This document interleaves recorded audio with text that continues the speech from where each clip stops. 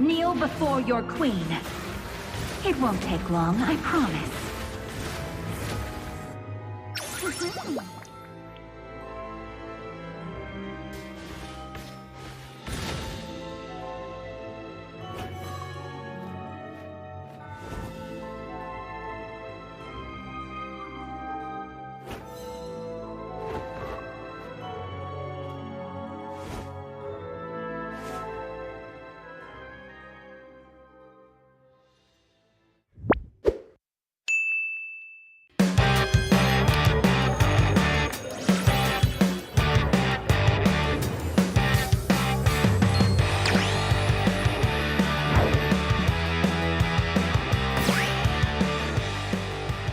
Nakilala niyo na palang transferee natin. Class, meet your new classmate, Felicissimo.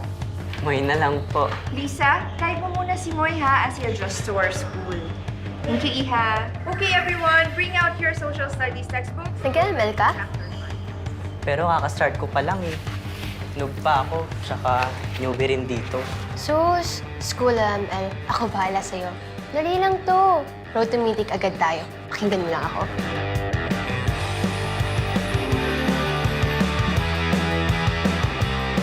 Rule number 1, let your personality show. Pakita mo kung sino ka, be.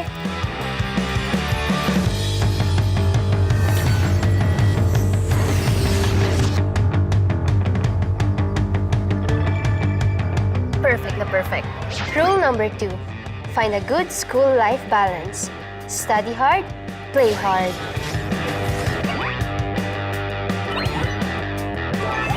Yes! Ang galing! Nice one! Rule number 3. Basic lang galawan dito. Basta alam mo, Prayo. Magpataba para lumakas. More kain, more energy.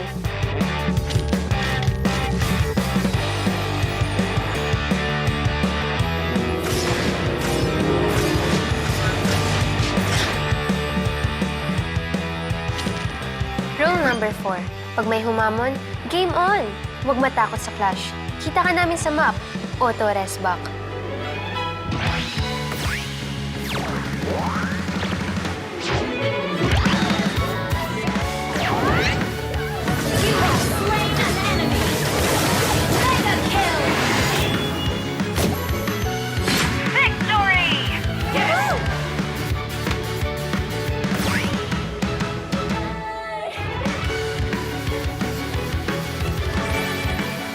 O, diba? Basic. Easy lang mag-rank up. Basta sama-sama. Thanks, Lodi. Ano? Laro? Yeah!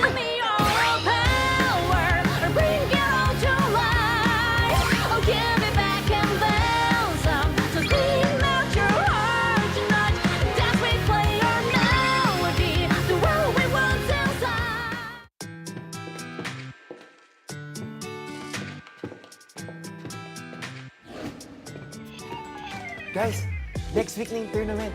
Game tayo, ah.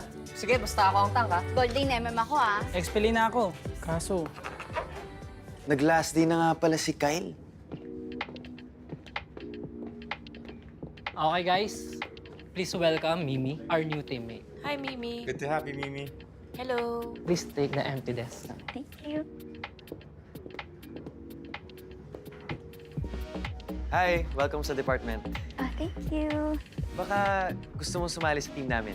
Meron kaming ML tournament. Hindi ako nag-games eh, sorry.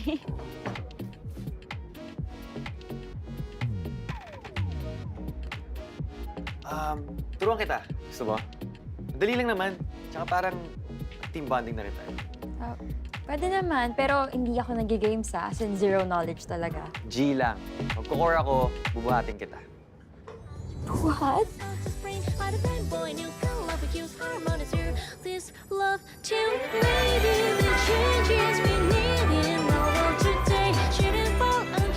Seconds till the enemy reaches the battlefield. Smash them! Oh, Mimi, dito ka lang sa tabi ko, ha?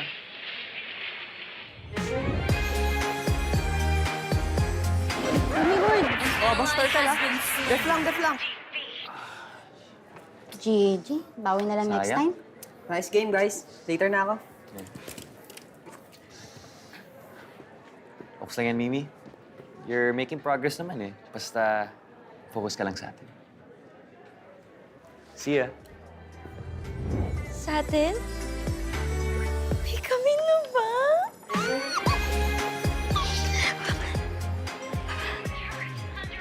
Mimi, sa tournament, dapat masanay tayo gamitin yung in-game chat. Ha?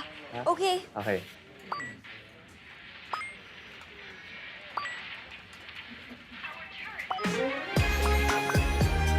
Hoy! Mimi, yung turtle! Sorry. Let's go. Uy, nice presentation kanina. Oo nga, nice one. Siyempre, para tapos Grabe. agad.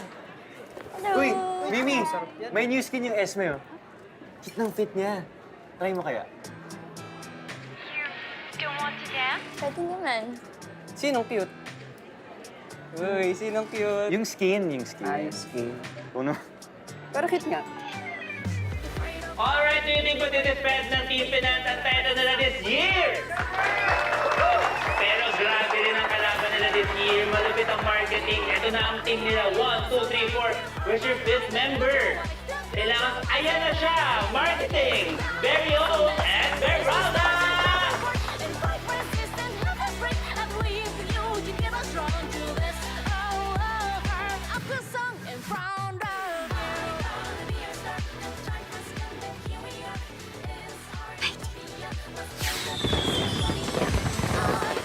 Now I'm getting serious.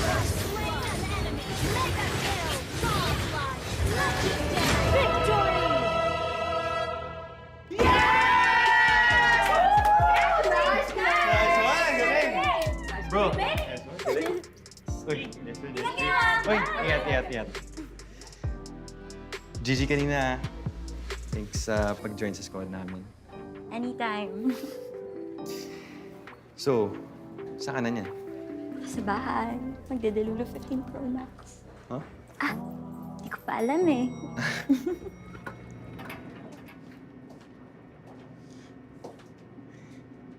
Gusto mo mag-coffee sa tapat? Saka, game na rin. Looking for kaduwasan.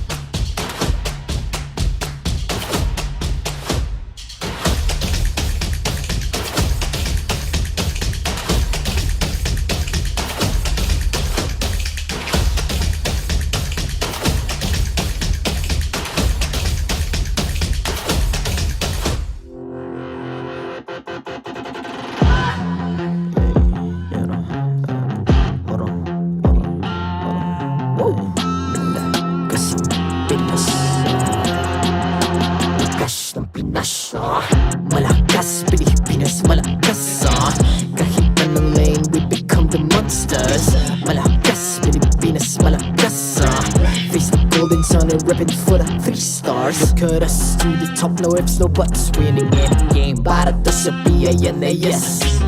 Di mo matitin ang aming boses sa new level. Nasa kalye man o mobile, you know I become a legend. Open fire, we unite, we winners.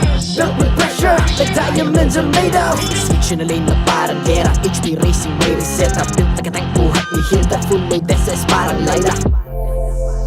Susundan ko ang iyong bakas, kasama patas, tagumpay natin to. Dahil tayo'y malakas, para sa Pinas.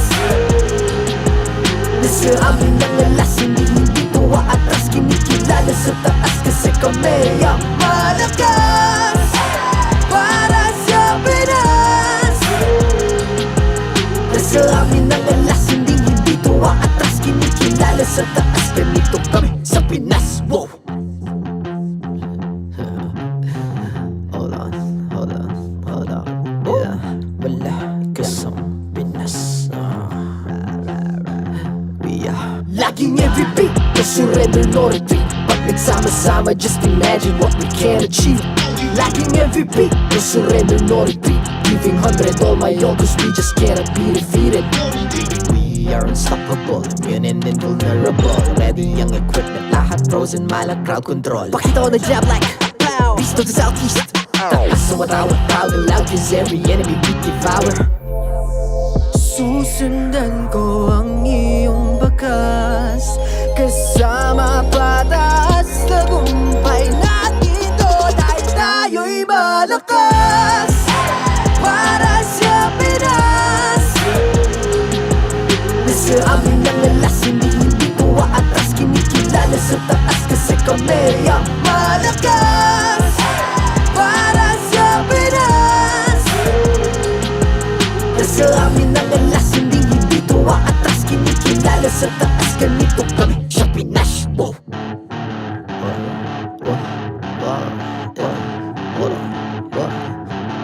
Malakas, Pilipinas, malakas. Kahit anong lane, we become the monsters. Malakas, Pilipinas, malakas. Face the golden sun and reppin' for the 3 stars.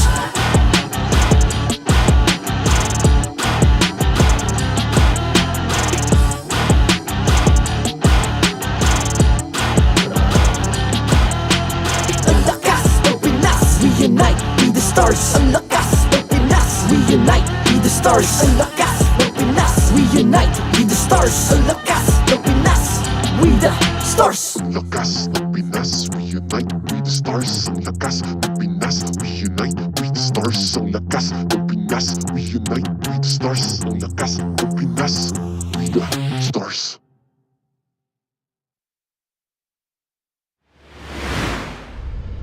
The 13th season of MPL Philippines is brought to you by the following sponsors. Smart, the official telco partner of MPL Philippines Season 13. Infinix GT Series, outplay the rest. Experience the MPL PH Season 13 action live at Shooting Gallery Studios. Tickets are now available on our official ticketing partner at /event.com.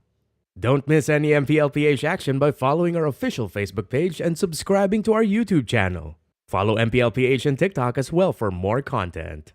And don't forget to like, follow, and subscribe to the official accounts of MDL Philippines. To ensure the equality and fairness of our games, MPL Philippines is also monitored and supervised by the Games and Amusements Board.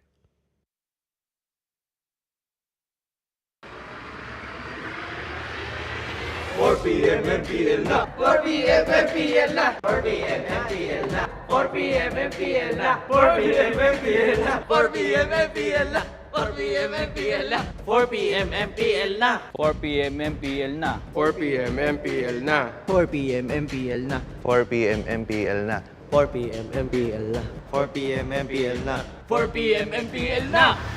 Catch your favorite MPL matches every Friday to Sunday. Only at the MPL Philippines YouTube and TikTok. 4 p.m. MPL na 4 p.m. MPL na 4 p.m. MPL na 4 p.m. MPL na Maligayang pagdating sa tahanan ng pinakamalalakas na Mobile Legends Bang Bang players sa buong mundo. I'm Mara Aquino. My name is Hans Galeria. And this is MPL Philippines Season 13. You know, Hans, I'm picking up a trend on our matches this week. Kasi simula Friday hanggang kahapon, we played 5 matches, di ba? Right.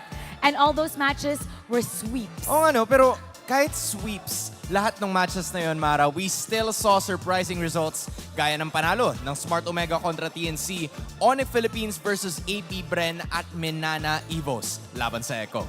Magtuloy-tuloy kaya ang trend na to as we close out our 4th week of this season. Sibilatan ang ating matches for today. To open our matches for today, we have the matchup of 2 young captains. That's Super Yoshi from TNC Pro Team and Spider Miles from Minana Evos. Meanwhile, both Blacklist International and AP Bren coming from a loss, but they're about to show us what the heart of a world champion is made of. And finally, for our star match of the day, makakita kaya tayo ng bagong tricks mula sa magic ng ONIC as they go up against the only team that defeated them in the first half of the regular season, none other than ECHO. Hans, huwag natin patagalin pa. Simulan na natin ang ating laban. Everyone, this is TNC Pro Team versus Minana Evos. Casters, Pasok. We opened up with this very matchup this season, and now we've come full circle. Welcome to day 3 of week 4. At your service, my name is Leo, here with Rockhart and Renmar Santa Cruz. Welcome, my boy. Gentlemen, how are we? We are doing great, and I really love to see this. Watching Minana Evos yesterday really inspired me, man. Yeah, we've gone full circle seeing this again. It is round 2 of MPL Philippines Season 13. Of course, I'm excited. And with that said, it's not just that first matchup that's got me all wound up. We got 2 more best of 3s coming your way, a total of 3 matches, a maximum of 9 best of 1s, the best of the best MLBB action you'll see all around the world right here in the home of champions. Before entering the 4th week of the regular season, we can't deny that both of these teams were in a better spot than where they started, where they were last season. But I think both of them still have to follow this same principle. Follow this mantra 1 step at a time. That's right. Especially for TNC right now. If they are doing something right now, maybe, I don't know, do we change it up though? That's the only, I think they're the only exception to that rule right now. Maybe? Yeah, it's funny because they're both following the same mantra, but both of them are approaching it in different perspectives. TNC, it's, are we stepping with our left foot first or right foot first? While Minana Evos, they're a little bit more sure-footed, but based on their reactions, like with every win that they've gotten, really, job's not finished for them until they know for sure they're in the playoffs. 1 step at a time, 1 foot in front of the other. TNC, so far, currently sitting at 7th, rather 8th, that is, after week 3. And then Minana Evos at 5th. All right, there's a lot of numbers on your screen, ladies and gentlemen. Don't get it all jumbled up. But safe to say is from Season 12 and Season 13, they're both doing much, much better. I mean, relatively speaking, perspective-wise. That's right. I mean, right now, obviously TNC have been, you know, they're still looking for it. They're still looking for that oomph, that big oomph that they have. But obviously a lot better now with Super Yoshi back on the roam and, you know, Nomad on the gold. Yeah, and right now with TNC Pro Team, as Spider Miles and Super Yoshi look at each other and look at their hero pools, their shared hero pools. That's right, it's a Venn diagram, that's what you call that right there. Their only shared pick being both all-star roamers for both their teams, respectively, is that Minotaur. It provides that CC, it provides that heal, and I dare say, you know, they both played in a certain way. It's just we've seen Miles do it more because, again, quick reminder, in the first week when they first met up, we didn't see these two clash. That's true. I mean, it was Nomad on the roam back then. So right now, it's a huge contrast of literal heroes, like opposite ends of the roam pool. Yeah. The super healers and the super tankers. Yeah, I think what Minana Evos has to watch out for here is that, yes, TNC Pro Team right now is 8th place. They've been struggling to get points. The last time they got points was against Blacklist International when they beat them 2-1. That's a long time ago. But this is a different TNC you're now facing here, Minana Evos. You can't tackle this as if you were going up against the TNC that had Nomad. You're up against Super Yoshi now in the roam. Yep, we'll see here in the highlights of that very bout.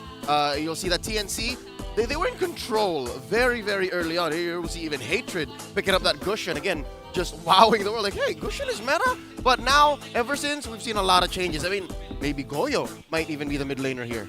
That's true. The reintroduction of Hatred really did shake up TNC, but who's to say that maybe it might be Goyo's time? Who knows? I'm gonna be that guy saying I'd rather see Hatred in this scenario, because the last time we saw Goyo play, he felt a little bit too passive. There were times where I was wondering, and even the casters then were wondering, how come he was conserving his skills too much?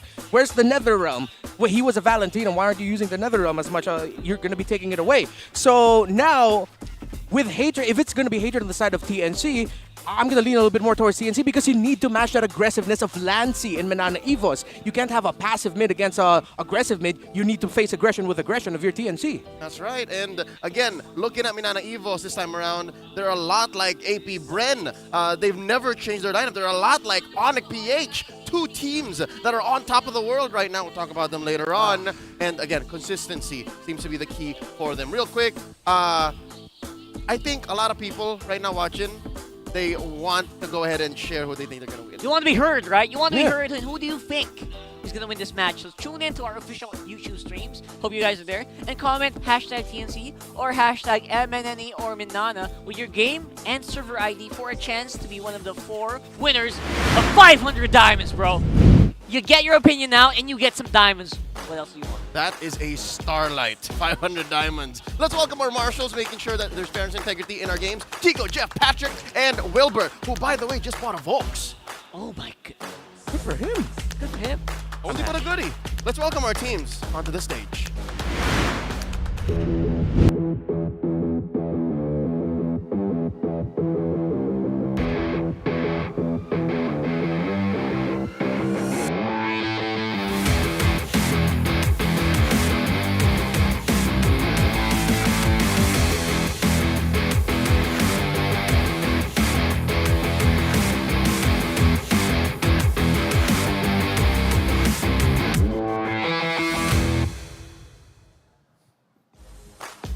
Points are scarce in no man's land.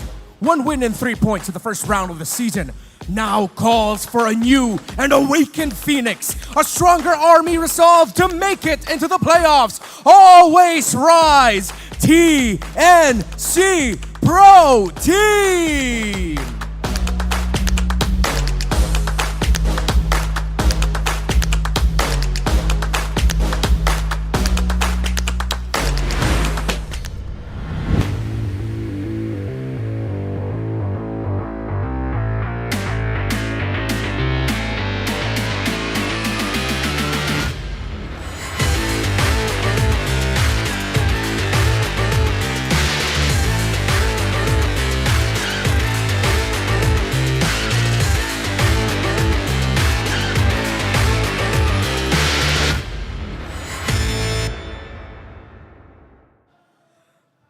Three wins, 10 points, 5th in the standings.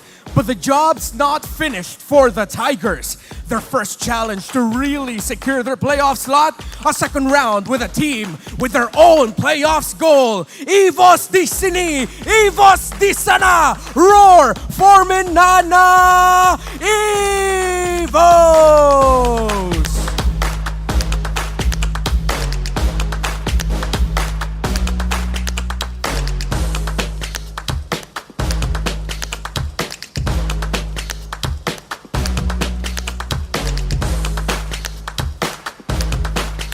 And your coaches, Coach Benthings and Coach Imba DJ. MPL Arena mag-ingay para sa TNC and Minana Evos!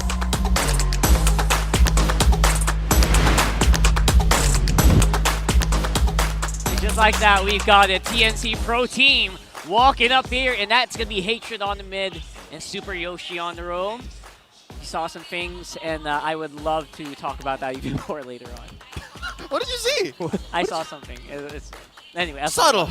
Very subtle. We saw something very subtle. Subtle. All right. Well, I'm glad to see that Hatred is back in mid this time around, hoping to bring the heat and the aggression that Reptar was looking for. But Minana Evos this time around, they're rocking the same 5 dudes. Yeah, I am started 13 with them. I am an advocate for this team, Leo. I'm an advocate for a good amount of teams, but utility heal roam, objective focus, great retributioner, utility jungler who takes over type of team. That is what Minana Evos is. What I mean by that is all members. Look at this 5. You can make a case for any of them to be the MVP of a game, the guy for a specific game. Domeng's done it, Kaizen's done it, Lancey's done it with Lilia the Stolen Lord, Kirk, and you also got Spider-Miles. I love Minana Evos. That's why you were once known as Rep AR. Yeah, exactly.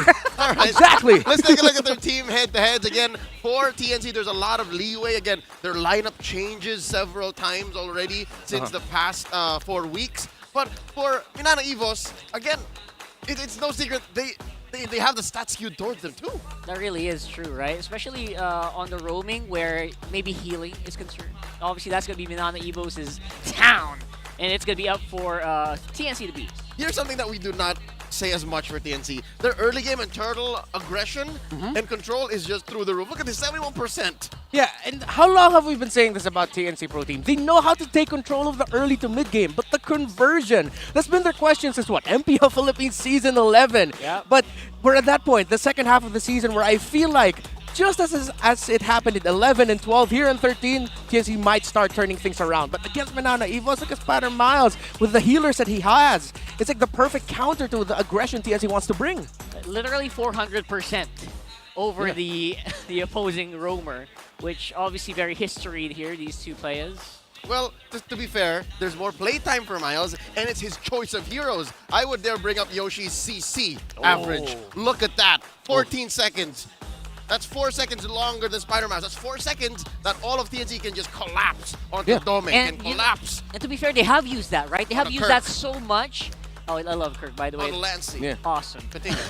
What I was saying, I really anyway, we'll talk about it later. I think right now we have something else coming up. All right, I'm excited to hear what you think about that, Rockhard. So as we look at the Infinix keys to victory, for Minana Evos, you keep your heads up for heads initiations.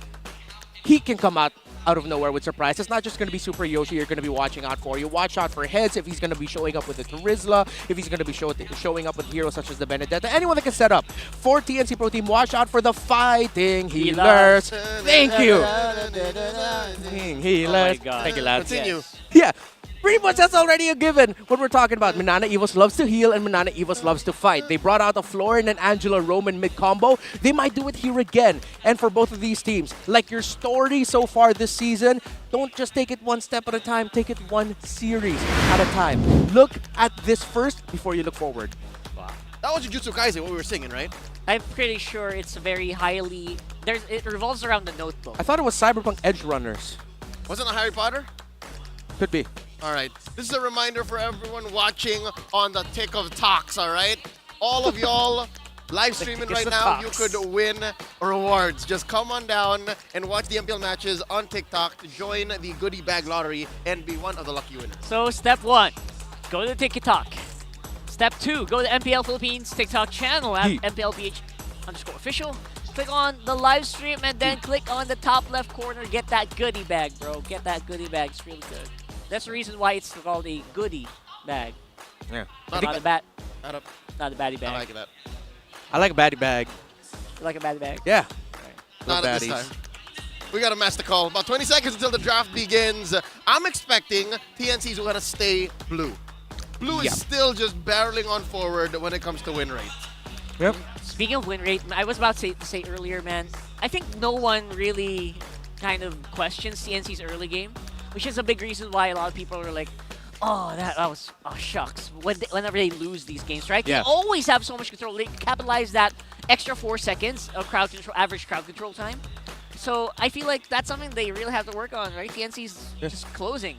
Yeah, and with them going into the blue side, picking it, other than the fact it's the obvious, most popular side right now, you get so many with the 2 picks that you're getting after the first pick of the game. It allows them to, as early as the draft, set the tempo. TNC Pro Team, that's the identity we've so far given them or seen from them this season. They like to set the tempo. They like to set the tempo as early as the draft. Let's see, though, if this time, knowing that they're up against a team like Minana Evos with a clear identity, that they won't be taken surprise. When they faced up against Omega earlier in this week, I feel like they were just really surprised, and that's one of the reasons why they lost that game. All right, let's see.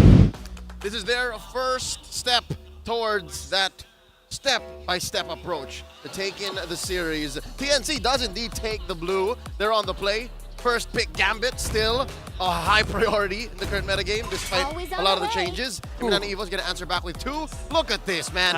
They're going ham. Pack a miles. Speaking of Gambits, I mean, I guess they should be used to this by now. I mean, with how many, not just TNC, every other team doing this to them.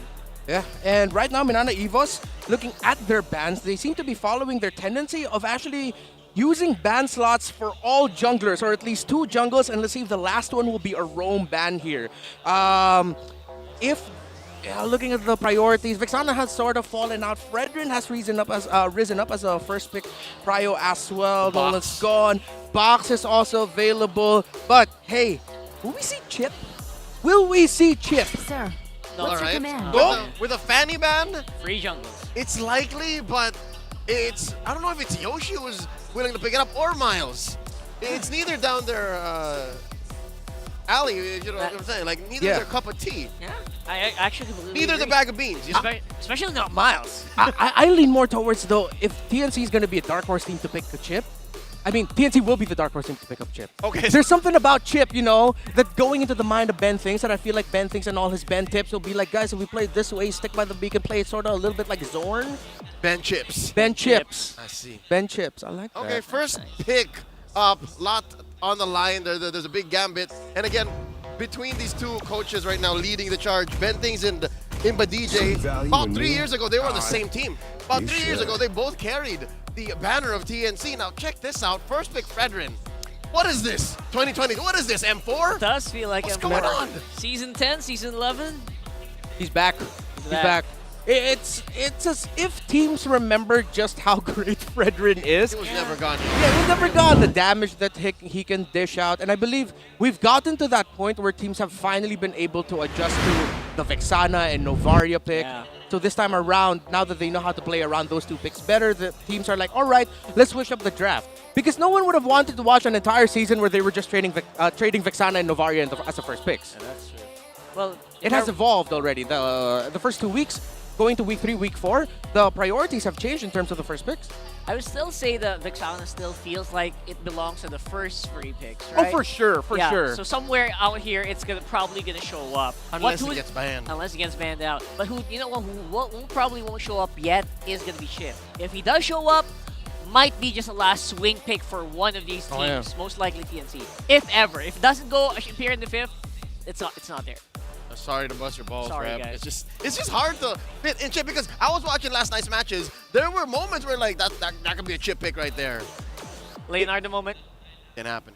If Chip shows up today, y'all gonna have to start like an entire parade. Like the next time you're on the desk.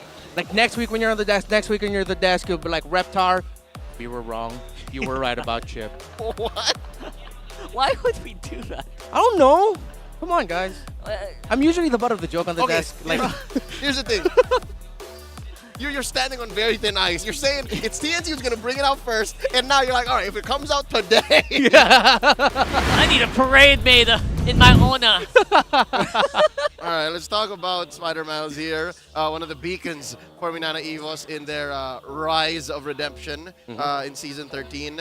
He's the player who played Rafaela the most in Season 12. He played it 8 times. And so far, the most in this season as well. Season 13 alone, 4 weeks in, 7 times. A whopping 7 times, even after all the teams have gone ham.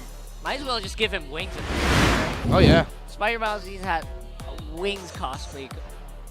If he shows up, like if ever Minana Evos makes it to the playoffs and he shows up with a version of a Rafaela cosplay, I would mark out for that. Shows up with wings, has a staff with a tiger head on top. Straight up looking like Mercy. Yeah. Whoa, yeah. We don't want that. We don't want that.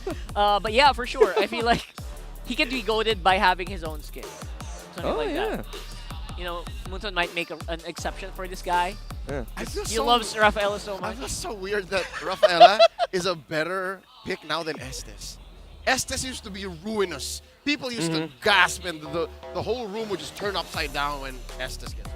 Yeah. Is it the uptime? Is it the uptime of the heal? The importance of the slow, or what? What do you think? I think it's the okay for me personally, as someone who plays Rafaela and Estes, especially Estes in the Indo server, even though I'm playing with like 150 MS. Thanks for the stars, Endo. Nice. It's the fact that Rafaela provides that movement speed. That extra movement speed that allows your team to avoid specific abilities And that the you're really CC. trying to... And the And the CC as ult. well. And the ult. It's... I feel like she just really brings out much more utility compared to an Estes. Estes brings out a greater amount of healing for sure. Maybe too much. Maybe too much at times. Too much that you don't need. Yeah, exactly. Sometimes. But the overall utility, you're gonna have to give that to Rafaela. All right, let's compare our XP laners again. We talked about mid, we talked about the roam. Let's talk about XP this time around. Heads versus Kirk, Kirk versus Heads. Two rookies in the big leagues, stepping up, both making significant strides for their teams. Very significant. Personally, big fan of how Kirk plays that Arlott. They both have sweepingly gorgeous hair, and I am a big fan You're right. of both of those.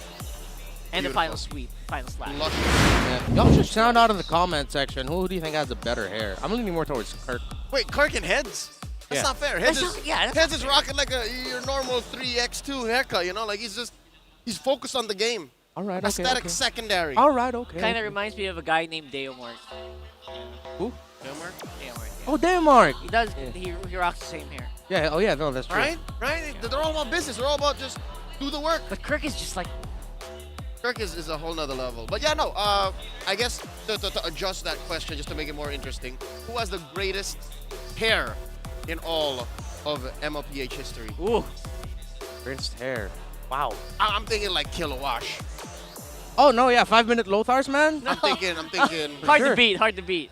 There's a lot. Real quick, check out Ked's art, who actually is making original content week in, week out. Look at this. Love it. Just the kind of fans you get, all for the different franchises. Which is you? Are these all the correspondents? I think Likely. they are. Yeah, they are. It is. Oh, that's so Oh, nice. dude, what an observation. You're right. Well, Keds seems wow, to be, yeah. Yeah. It's all the team correspondents of each MPL Philippines team this season. Yeah, those former MPL caster Seiya. Yeah. Oh yeah. That's nice. Althea for AP. Oh. Now we know who Keds watches. We Again, see. correspondents are a very vital part of our league as well. They act as ambassadors. They act as spokespeople for the teams when the players are incapacitated by their duties, especially community in figureheads. combat. There you go. Community figureheads. So again, thank you, Keds. Thank you for making art for our correspondents in the league. Now, let's talk about our top 5 bands in all of the leagues so far in season 13. Number 1 is still Nolan, and then second is Matilda. I'm assuming this is adjusted up until this very series. I will double check that. Up to this series. So you're seeing Nolan, Matilda, Angela, who sometimes comes through, and when she does, and then Joy and Minnow. I can't believe Minnow's top 5. Oh yeah. No, yeah. This is accurate. Up to date. Seems to be accurate. Yeah. To this moment. I just really love the. We had a long talk about Minotaur. I think in the backstage, right? The healing is off the charts for this guy, which rarely gets brought up. Yeah. Especially once he gets the favor fully blessed up. Yep. He doesn't usually go for photo. He goes for the favor, right? But you can go photo too. Yeah, you can. Oh yeah, it is possible. We have seen it. Like some Minotaurs to go with the photo. Half the Minnows in the league, yes. Yeah. especially when they're winning. Well, but the most interesting thing about that is that if you look at the top 4, Nolan, Matilda, Joy, Angela, and the Angela, they're all heroes that can really supplement an early to mid-game snowball, right? So now you can clearly see the priorities of teams here in the Philippines, where they've said it before. I believe coaches have said it before. Here in the Philippines, it's like one big error can lead to you already losing the game. Yep. And I think that's one of the reasons why we've seen a lot of 2-0 results in this season. Game 1, you have one big error that loses you. Game 2, if you're not ready for it, suddenly the team will know your opponent will know how to pounce on that mistake. It's the increments. It's the +1, -1. It's not equal just 1. It's 2 in the total swing. Thank you so much, Faramis. Wow. You're in my ears so close. Look at this. Double sustain. How about it, gentlemen? Minana Evos, their first 2 picks, the Florin and the Faramis. I to be honest, I didn't expect that opening.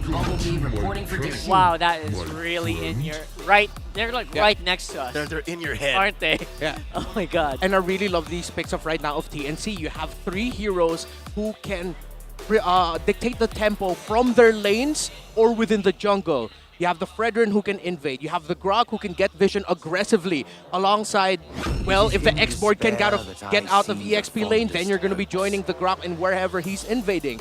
So now Minana Evos have sort of leaned into the idea where, yes, Nathan can scale up quickly, but if ever we have a strong backline presence who can play it safe, he has the entropy to get away or engage, most likely to get away. So now it's clear, TNC will play early to mid, Minana Evos will want to play mid to late. And by the way, Minana Evos, with Coach Imba DJ at the lead, Coach Vito here next to KZen, they've basically given Nathan, both time-traveling shenanigans. They've given Nathan basically 2.5 life bars. They've got the Netherrealm and the ult on the Florin, which by the way is now sitting with a positive win rate because of yesterday. I'm expecting a very similar draft that Minana Evos will be fielding now, like what they did yesterday against Echo. Yeah, the only thing that might be a downside here for Minana's draft is they showed their cards very early on. If I was on the side of TNC, I would expect, you know what, this is a 4 protect 1 comp. So just expect to ban out a lot of these beefy tank lines. That's the only thing they're missing right now. There's no time and we might be good. That's what my TNC might be thinking right now. That's spicy ban there on the gourd, because right now, if you look at the lineup of TNC, you can easily slot in a Lilia, you can easily slot in even, what's that one hero that they use at one time with really great crowd control? Oh right, Aurora! And the Aurora and the Lilia will perform well against a lineup that TNC has showed up, or at least the roam mid combo that Minana Evos has shown up rather. So TNC, let's see if they're going to take away the Akai now, a KZen popular pick, and it's something that will allow them to sort of temper the snowball of TNC Pro Team, because Minana Evos needs a tanky jungler who can sort of maybe take a few turtles if possible, steal some away, just so it's not too long. But TNC will take away the Arlot of Kirk. Very smart. This is what I was going to say. Not only do they need a tanky jungler, they need a tanky XP laner. There's not enough peel. If they played anything like a Benedetta in the XP, it would be too soft, but this I kind of like. Yeah. I can ride with this. Yeah. Really good. It made sense because it provides that sort of like tankiness and crowd control that an Akai could have brought in, but it's a little bit more aggressive. You can use it to decimate the chain up so that Minana Evos isn't just thinking about mid to late. They're also saying, hey, if you're not careful, we have this Martis that can potentially bring us a good early to mid game snowball. So now for TNC Pro Team, we're just looking for the gold laner. I'd want to see them pick up a marksman. The quad is available for them, but it seems like it's an Ixia. If they're going backline, go Aurora and Lilia paired up with the Ixia. That would be great. I love this. I love this. This Ixia is one of the few heroes in the game that can actually kind of go toe-to-toe against a Nathan straight up. And there's your Aurora, my man. This is artillery. Artillery. Raining down. Artillery in his house. It's hailing. There's snowstorm up in here of bullets. Yeah, this and of I am the priestess and of of ice. primal lightning, Oh. the hunter of all the evil gods. Great pickup of the Edith. Minana Evos, dare I say, they sort of surprised me here in the draft. For the first 3 picks, they were like, oh, we're going to go mid to late. Oh, we have to be careful here. But then suddenly swerve. They pick up a Martis, they pick up an Edith, which now up against a line of TNC Pro Team, they have great balance all throughout. For Minana Evos, it's how well are you going to be able to avoid the box, the big zone that TNC Pro Team provide with the Aurora Ultimate and with the Ixia Ultimate as well. But here's the thing. That box ain't online as early as you'd want it to be. Yeah. You need to get items from both the Aurora and the Ixia. Yeah. It's going to be super spicy for sure, though. Like, Minana's like every single lane can duel pretty good. Well, given that it's Hatred now, who was also the same gentleman who played the Aurora earlier on with TNC, there may have been some lessons that he picked up. And again, this is the debut of Ixia. Let's see if Minana Evos is ready to tango with that. First Ixia of the season. Love this. I love this. Ixia, I feel like he was so underrated coming into the season, to be honest. Yeah. So many times we tried to call for an Ixia pick, and now TNC obliges. Here we go, game number 1 in the Week 4 Day 3 opener. We're going back to the start. They're looking to end this streak of just staying in 7th and 8th. Come on, TNC Minana Evos, they need this win. For real, man. So right now, obviously, I really like the fact that Minana's drafting this way, because we finally have one of the heroes that can kind of take advantage of how powerful a Nathan can be, right? Because sometimes people get lasered down by Nathan, and then you kind of just walk away. You can't do that with a Martis. Look at this though, Super Yoshi getting a lot of early pressure here. Obviously, it is they're two support heroes, basically. So, yeah, he should be fine. But with the presence of Kirk, though, they might be biting up him more. Yeah, and one of the things here that Super Yoshi needs to watch out for here is his timing of power nature when he's sticking next to walls. Oh, perfect timing there. Yeah. Actually getting slowed down before you could, you know, do the thing with Shadow Stampede. Yeah, already forced out that flicker in the pull, but... Oh, okay, now Super Yoshi's just trying to get back. By the way, there is a Master Assassin on Nomad, so he wants to be able to dominate Doming in lane.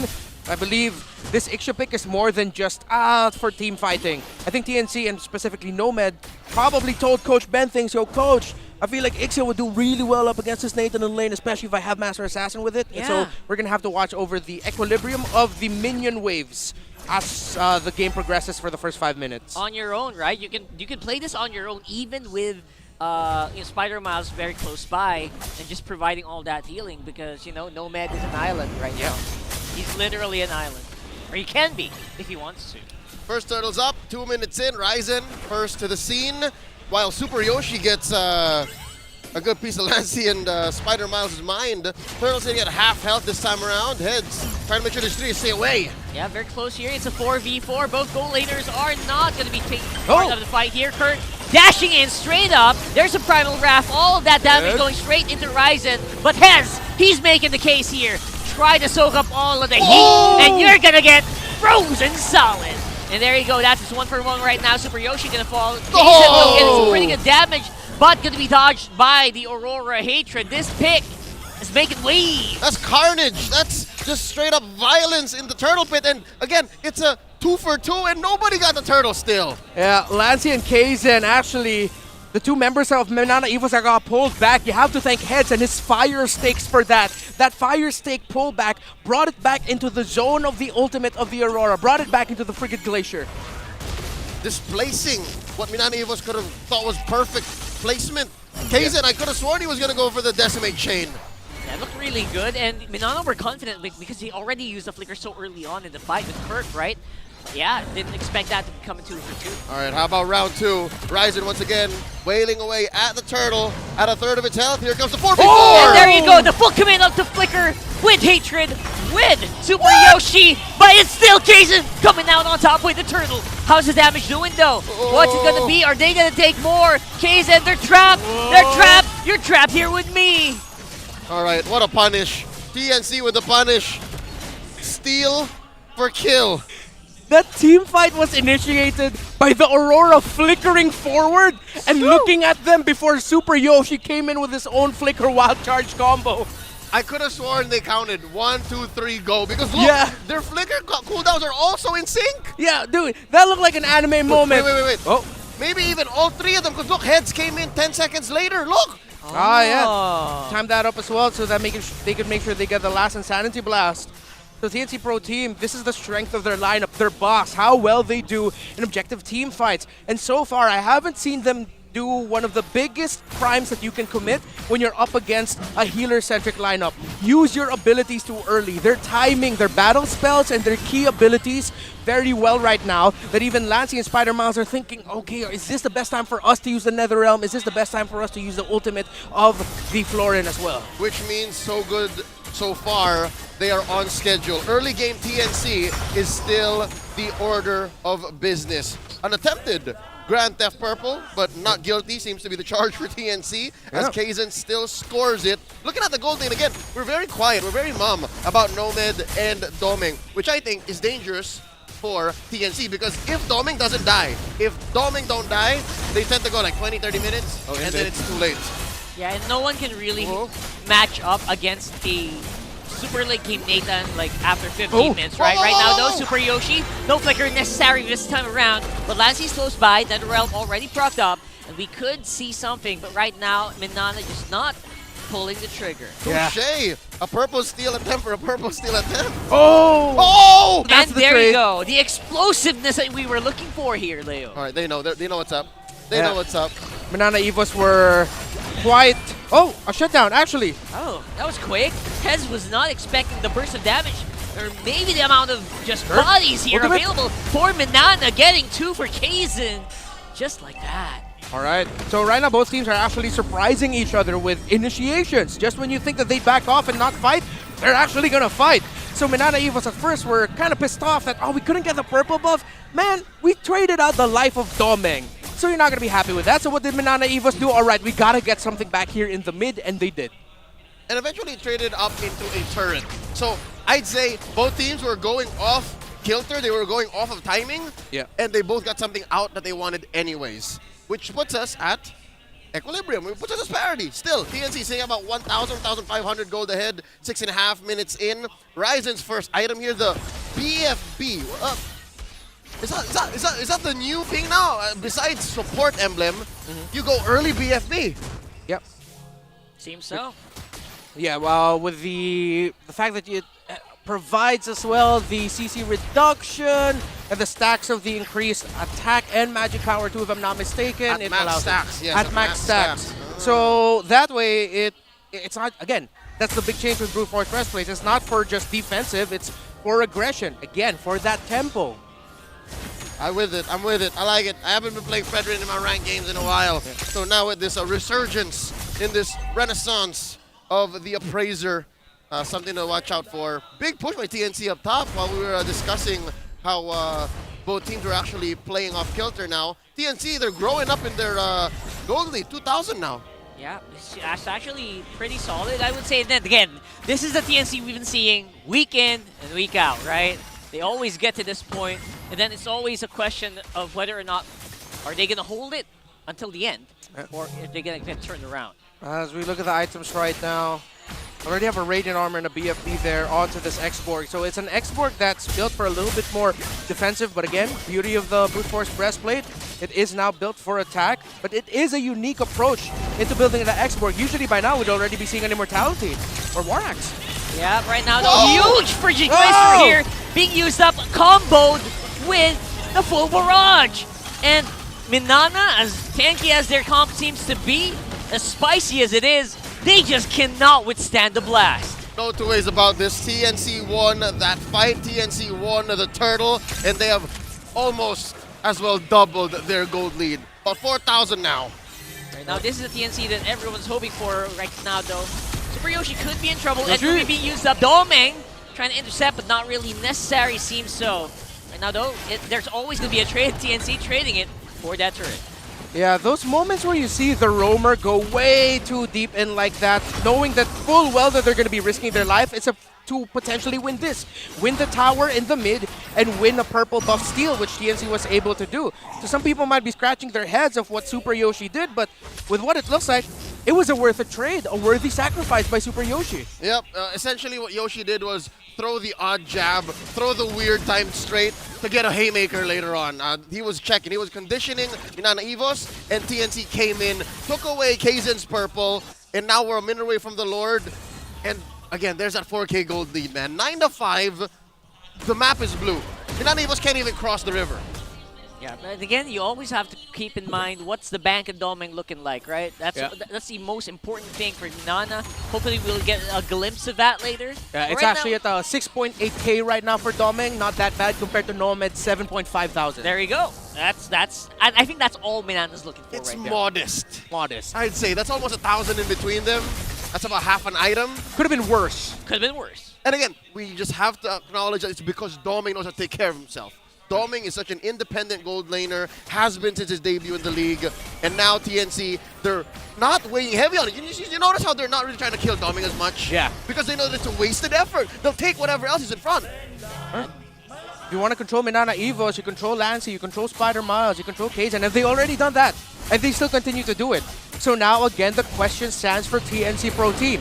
This is exactly what happened in your first game against Minana Evos at the start of the season when you brought out that mid lane Gushun. You were in the lead for majority. Oh, yeah. Deja vu. This is deja vu. Very similar. But we're hoping to see TNC learn their lesson and switch it up. Already, they changed their lineup and they have to change the result. It cannot be a sweep once more, a comeback victory by the Tigers. Turtle has turned into Lord, and Lord is being taken right now, a fourth of its health. Here comes Minana Evos from the east. Yoshi. Super Yoshi's very far behind here, looking maybe for Domeng, looking for Lancy, maybe stop the Nether Realm before it happens. The reset will be happening here, and we are going to see Kurt find Super Yoshi finally here. There's a lot of damage available here for Minana. They're not going to go for it, though.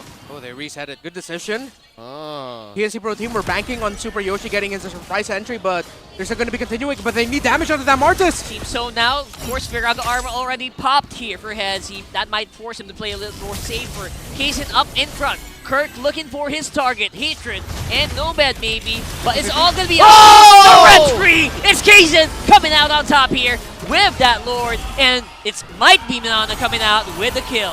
3 for none, plus the Lord, 4 for none. Super Yoshi, the only survivor. How perfect was that the Lord set it up as soon as the full barrage came out, almost nullifying the ult on Nomad. That was all they were waiting for. TNC, again and again, it's deja vu at this point.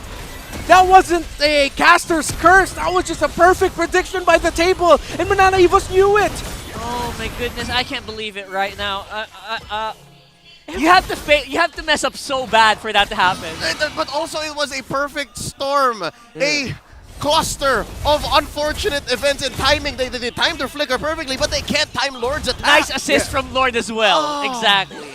The knockup by the Lord, TNC deciding to take the 50-50, but in that scenario, up against a Martis that can avoid crowd control, that's more of a 60-40, leaning a little bit more towards Minana Evos. So the decision for TNC, brave at that, was so costly, too risky. Oh, Kazin making like the one. He went to the pit. Ashura striked it and said, I know Kung Fu. And now they're pushing in all lanes. Consolation prize for TNC, obviously they have some form of clear here with Nomad and Hatred. So yeah, they can probably kind of just slow this down, slow down that push. But with that, Minana has already swung the gold back to their favor. Dude, I'm looking at maybe 5K? 4K, 5K in gold gain from that Lord alone. We're going to see the stat very soon, but that's amazing. Look at this. They're keeping up the pressure. They know that TNC's reeling. TNC's gassed. And Lancey got to catch up. He already has 3 core items. After the Talisman, after the Truncheon, he now has a Divine Glaive as well. So that Varamis is online. Yeah, it's going to be spicier here. You can't ignore Lancey anymore. He's just no longer the support here. Wow, I was very conservative, bro. 6,500. Huge. Whoa. I'd say that's in the upper quarter of gold gains from Lords. I'd still say that ONIC Lord from a couple weeks back was still bigger, but no, this is, wow. That stonks. The big yikes moment. BYM. The BYM. Look at the items now, how they caught up. You have to check out Doming already leading over the Ixia. Again, earlier that was around 1,000 in the lead. Now it's the other way around. Now it's the other way around. But the Ixia still up close, already has a core item. So both of them have their core items. Checking in. Minana Evos still has to be careful. They're a lineup that likes to stick together against a lineup that has an Ixia and an Aurora. Would you say it's like a Ube? A little bit. A little bit. One's a little bit fiery, peppery on the side of the Phoenix Army, while Minana Evos, well, they're purple, so they are actually Ube. That's what I'm talking about, like Minana Evos. They're literally Ube, aren't they? Oh my goodness. Or a chilimansi flavored Ube on the side of Minana Evos. If you know, you know. If you know, you know. Some fuck is just slurping on it right now. Lord here, getting wailed on by Ryzen. Kazin spots him, down to a fourth of its health. Kirk from the north. Yeah, obviously there's still some sort of risk here for Minana. They don't have the tankiest front line if Kirk is not present, who seems to be on push check duty as we speak. TNC feeling a lot more, I don't know, confident here. TNC needs to turn, man. They gotta do it, right? Lord of 10. Where is gonna be? No! No, Kazin just walked in. Nothing fancy at all. The barrage of skills might be coming though as Kirk flickers forward, but he will get taken out with the Frigid Glacier.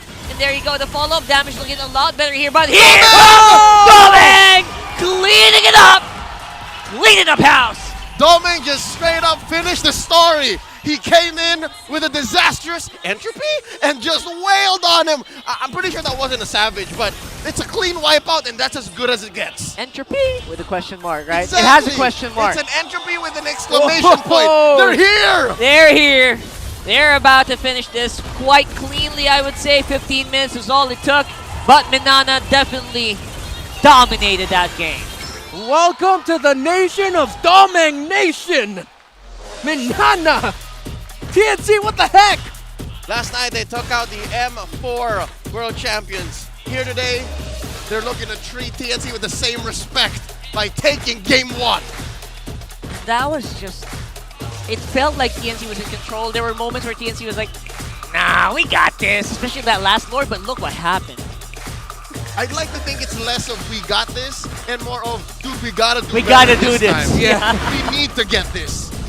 And a part of it, again, played out the same way as the first Lord. Did it not? Or were they not knocked up in conjunction? There's something with Minana Evos. Something tells me they know exactly how to time those Lord bumps. They got Lord telepathy. Again, it's a mechanic. Like, you can tell. You know what the timings are. Yeah, but the last one was literally TNC sort of throwing Ryzen under the bus a bit, where it was like, yo, Ryzen, we can turn, but I think we'd rather take you take the 50-50 up against that Martis. Duel it out with the Martis. Again, I'm scratching my head.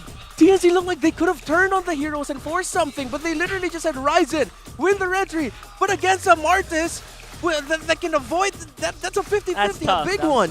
And watching Ryzen ever since his debut in Season 8, he is the kind to take all the dirty jobs because someone's got to do it. Even with a team like Chaco in it, he would be the one peeling when he was with Omega. And now with TNC, it's so hard going up against Domeng. All right. Is that alcohol sprayer. That's alcohol sprayer. This is a sanitary gun. It's a sanitary gun. Oh, that's our MVP for now. Playing the Nate. It's Domeng of Minana Evos. Perfect sanitation by Domeng, cleaning up TNC Pro Team. And of course, he's going to get the MVP at the end there because it did look like TNC Pro Team could have walked away with a slight victory there, and Minana Evos wondering if they could actually end the game. If TNC Pro Team got to go back to base, recover, recuperate, then they had a chance to defend. But Domeng said, I got my entropy, and I'm going to go in. I ask a question, entropy, but I also give the answer, it's over, here and now. A story dictated by the objective team fights. Again, TNC Pro Team sticking to their guns of what they are good at. Yes, having the Aurora and the Ixia might take a little bit of time, but the strength of the Aurora isn't in the damage, it's in the control and the tempo. And that's what we saw from Hatred and Super Yoshi when they were timing their flickers, their wild charges together. When you get that, you get a great zone that Minana Evos will have to force themselves to fight under. Or you get crowd control chain.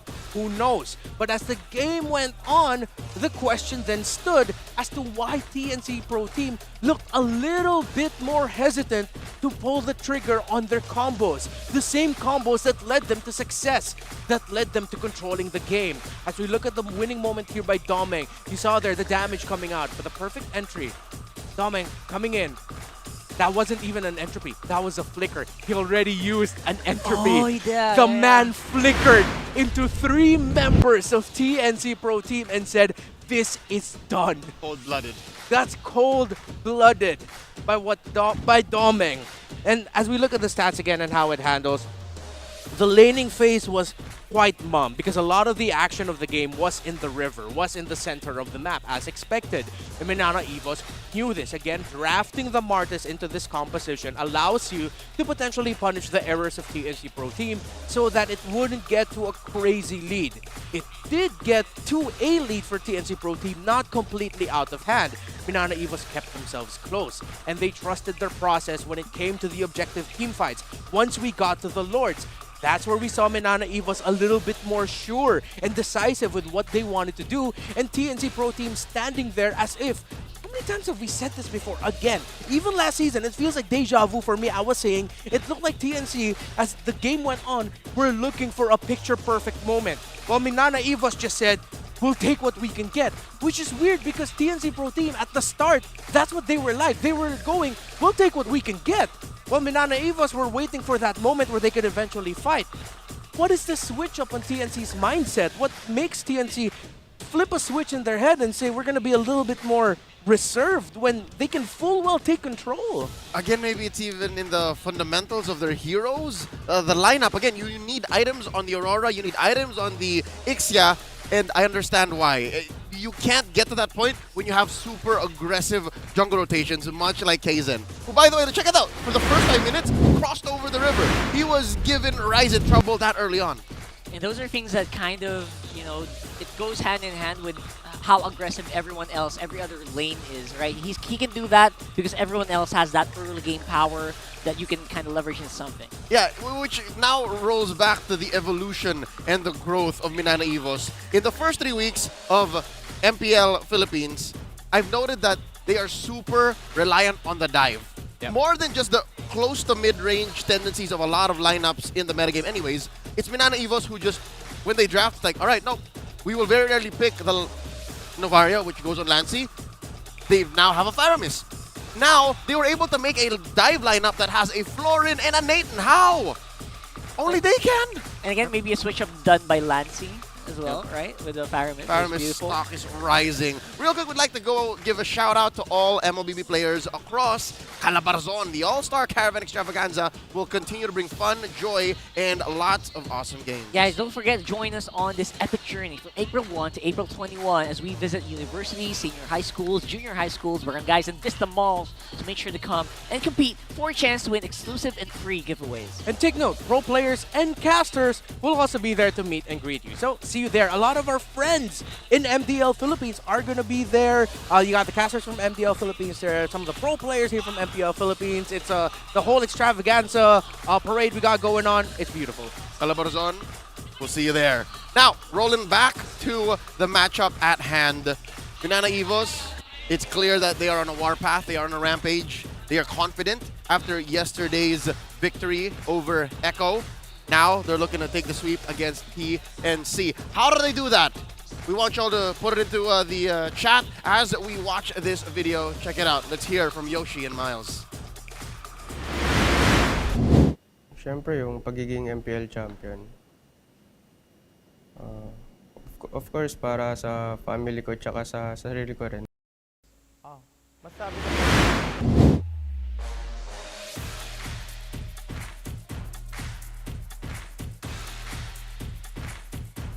All right. There you go. We heard from Yoshi, and then we saw and heard Miles. Yeah. Yeah, what's victory for Super Yoshi? He wants that KDA. Yeah, he yeah, wants yeah. to pad the stats, A man. good chunk of it is numbers. Yeah. Well, Spider Miles was like, for my family. For myself. For myself. He's real, though. He's real. He's real. I like that. That's very real. And to be honest, that's what they play for, right? That's TNC has been always so good at that. Yeah, let's check it out again. We'll play the video for Yoshi for y'all so that you can actually get to hear from the young man. Masabi ko pagka nakikita ko na yung sarili ko sa top, yung mga assist and KDA. Ganun. There it is. So he needs, or he wants to see it achieving top KDA and top assists. That's victory for him. All right, so picture didn't happen. That's what Yoshi wants to do. You know, it's quite rare to have a figure in MPL Philippines, specifically a captain, say that. A captain roamer going, I'm doing it for the assist, I'm doing it for the KDA. Bad stats. Yeah, but when you think about it, it's not super selfish because those stats, if those are high, that means your team is excelling with you. It helps the team. It's It helps real. the team. It It's helps the real. team. It's just his teammates, the other 4 dudes on the map with him, are tools to get Obviously, we were just kidding, ladies and gentlemen. Let's check out the draft recap for Game 1 here. Again, the debut of Ixia, which, up to the point it didn't work, looked like it was doing well. Yeah. That's the story of TNC. They keep they're winning until they just lose. Yeah. I hate to say it. I hate to see it, especially on a hero like Ixia. It looked like a really smooth combo. It's always just but one moment, you know what I mean? It's like, it's always simply just one lore dance, and then what happened, right? Compare that to Minana Evos, who just somehow, some way, much like a team that we all know and love from Season 7, 8, 10, 11. Yeah. They know how to come back. They know their strengths. They know their outs. It's like, you know what? They can do this all day. That's what I feel with Minana. They can lose any of these team fights, Right? Yeah. but we're gonna win in the end. It's like I don't know. It's like Batman. I can do this all day. Exactly. That physically hurted my soul, Leo. I know you're doing this on purpose every week, man. What do you mean? It kind of hurts. But anyways, it's perfect that you actually use a Green Lantern code. I could do this all day. Because Minana Evos hold some of the longest Robert games Downey. throughout this season. Yeah, wherein you could say Minana Evos probably has the most stamina in the league.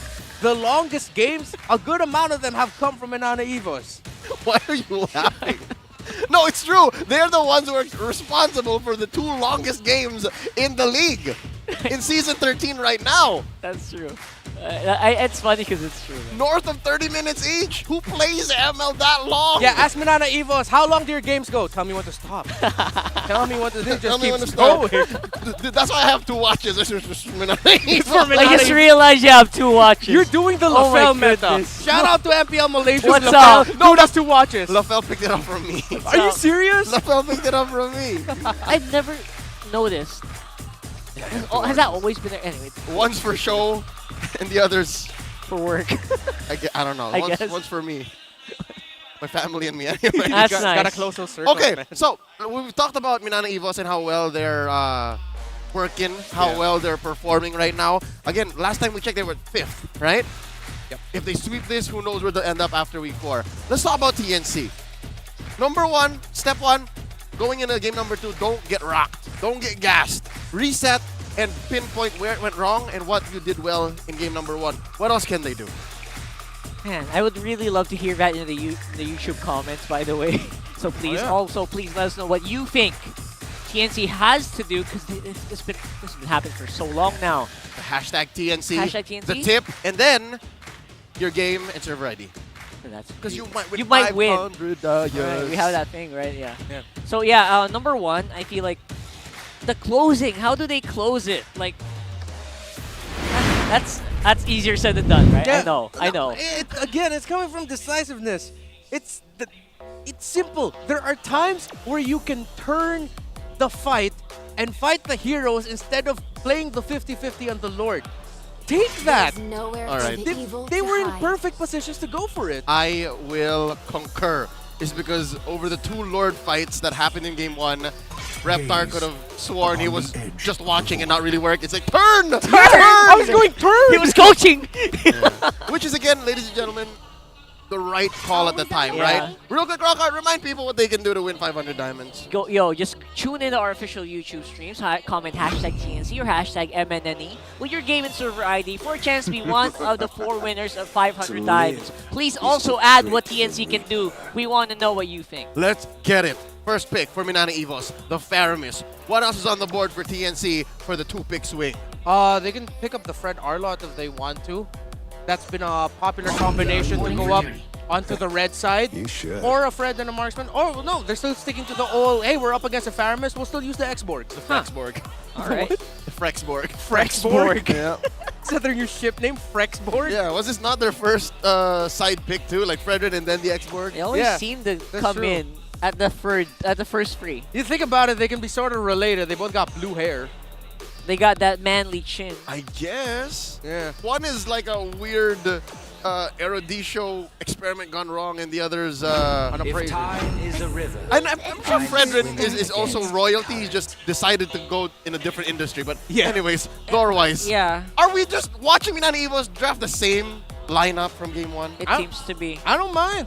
If I'm TNC Pro Team right now, what they do with the first game? Wait, it seems to be a younger Frederick. X-Borg seems to be younger Frederick when he was very emo. I'm chill with that, yeah. And he suddenly became a Tito. I'm chill with that. All right.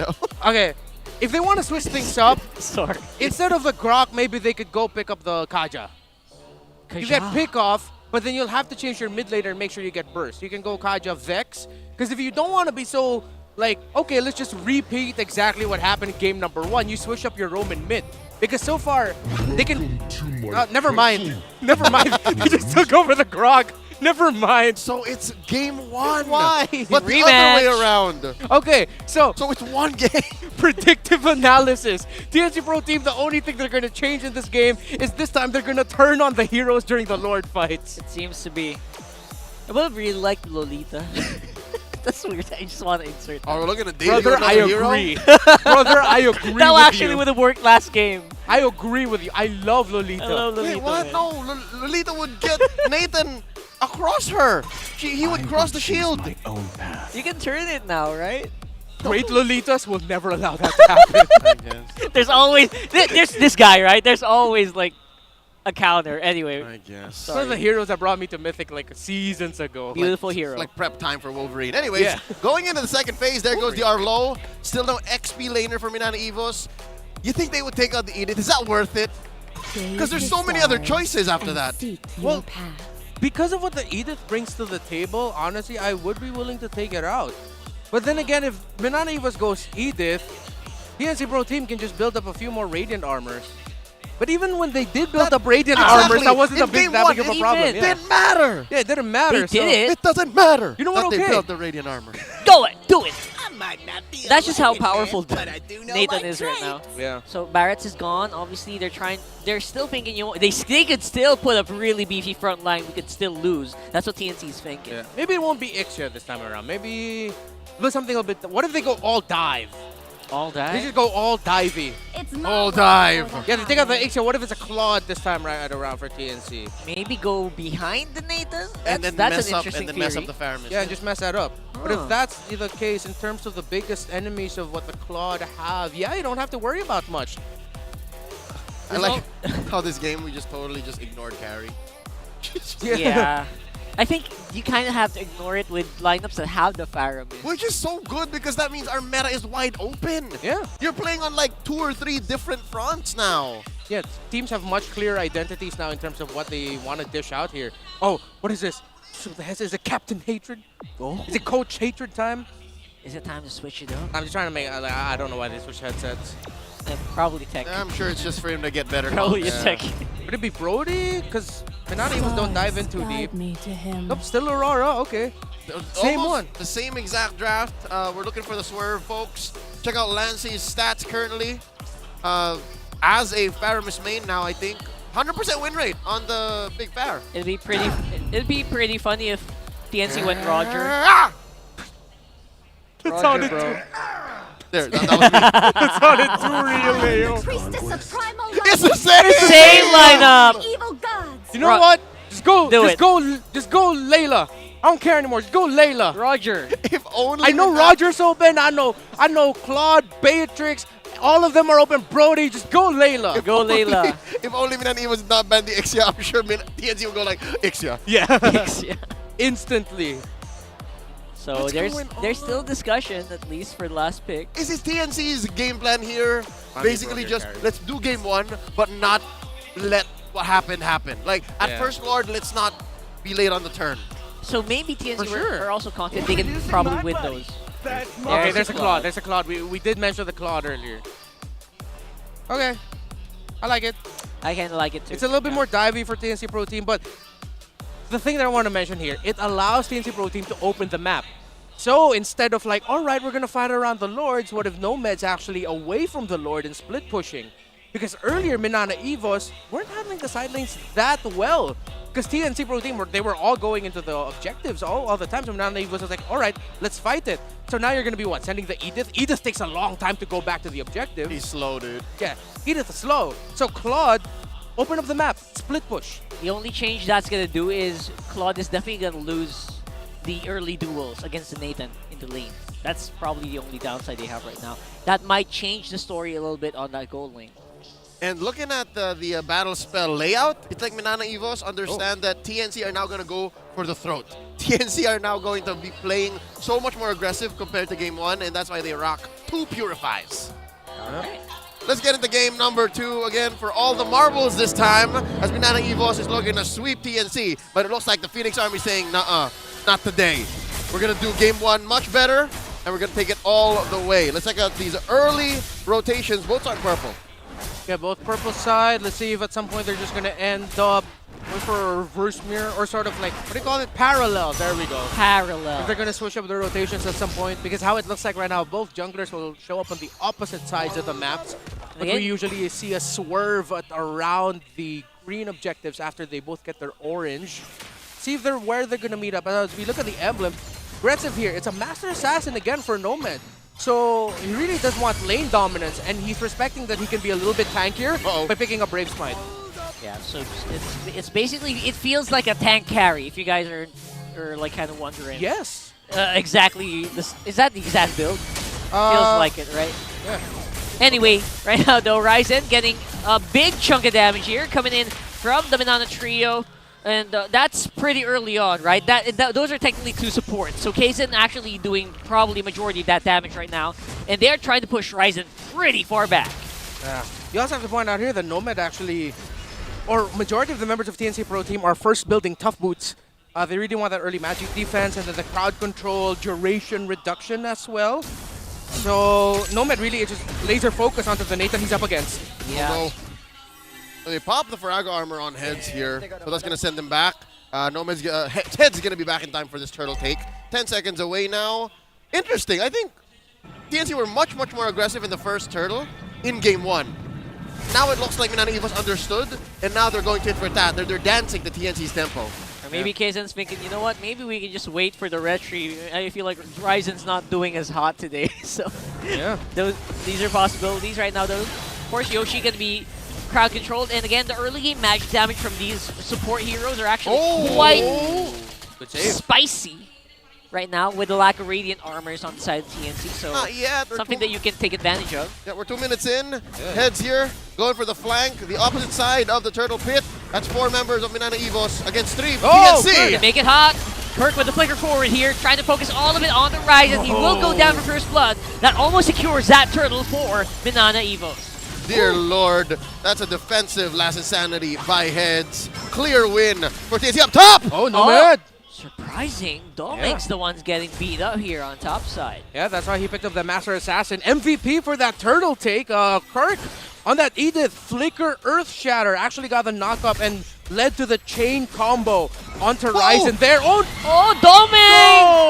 Doming! Nomad knew he was going to go for the gold coins. No BMI! Trade is definitely not good in that scenario, but no BMI means he's going to be traded well. Oh, that was short-sighted. Nomad just wanted to go for the cake right in front of him, and he didn't see the feast that would follow after. I'd say that's going to bite him in the butt unless he does something to fix that economy. Yeah. Minana Evos, though, they seem more confident, or they're not really, how do I say this? They're not walking around eggshells in this early game. They're matching TNC's tempo. They're not allowing TNC to set the tempo as they did in game number 1. Actually, dare I say, it's Minana Evos setting it. Even though it's Super Yoshi getting a lot of info going forward, by the time the turtles spawn, Minana Evos knows how to switch it up and be the ones to say, no, you're going to have to go back. We're going to push you back, and we're going to be the ones in control. Speaking getting pushed back Did here, we not see this moment from game 1? Was there not a 2v1 in the gold lane to where Hatred tried to get a sneaky kill and eventually got one on Doming? Yeah. That was literally the same moment, and Doming backed off. Yeah. And it's rotational adjustments right now by Minana Evos. Knowing that, okay, we learned about some of the trades we took early in game number 1. We sacrificed Doming sometimes, trying to go onto the opposite side of the map and try to get a win there. So it looks like Minana Evos really has learned from game 1, and they want to play it sharper here in game 2. All right, we got the turtle spawning now, the upper quarter, this time around 1,000 gold ahead, Minana Evos. And there's 4 members, make that 5 from Minana. And then TNC's just sending bodies just about now. TNC look like they're willing to go for this engagement, waiting for Hatred's Frigid Glacier maybe. But it's going to be Kirk starting it off with the flicker forward into the Earth Shatter. But there you go. That's everybody. A lot of people frozen. But it's still going to be Ryzen going down first. And again, Minana Evos doesn't even need to contest it. They will get that turtle easily. Deja vu. It's literally what happened in the first turtle. And in defense of the young Dean Tsumagi, it's less that his retribution and his jungle game isn't on point. It's just that it's difficult to play a Fredrin game in front of a Martis. Yeah, Minana Evos says, oh, Super Yoshi! Super Yoshi. I think he might have overestimated the immunity that he has there. Look at the TPs. Look at the Moxie coming out of Minana Evos. They know they're in the lead. They know they're in control. It's them telling TNC, hey, you felt our lineup being a little bit more slow and reserved in game number 1. Now we're going to be the ones setting the tempo. Quick Feather of Heaven already picked up there by the Nathan. Anti-Karas on Kirk. One of the biggest adjustments and one of the reasons as to why TNC Pro Team having a tough time dealing the damage that they need to deal, and Minana Evos is just healing through it. Speaking of damage from TNC, you know what? It's going to take a while before Nomad actually goes online, so that's mostly what TNC is banking on. Because you know what? This combo with the X-Board, you can only do it for so long. Yeah, so a quick photo as well from Spider Miles, so the healing definitely online.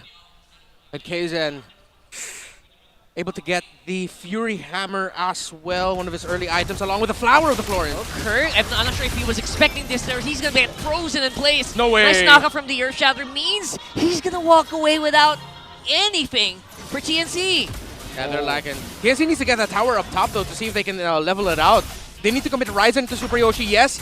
Go a bit closer to Kirk. No, okay. They're going back. They're not going to be forcing that tower. Kirk forces ultimate though. Good attempt. Yeah, good attempt.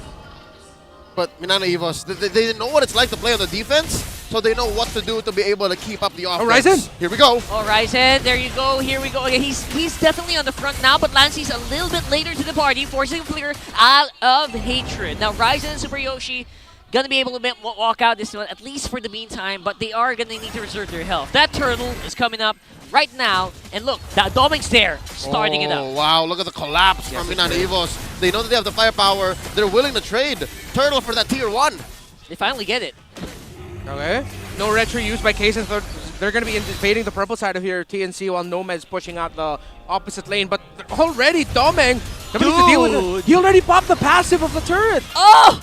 Look at Yoshi's health with just maybe 1 or 2 hits. Almost straight up taking that turret down to half health. Rock got melted down. Yeah, Doming is definitely in a different league this game. Yep, as you look at the item, Starlium Scythe already onto the second. So very close. Nomad is getting farm across the map up to a DHS. Golden Staff, expect that to be the last item. Let's see if Doming's going to go for the Genius Wand round, or he'll probably go for the Genius Wand round. Probably, yeah. Yeah. That's the most amount you can get with enough magic penetration and all that. So this is not looking good, right? Even turrets can't really sustain that long against Doming right now. There's a good minute that Minana Evos can set up another play. That's the Lord coming up. And yeah, TNC, the best they can do is defend. Keep what objectives they can, because top layer, tier 1, tier 2 rather, gone as well. But look at this. Wow, this is what we're talking about, splitting the map. Yeah. And like they're, oh no, Nomad's probably down. Oh, that's down. He's gonna go down unless Super Yoshi goes in for the hero save. The flicker into the wild charge. It's Nomad though. He's playing around it. He's playing. He's spicy, but no more BMI. That's gonna be going down here. But that was a long time to take out one guy here for Minana. Yeah, took a while, but TNC Pro Team would rather have Nomad not go down in that scenario. Preferably. Yeah, yeah, it was a little switch up there you saw in the jungle. Super Yoshi actually saw Kaizen, but because Super Yoshi was just slightly off of position, Kaizen was like, all right, man, I'm just going to walk past you. I don't care if you hit whack at me because I'm just going to go after your gold laner right now. And he very well can. I'm not so sure if the blade armor came first before that fight, but Nomad was going to die anyways. It was just a matter of time, even if Yoshi came in a second earlier. When we all saw that BMI go, it's like, oh, no, he's gone. Yeah. It was fun while it lasted. We all believed maybe that he could get away with it. Kudos to Nomad. He played that really well. Eventually he did get the turret, and he's back at it again. Now he's still farming while this Lord Dance elapses. Yeah, I think Minana knows this is 4v5 right now, and again, all eyes on Ryzen. How safe is he going to go? Heads using up that Firaga Armor, that last insanity very early on, and now it's going to be TNC on the retreat. Everyone's just running for the hills while the rest of Minana clean up house for that Lord. But look at this. Nomad just trying to do as much as he can against economic damage. He's going to get it. That's permanent damage in that lane. Wow, TNC, that's definitely some breathing room. Oh. Ryzen. What's that? Did he? Oh, yeah, he was forced to use a retry. One of the few retry battles he's won this entire series for that orange buff. But again, it's a good day for Kaizen. I wouldn't say it's an off day for Ryzen. It's just a much better day for Kaizen right now. 100%. Not to mention everyone else just looking on point right now for Minana squad. He just built up a BFB. Ryzen had to rush Radiant. He went Dreadnought, Radiant, and then Brute Force Breastplate. He's fine. Oh, starting with the Decimate! Nomad! He was in Decimate range, but he's able to walk out with the speed being given to him, of course, by that. Yeah. Oh my goodness. Oh, dude. Kaizen started with the Decimate. He dashed with it. I'll initiate with a killing ultimate. And that really, that gave Nomad a fright for sure. Yeah. He saw his whole career just flash before his eyes. Oh! He's fine though. All right, fine. TNC on the defense this time around. Mid lane tier 2, clean in house. TNC only have their inhibitors left and their base. Lord still standing. More than half health. Might be time to clean it up, says Heads. Gonna try to see if I can clear this Lord wave. And they're able to get Lord very low out of the question now. How is Minana gonna go when that huge wall is up on front? This minion wave gets cleared up. Looks like it's gonna be successful defense for TNC. But did they die though? Did they die? They did not. I'd call that a successful defense. Phoenix Army still stands. Not a genius one actually there for that, Nathan. It's a Holy Crystal going up into a Divine Glaive. Ooh. So it's gonna be the raw damage. Yeah, raw damage. That's gonna be a fun time here for Super Yoshi. Force the flicker out. Kaizen trying to see if he can get into decimate range. I think that's gonna be a no for now. Heads is gonna walk out as well. That inhibitor turret gonna fall, but TNC again didn't really die, did they? Yeah, and they didn't die, but Hatred! Oh, huge frigid glacier here! They catch Doming! That is huge! And Minana is gonna have to play with this. It's gonna be 4v4, but that's the gold laner gone for the Tigers. Man, Hatred this season has felt like the uncrowned MVP of TNC Pro Team. What a catch. Again, this is why we said you put in Hatred. You need to match the aggression that Lassie brings out. And Hatred, ever since we've known him, isn't shy to make those plays. That wasn't a frigid glacier, that was a flicker glacier. A flicker glacier. Is that not his normal way of using it? Because he always seems to find himself in the middle of his own ult. Yeah. He's able to set that up given the dive tendencies of TNC's draft. We got a Lord spawning in about 10 seconds. Oh, no mid, no mid, no. Wait, Oh, nice catch there with the stun on Spider fine. Miles. He's okay. fine. He seems to be. All right, so for the first time in maybe a few minutes, TNC able to roam out, able to leave their base. And I'm not so sure if they're able to contest. Should they? So they tell me they should. There you go. They're going to try to lock down Kaizen, but again, you can't really do that. You can't lock down a Martis forever.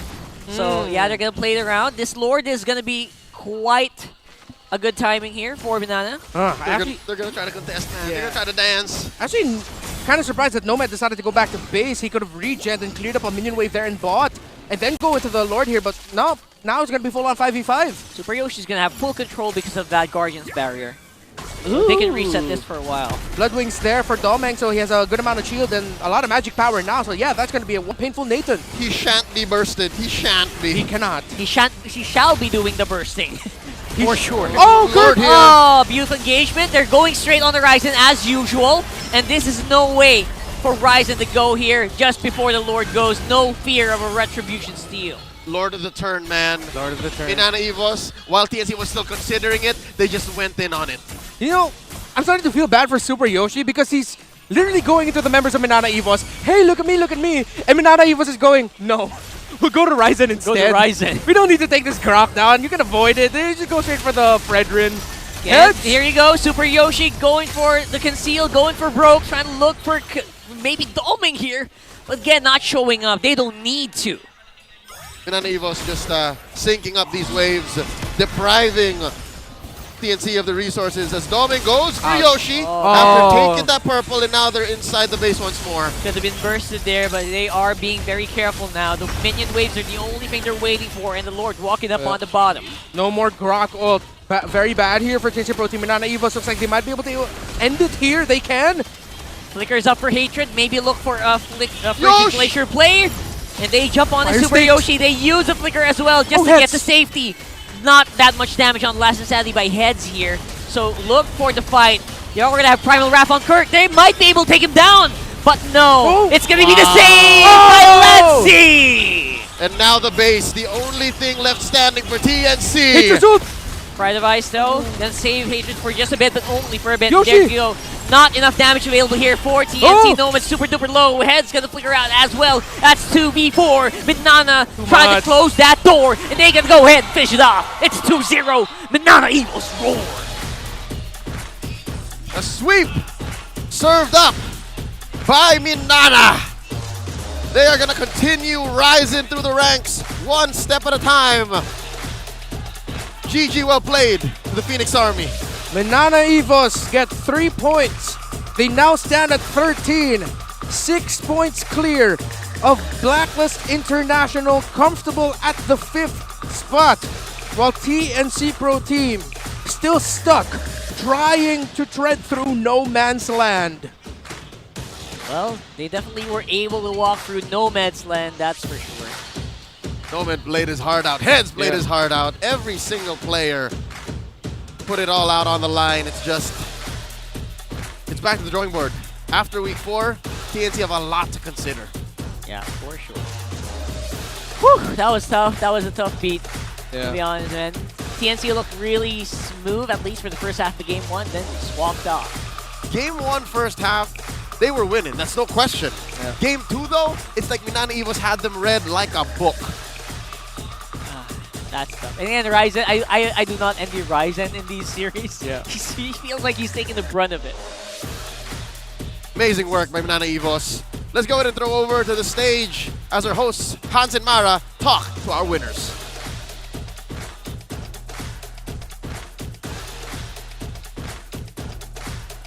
Everybody give it up to Minana Evos. Congratulations! Congratulations, everybody. Oh, anong usapan natin dito? What are you guys, anong dinidiscuss dito? What are you guys talking about? Ano yun? Oh, here you go. Coach Imba DJ, ano yung unang sinabi mo sa kanila? Coach, here Here, you go. nagkakaroon tayo ng short meeting. What is that? Nice. Nice. Yun. Nice. Okay. Now, Kaizen, this is Spider Miles. Spider Miles. Ay, katabi pala kita. I love it. Medyo malapit. Spider Miles. Okay. Pare-pareho yung draft nyo no Game 1 and Game 2. Can you share with us yung reasoning behind that? Yun lang kasi yung hero na may heal eh. Yun lang yung hero na may heal.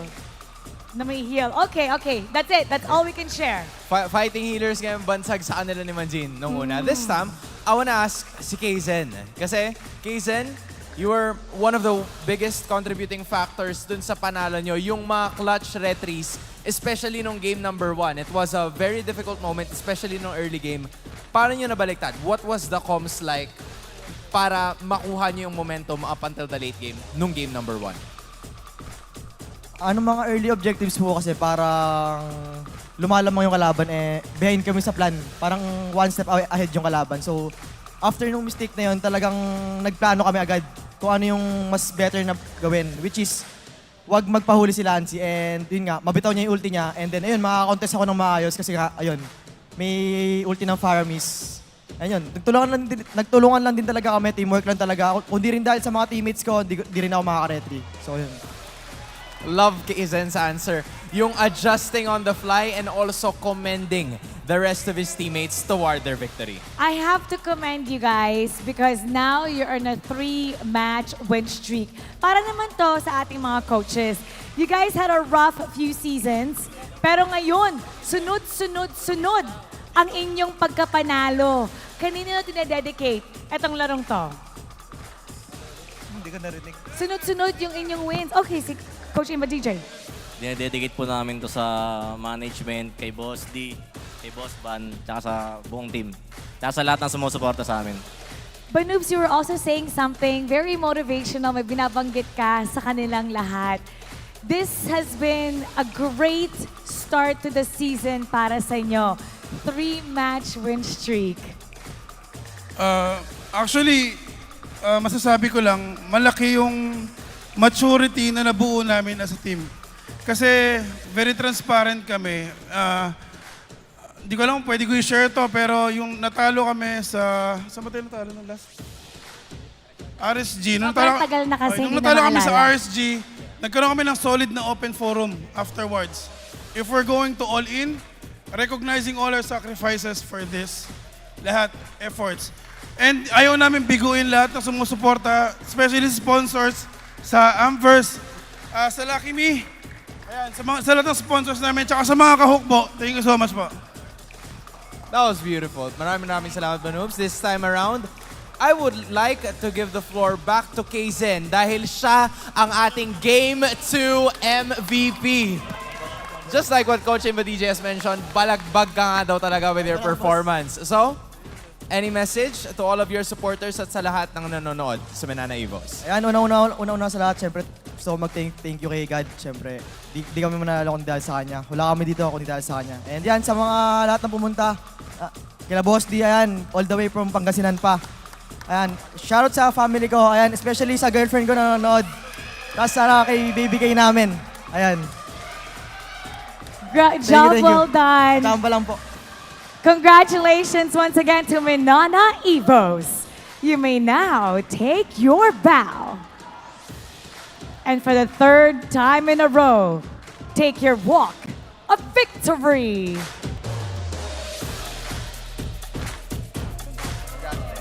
Three straight wins para sa Minana Evos.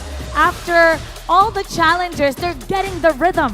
You know, I think what happens on and off the MPL arena is really helping them kasi they're level-headed, they know their strategy, and buong puso silang sumasabak sa laban, getting their third straight match victory. Speaking of being level-headed, alam ko, everyone right now is wondering what's in the head of our casters. So we're gonna break that down for you, casters. Pasok. I got 2 words for you. Minana Evos. Was that right? That's right. Was it I facing like the right way? Okay, cool. All right. That was on the house, Minana Evos. You want to take that. But ladies and gentlemen, welcome back to the desk. It's Rockhart, Reptar, and Leo here at your service. Can I just say, Kaizen is an amazing talker. He's so intelligent. I could listen to him speak for days, and I'm so happy. I'm so happy he's our MVP. Yeah, great with answering, and in this game, he was the answer. A little bit more aggressive this time was Minana Evos. Again, if it ain't broke, don't fix it. Literally run the same thing, but this time, let's be a little bit more aggressive, and that's exactly what Minana Evos did. And on the back of Kaizen, really setting the tempo here. He led the charge. If it wasn't the floor and the Faramids poking down Ryzen, and then it would be Kirk, but most of the time you saw there Kaizen literally just standing in front of the Fredder, and it's like, I'm in your head. Literally, how Minana Evos played in this game. You could see it in how they were moving, how they were positioning themselves in the turtles, and then eventually the Lord. It looked like Minana Evos was telling TNC, we know we are in your head, and you're gonna lose your confidence. And that's what it looked like. Because TNC, in game number 1, again, going back, they were the confident ones. They were the tempo setters. Here, a little bit messy in some of the engagements, a little bit hesitant. It looked like they were second-guessing themselves, while Minana Evos just looked like, nope, we're going to position Spider Mouse here, Lancey's going to be there nearby, and Kazan said it in the interview. One of the biggest reasons why they were able to win this game number 2, or actually this lineup, this entire series with the same kind of lineup, was they knew that they were playing around the Faramis. And Lancey conserved his Nether Realms incredibly well. And even Kazan was the one who mentioned, as long as we have the Nether Realm, as long as Lancey stays in the map, for as long as possible, then we're going to be able to fight this out really well. And you saw there, it ended the game with Lancey 2-0-9. Deathless for the Faramis. They just sort of cleaned up a little bit of their shortcomings in the game number 1 that they even won out themselves. And in game number 2, played an incredibly clean game. Which is why this one felt so much faster, even if it was at about the same clip. Yeah. Roughly like the same amount of length. And if we look at the objective taken, yeah. Again, ask Minana Evos, how long does it go? Keeps on going. Lord and Turtles, none taken there for TNC. Turrets only 3, and that's on the back of Nomad trying to get a little bit of a split push in. But at this point, it was moot. Again, it really did just look like Minana Evos played against a team that lost all their confidence in game number 1, second-guessing themselves, and Minana Evos with all the confidence in the world, knowing that, hey, this worked in game 1, let's just clean things up, let Kaizen take the charge. If it's not Kaizen, Kirk, we're going to trust you with the engagements. And by the way, Kirk's positioning here was really good. Key Earth Shatter Flicker combos that he was dishing out. And TNC, even though with a very similar lineup, in this scenario, you're supposed to either be leading again or actually beating Minana Evos this time. But with the result, that really just looked like TNC completely lost their cool. Yeah, I would say I really like the stat line here for Kaizen getting the MVP because it played out exactly how we predicted. Like, Doming would do a majority of damage, and then Kaizen would finish it off. And that's why those two heroes work so well together. Check out the heat map on Miles this time around. Again, folks, this is accurate. For the first 5 minutes, not a single time did he ever go to the gold lane. Oh. He lived in the XP lane near the turtle. So that was the first 5 minutes for one Florin. In case you want to take it to your ranked games, take a page out of Miles' playbook here. 100%. I actually want to play Faramis later after this. Yeah, that might be a good step for well. you. The Minana Evos has taken the right steps to make sure that they get to achieve their dream of making it to the playoffs, while TNC, I'm sorry, they're tripping. I hope they are able to get up. They tripped here in this sweep loss. I hope so. We hope that they're able to recover because, again, it's not over yet until the fat lady sings. Let's go into game number 2 this time around. Second series of the day. We're looking forward to a clash of world champions once again. Blacklist International versus AP Bren. Last season's grand finals matchup.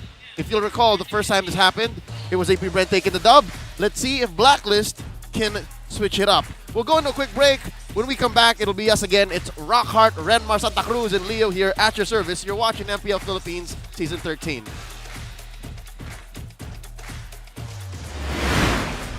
The 13th season of MPL Philippines is brought to you by the following sponsors. Smart, the official telco partner of MPL Philippines Season 13. Infinix GT Series, outplay the rest. Experience the MPL PH Season 13 action live at Shooting Gallery Studios. Tickets are now available on our official ticketing partner at /event.com. Don't miss any MPL PH action by following our official Facebook page and subscribing to our YouTube channel. Follow MPL PH on TikTok as well for more content. And don't forget to like, follow, and subscribe to the official accounts of MDL Philippines. To ensure the equality and fairness of our games, MPL Philippines is also monitored and supervised by the Games and Amusements Board.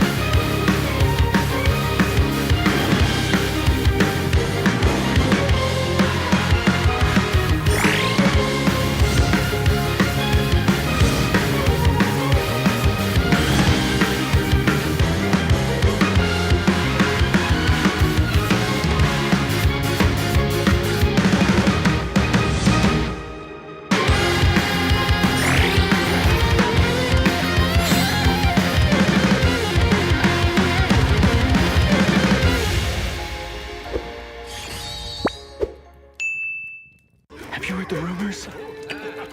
About what? The rumors from the board. The demon. He's coming! What happened? They're all dead! Oh no, no! It's him! He's coming! He's coming!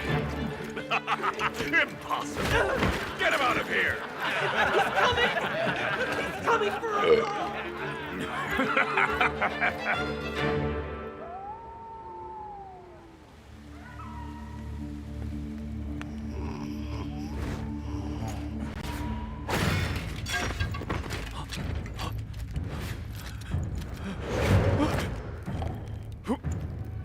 Who's there?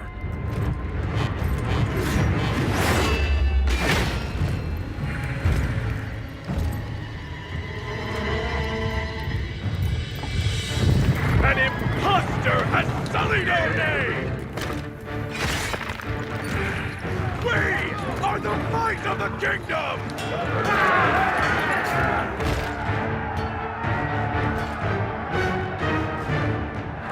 For the king!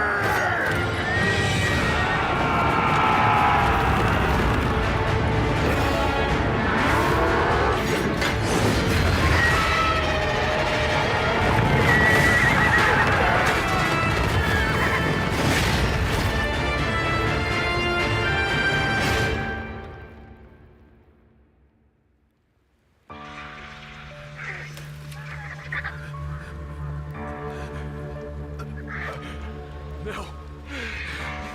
Please.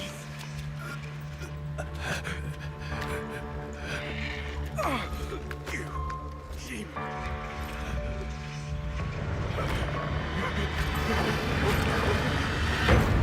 Please.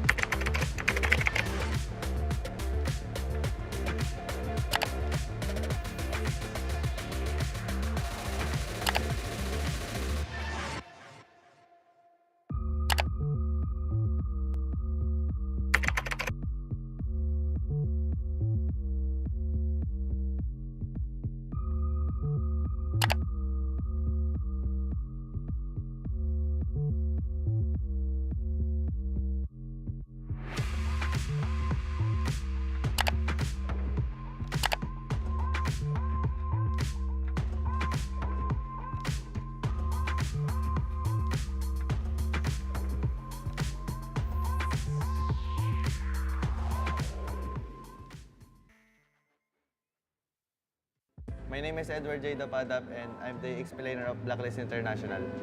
My name is Kenneth Carl Tadeo and I'm the mid laner of Blacklist International. Ako si Angelo Aylar Camel, ang captain ng AP Bren. Ako si David Charles Cannon, ang explainer ng AP Bren. Pagpulutan. Who's the lover boy? Lover boy? Baka may mapipili ka rito. Sarili mo na lang. Lover boy, Yue. Ito na lang. Yue! Ito. Para sa akin ito yung lover boy kasi ano eh. Loyal yan, Loyal, loyal. Grabe ka, uncle. Who's most likely to become tilted after a tough loss? No. Easy. No. Kasi ano eh, lagi napapagalitan, tapos after nun, bad trip na. No. Filters ka pala, Plop eh. Filters yan. Who's most likely to become a famous actor? Diba, actor? Ikaw yata eh. Punta ko. Ikaw yan. Sige po yan. Sige po yan. Ikaw. Napili ko si Kimpoy kasi ano, ang Welcome back, MPL fans. Bumisita ngayon sa ating MPL Arena ang ating Minana Archives. How are you guys? Okay lang po. So far, they're doing okay. Of course, welcome. Pakilala naman kayo for everybody else who's watching us at the MPL Arena and at home. Ako nga pala si John Clarence R. Cabaron. Ang IGN ko ay Milk Tea. Ang role ko ay Explain. Milk Tea. My name is Glenn Sababan. Ang IGN ko, Dandy. Post 4 yung role ko. Alright. Mark Napiza.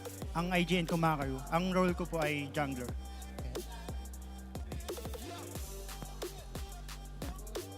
Yung Sorilla po. Ang IGN ko po ay Ninja.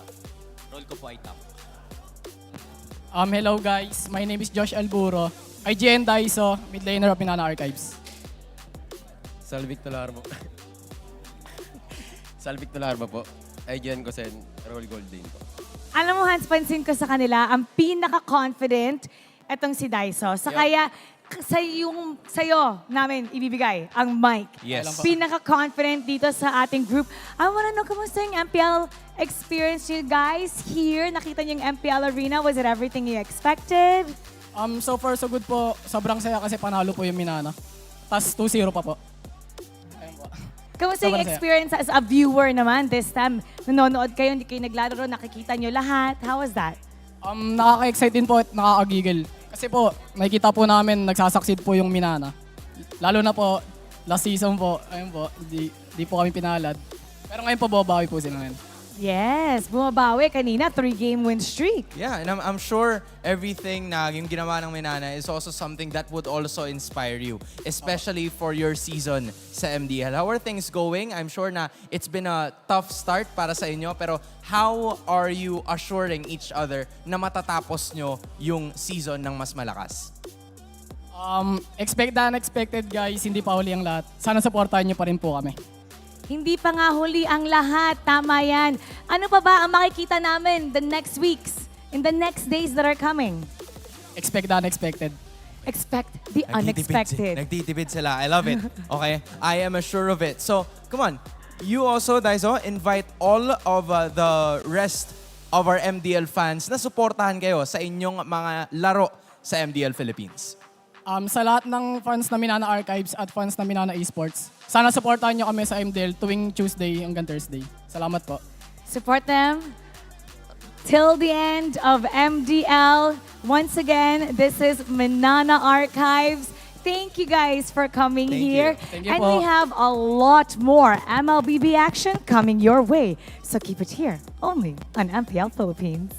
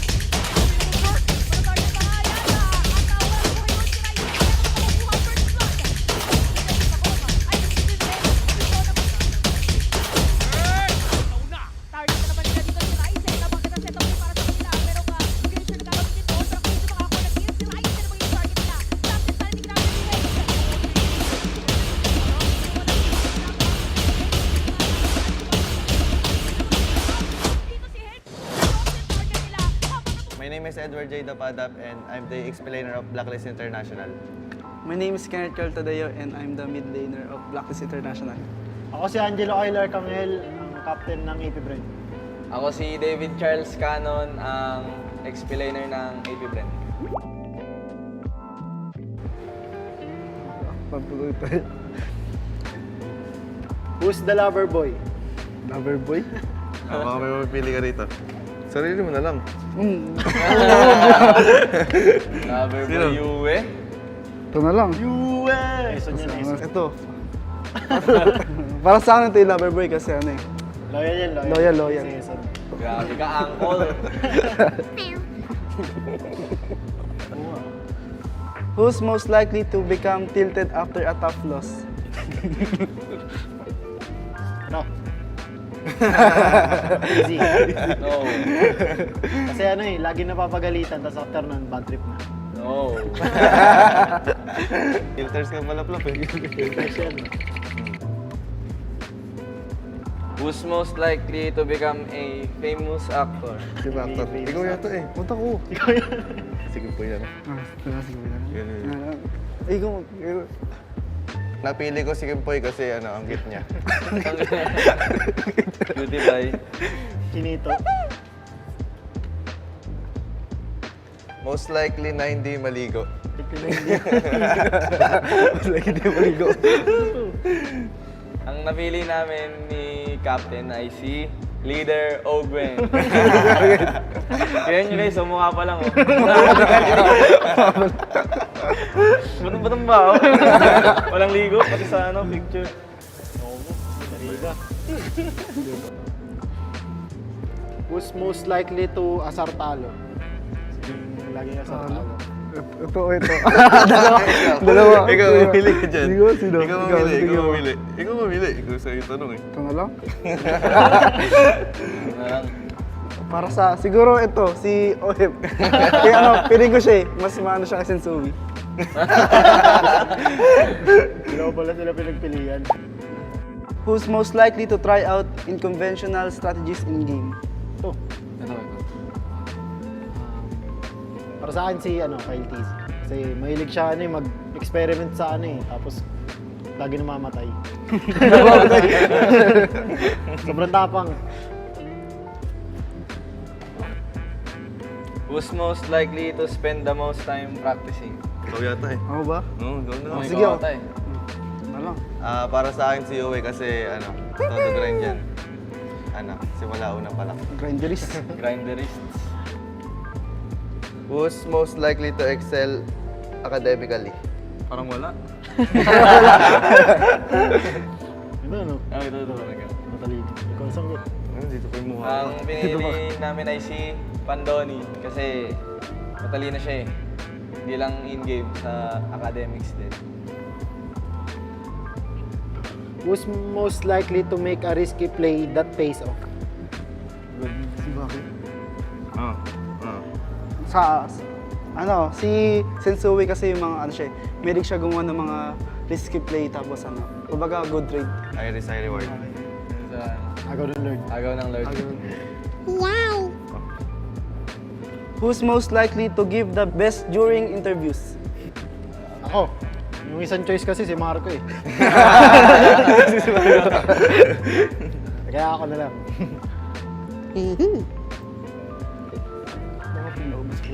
Who's most likely to engage in athletic activities? Ito? Para sa akin si Haji kasi sporty siya tapos nag-gym na rin ngayon. Gymmers? Who's most likely to lift other players when the team is down? Uy, sakto. Si Marco, saktong-sakto kasi pag nalulugi kami, kaya yan, late game ah, buhating ko kayo. Pumupuso? Pumupuso ka eh. Ay, Okay, oo nga magkatapat pala. Who is most likely to become a coach or analyst? Ayun, sakto. Coach Edward. Saktong-sakto si Coach Edward. Dahil makikita mo kay Edward kasi yung sa pag sa in-game, malalaman nyo. Watch MPL every Friday to Sunday at 4 p.m. sa YouTube and TikTok. Kita-kits!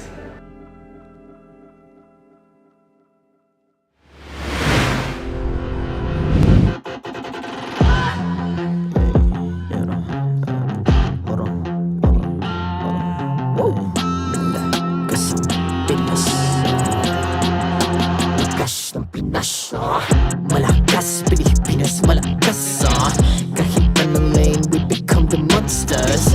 Malakas, Pilipinas, malakas face the golden sun and repping for the 3 stars. Look at us, to the top, no ifs, no buts. Winning any game, para to sa PINAS. Di mo matitinag aming boses sa new level. Nasa kalye man o mobile, you know I become a legend. Open fire, we unite, we winners. Built with pressure, like diamonds are made of. Switch na lane na parang gera, HP racing, may reset up. Built na kitang buhat ni Hilda, full load SS parang Lyra. Susundan ko ang iyong bakas, kasama patas, tagumpay natin to. Dahil tayo'y malakas, para sa Pinas.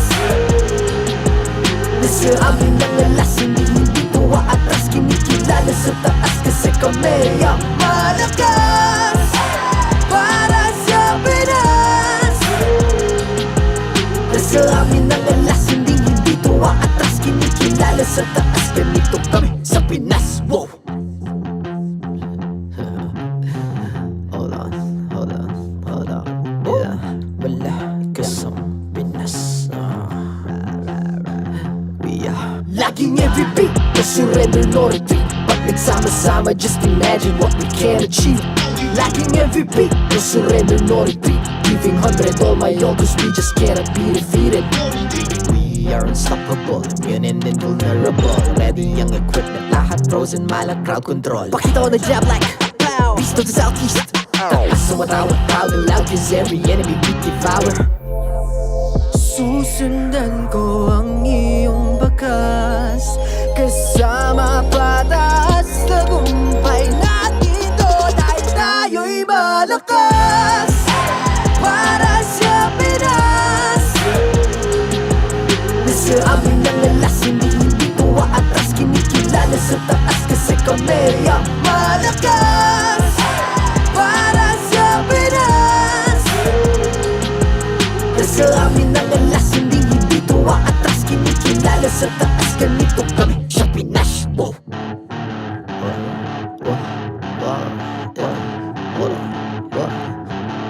Malakas, Pilipinas, malakas. Kahit anong lane, we become the monsters. Malakas, Pilipinas, malakas. Face the golden sun and repping for the 3 stars.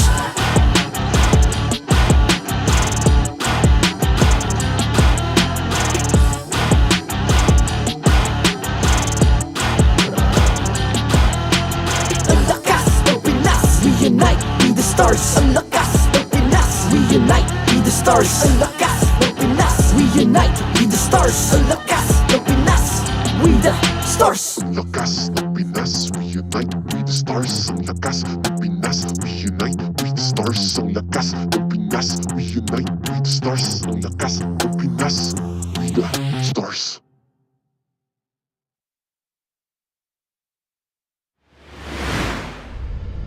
The 13th season of MPL Philippines is brought to you by the following sponsors. Smart, the official telco partner of MPL Philippines Season 13. Infinix GT Series, outplay the rest. Experience the MPL PH Season 13 action live at Shooting Gallery Studios. Tickets are now available on our official ticketing partner at /event.com. Don't miss any MPL PH action by following our official Facebook page and subscribing to our YouTube channel. Follow MPL PH on TikTok as well for more content. And don't forget to like, follow, and subscribe to the official accounts of MDL Philippines. To ensure the equality and fairness of our games, MPL Philippines is also monitored and supervised by the Games and Amusements Board.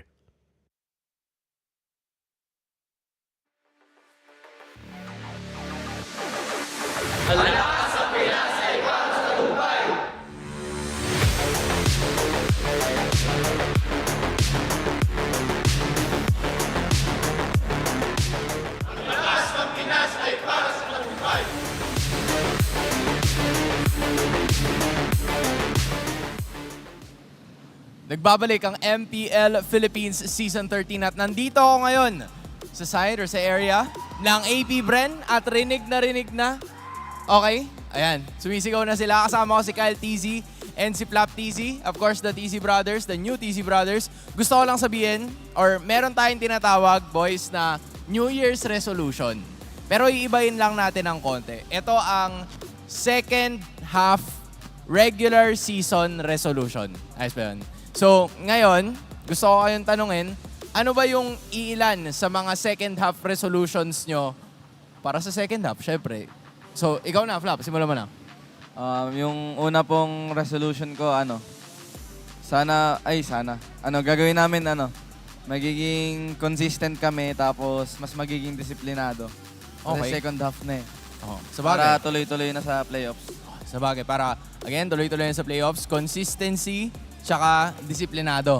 Okay? So, yun yung 2 points. Sige, nakapag-mention ka na ng 2 mo. Isip ka na isa pa. Kyle, ikaw na masunod. Anong second half resolution mo? Bigyan mo muna ako na isa. Siguro yung pagiging aggressive namin, ituloy lang namin. Kung ano yung naisip nyo, ituloy nyo lang. Huwag na kayo magpapaligoy-ligoy. Kumbaga, game na. Rekta nyo na kagad. Di ba yun? Yan. O sige, malinaw na malinaw. Nakaligtas si Super Marco. Tatanungin natin siya next time. Mara, kamusta dyan? Kasama ko naman ang Blacklist International, Edward and Sensui. How are you guys? Okay lang po. Ikaw? Okay lang din po. mahihain pa din. Mahihain pa din si Edward. Now, alam niyo na ang ating question of the day. Ano ang resolution niyo para sa second half ng ating season? Simulan natin kay Sensui. Yung resolution ko po, babawas na po ako ng kanin. Magbabawas ng kanin. Bakit? Para laging gutom. Para laging gutom. Because you're hungry to win. Now, ano pa within the game? Siguro mas i-improve ko po yung pagkuha ng objectives. Mag-i-improve mo ang pagkuha ng objectives, so mas lalakasan mo pa yung Sensui instincts mo. Okay. Paano naman kay Edward? Mas magiging consistent pa. Mas magiging consistent pa. Siya naman, sabi niya magbabawas siya ng kanin. Ikaw, ano yung personal resolution mo sa second half ng ating regular season? Hindi na magbibilliards. Hindi ka na magbi-billiards? Bakit? Anong nangyayari doon? Parang malas eh. Pag nalalaro ka, anong nangyayari? May po kasi kami doon, yung magic shot. Yung lakas tira, lakas chamba. Parang doon po napupunta lahat ng ng swerte. Doon pupunta? Sa ML nawawala yung swerte. Okay, so wag ka na mag-billiards. Tingnan natin kung anong mangyayari. Ita-testing natin yan. Na bago tayo pumunta sa ating laban, gusto ko makita yung excitement nyo. Mag-cheer naman tayo para sa Blacklist. Come on, let's all go in the center. Ang i-lead natin si Uncle. Uncle, all right. 3, 2, 1. Blacklist! Punta na tayo sa ating mga casters. Pasok. Welcome back to the home of the strongest Mobile Legends Bang Bang players in all of the world, the land of champions. It's time for AP Bren versus Blacklist International. At your service, my name is Leo, here with Rockhart and Renmar Santa Cruz. We're going to go back into the very first matchup that we started the season finale with off. It's a rematch of last season's Grand Finals. It's AP Bren Blacklist. Yeah, and it's surprisingly not like a... Usually you say save the best for last. It's not the last. So far, it is going to be an AP Bren who did suffer a blow, but still looks really good. Oh, hell yeah. Against the Blacklist that seems to be finding their form. Yeah, you can't shy away from the fact that these are two teams that after what happened in S12, in the M5 World Championship, veered off in very different paths. And now here they meet each other once again, battered and bloodied. Both suffering losses, and now they're looking to get one over the other. But you know what they say, you should never underestimate the heart of a world champion. These are your M2 and M5 and M3 world champions facing off. And they're looking to go into round 2 to try and flip the script. For AP Bren, is to get back into dominant form. For Blacklist International, is to, again, it's easier said than done, and better described in more than just one sentence, I'd say. There's a lot going on for the camp of Black. There really is. I feel like they have a lot of fans. A lot of fans have been like literally throwing us questions like, what needs to be improved with these guys? What's going wrong right now? It doesn't feel like the old Black that we know. So, again, these are things that only they can answer, to be honest. Yeah, it's quite evident, the discussion that's been going on. And actually, Coach Bon had something to say? That's right. This was taken from a recent press conference. Let's hear the rest from Coach Bonchan. Considering na nasa kalagitnaan na tayo ng regular season, gaano ka-confident ang buong team sa pagpasok sa playoffs? Ang ayoko yung mangyari na mapunta sa kamay ng iba yung kapagaran namin para makapasok sa playoffs. But as long as hindi kami nagre-relax kahit na lose streak, siguro kumpiyansa pa din ako makakapasok kami. Again, you have to consider the reality check that's going on right now. Yeah. Number 1 is they're on a lose streak. Number 2 is they cannot lay on their laurels. They have to still play it out.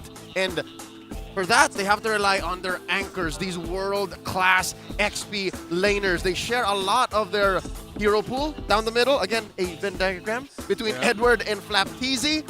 And look at this, even their stats are split down the middle. Highly decorated. Both of these players have been through the ringer and back, internationally and locally. And yes, they are definitely they're the anchors of their teams, right? Internationally, like Flapteasy has been really crazy, and Edward has been working on his consistency.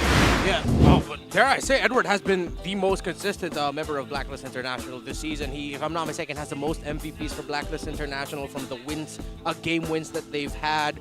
The community has been very vocal about how Edward really has been the shining star of Blacklist, and I don't see that changing here in this game. It has to continue. What Blacklist now has to do is, hey, Edward shining. But again, they have been vocal about their problems with communication around the center of the map, around the roam, mid, and jungle. I think just to wrap it up in a nice little bow is their shot calling. Blacklist International needs a better direction, and I think more evident than any other series in all of Season 13 is their first meeting with AP Bren, where AP Bren was the one who swept them and won the whole series. I wonder if now, here, today, in round 2, tonight's second matchup, have they gotten that figured out? Do they have the... Yeah, last time we saw them, they were fielding Kim Poi. That's right. What do we expect here now?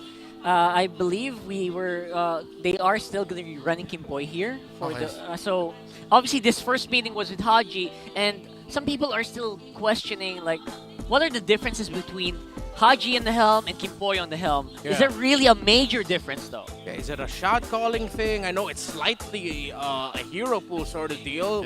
Kim Poi plays more of the Rafaelas, the Estises, the classic King and Queen era of Blacklist International type of heroes, while Haji brings in something a little bit new.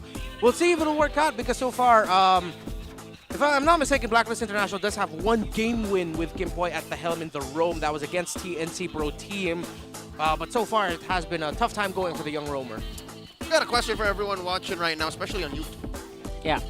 Who do you think is going to win this match? You!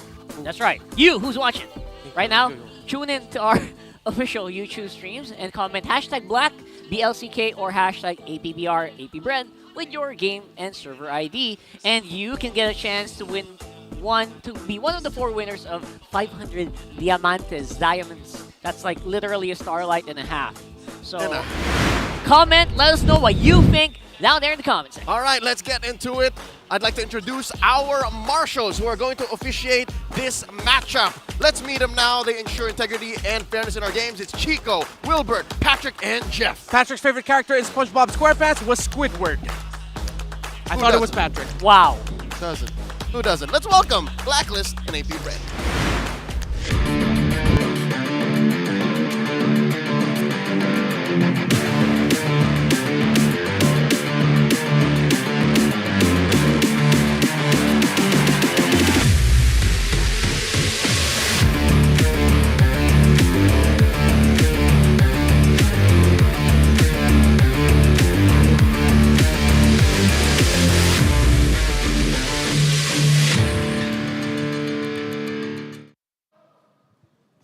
As of now, this squad has their playoff slot, but it's far from being secured.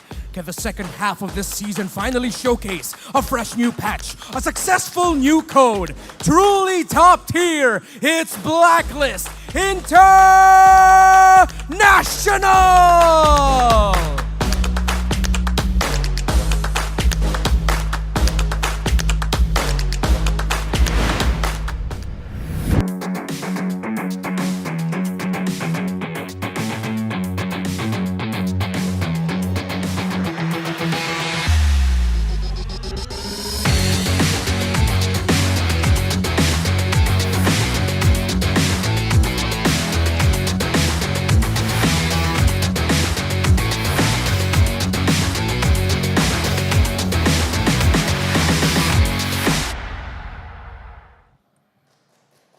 The undefeated streak of the champions has ended, but the Bees are built on a history of rising from setbacks and delivering legendary comebacks.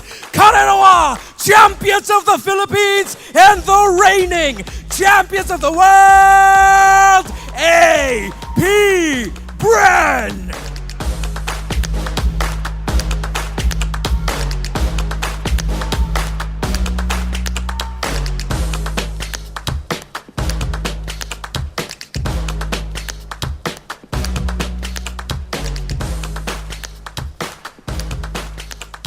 And our coaches, Coach Bonchan and Coach Ducky.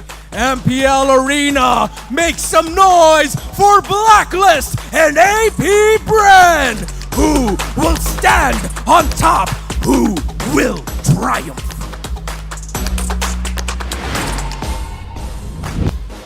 The Bees and the Agents have come in full force. They're here to support these 5. Let's talk about the Agents first, the Codebreakers. The Kimpoy-led lineup here with Edward US and Sui and Oheb. They've been working on that consistency. They have been trying to break their own code for the longest time.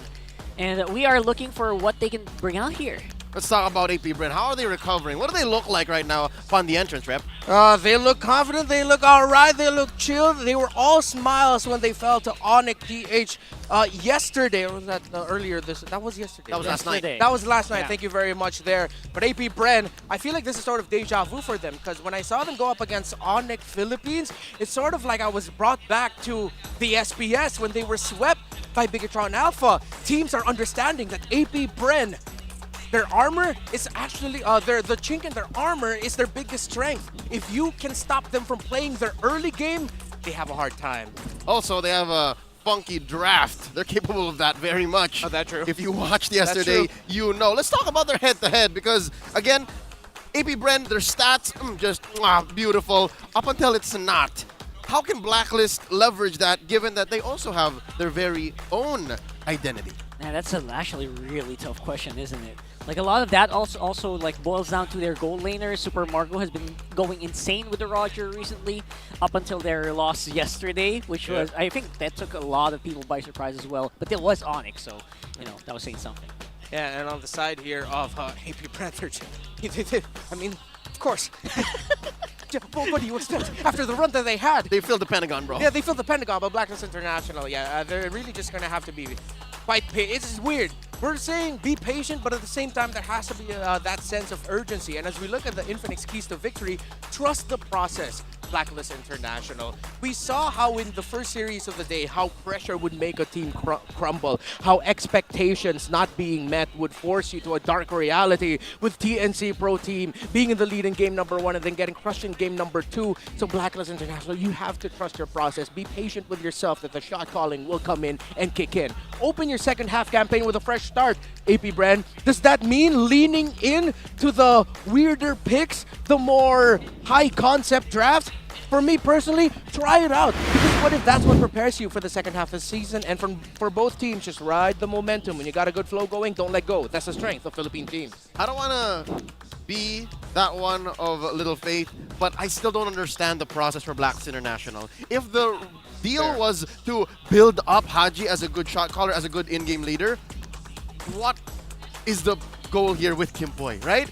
I mean this in the most respectful way. I want to see the result. Maybe I'm just being impatient, but I'm not here to doubt him. I'm just here to call the shots, you know what I mean? No, I mean, I get you. Like, Blacklist was very vocal that we're going to build up Haji, but now it's sort of like, have they given up on the Haji experiment, or is them just trying to pass the reins on to Kimpoy?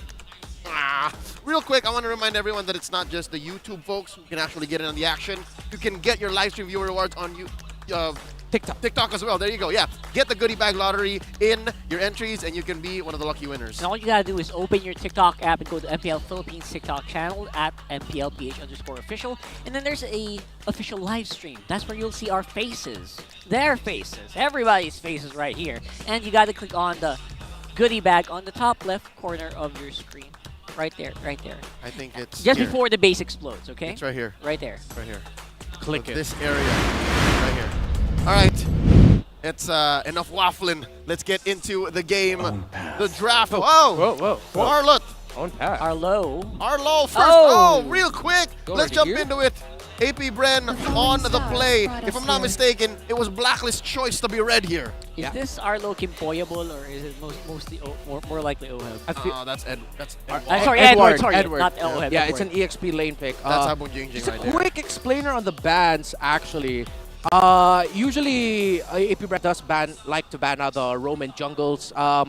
These two teams like to ban out in sets, while Blacklist International actually banned out their combination of Roman jungle as well. So both of the teams like to prioritize bans on the roams and the jungles, and so now we've seen the priority on the Fredrin. Of course, we've seen Fredrin rise up again. No, no surprise there. We've explained so many times before why he's up, but Blacklist, I like that they're picking up the Novaria early on for UF. Again, the vision allows you to control AP Bren's rotations. Control vision is what you want to have against a team like AP Bren. And of course, the Arlot, a strong pickup there for Edward, and it allows him to surprise. And those first two picks sort of is like a tell that Blacklist knew that a Faramis was going to come in for few in the mid. Because Arlot, one of the best answers that you can throw towards a Faramis. CC, if ever going to be going up against the Arlot, great duel, and CC can dive in. The Barretts, on the other hand, just a nice safe pick there that you have for Sensui. Okay, so am I foreseeing a Rafaela ban for AP Bren? It's gotta be. Yeah. It's gotta be, man. You gotta respect it, right? At the same, you should be showing that you're not afraid to fight against it, but at the same time, wherever I go, what's it gonna look like for the gold laner here? There you go. I think you called it perfectly. Bren Esports is not happy with it. Yeah, I wonder if they'll add into it. Will they ban out the Angela, the Florin, the Estes, the Diggs? Yo, the I Diggs? think. All right, the Diggs might come out. Those are all solid bans because number one, Kimpoy has played the Nestes in Season 13. Yes. Number two, Florin is picking up steam because of what Miles is doing with the hero. And three, Coach Ducky just hates Diggy. So those are all valid bans. At the same time, AP Bren did have a history of using the Diggy as well, so I don't know. I don't know how to feel about that. They can do but it too. You know what? It's for Blacklist. Is it a matter of like going with what you're used to or trying something new here? What's the path looking like? It feels like really just sticking to their guns and what they're comfortable with. Again, now isn't going to be the time for crazy experimentation. You're looking for consistency. You're looking for fundamentals. You go for it with your fundamental picks. Yep. Again, the process. I'm already pretty confused about the trajectory. But if you do introduce these odd picks, then yeah, it makes it all the more long-winded.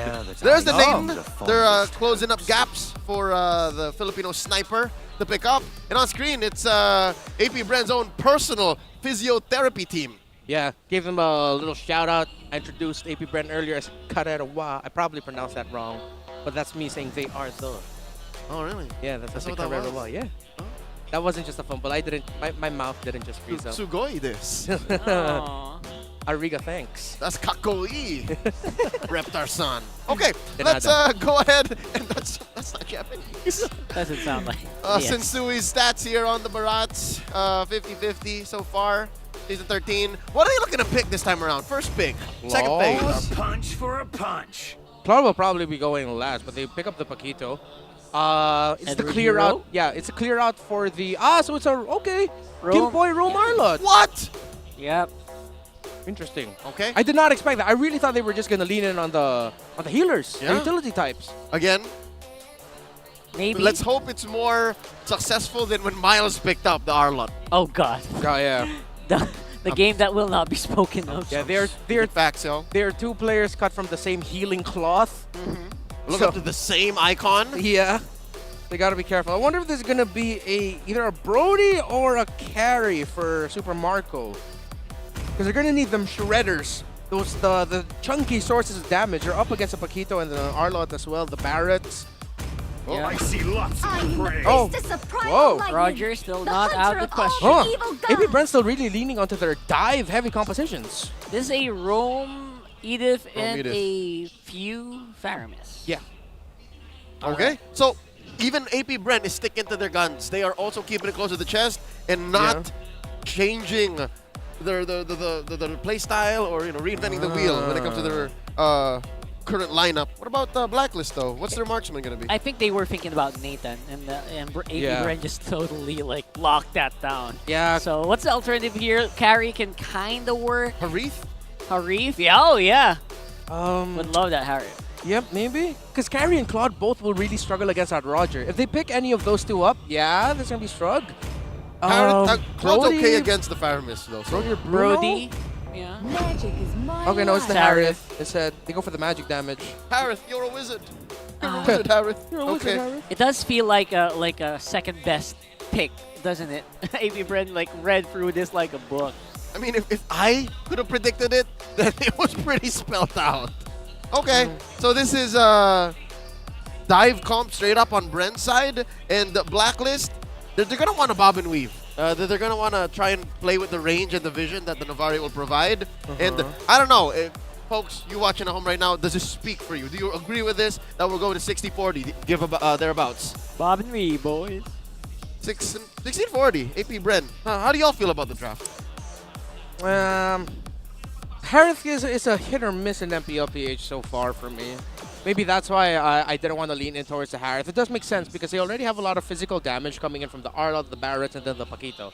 So a magic damage gold laner, it fits into the lineup that they have here, the Novaria being there as well.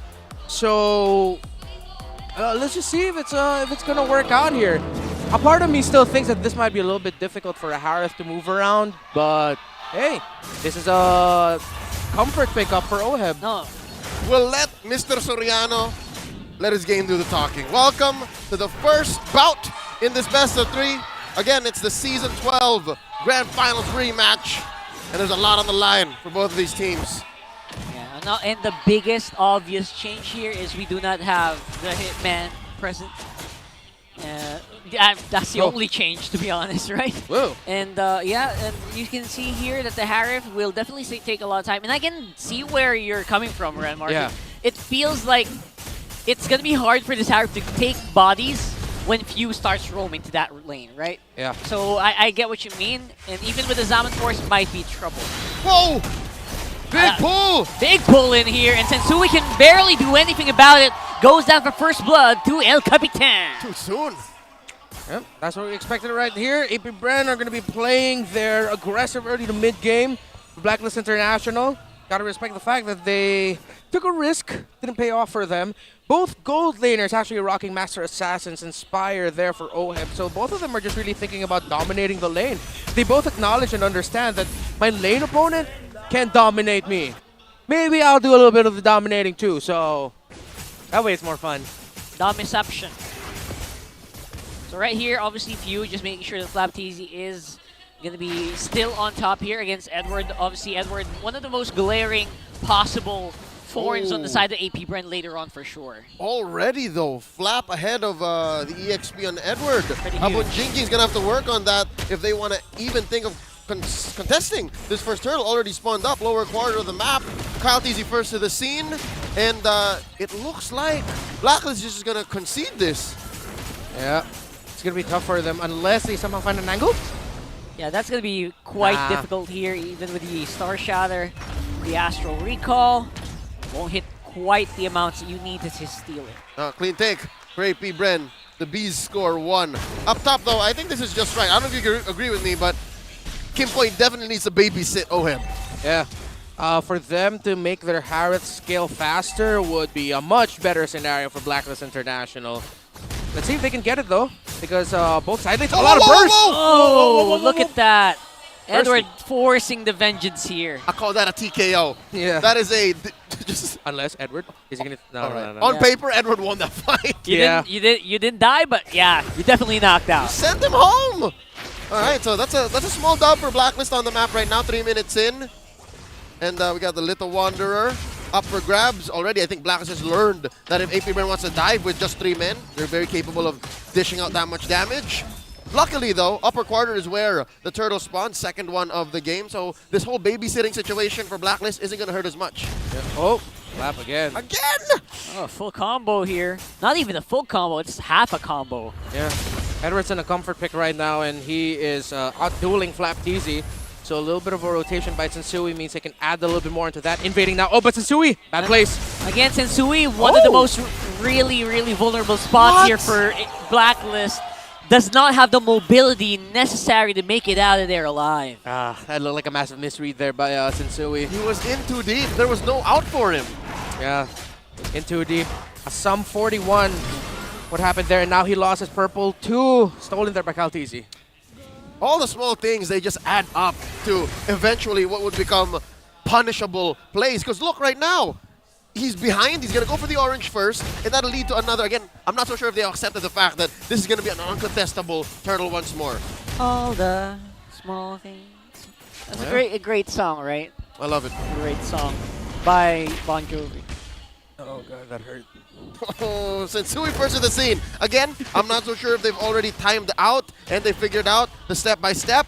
They're looking to dance, though. It looks like Sensui putting Turtle here at half health. Finally, Big good pressure recall. here, and there you go. Kimpoi trying to start it off really strong, but the follow-up damage is not quite there yet. Sensui being pushed back by the combo, the Yo-Yo Blitz, and it is going to be an AP Bren win for the meantime. That was just a great fight there by AP Bren and how they handled it. Even though they ate up a big normal 4-man Astral Echo and a massive final slash as well by Kimpoi. Now Sensui's actually in trouble here. Could get punished really hard here by Ogwen. And there you go. Kyle TC doesn't even need it. Oh, Detona's so cute when Detona falls. Like, he's so massive and then Detona gets He shrinks and faints. Yeah, he shrinks and faints. Much like a pocketable monster. Oh. Yeah. Right. Anyways, quick conversion up top. Again, we're back to the same programming as we were about 3 minutes ago.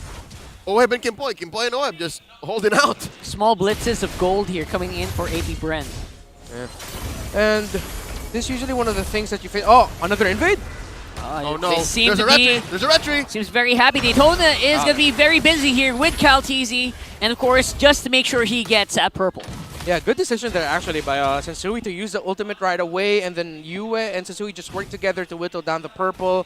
So Sensui can actually just Retribution it away, but the invades continue and the vision continues from AP Bren. And this is one of the risks that you have. Hold that thought, Kimpoi. Looking for a conceal play. Boy, looking really, really Whoa, whoa, whoa, whoa. scary here. That's Grand Theft Orange. Huge get here for AP Bren. Cal TZ actually Kimpoi's walking gone. out there with Kimpoi in his pockets. Make that for few. There seems to be a disconnect between the many different parts of Blacklist's map right now. And AP Bren are just capitalizing. Yeah, Kimpoi is stuck babysitting Oheb as you're expected to do in this scenario because you want your Harith to farm up, but that leaves Sensui vulnerable. And a Novaria is not going to be enough to stop the stomping of an Edith, Faramis, and a Fredrin together. And then Kimpoi goes to repair the situation and he gets caught out himself. All the while, Super Marco was pushing off Cam, and then now again another push, and now the Turtle, last one for game 1. 4K head, I didn't even notice the gold lead anymore. AP Bren are just...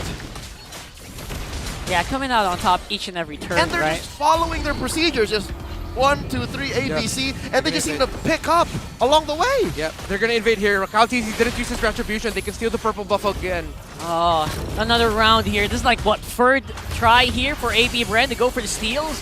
They're just not stopping at all. Edward's close by here. Few getting ready with another realm. And I think Kyle TC did get it again. Right. That's one count of Grand Theft Purple. Very much guilty. Very much so. Yo-Yo Blitz getting Kimpoi very low and forcing the flicker used defensively by the Blacklist Roamer.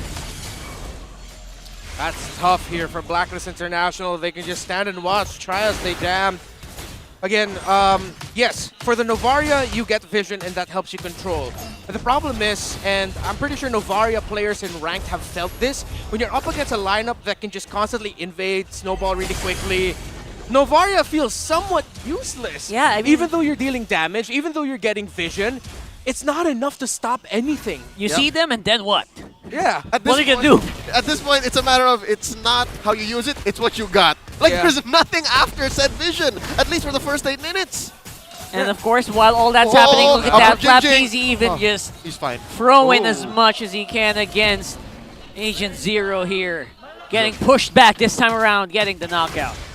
One thing I want to point out here, Edward, again, this is a Paquito with, wait. Nice flicker in for Hensui, but it feels like they just can barely scratch Ogwen right now. Yeah, as I was saying, Edward, that's a magic worship Paquito, so building damage. He rushed the Malefic Roar. Call him Bursty McGee. Yeah, Bursty McGee. And Cal TZ, even though despite the burst of the damage, he's still really tanky. Even with a beautiful missile expert there by Sensui, doesn't really do much against Cal TZ right now. Oh, another attempt at Grand Theft Purple.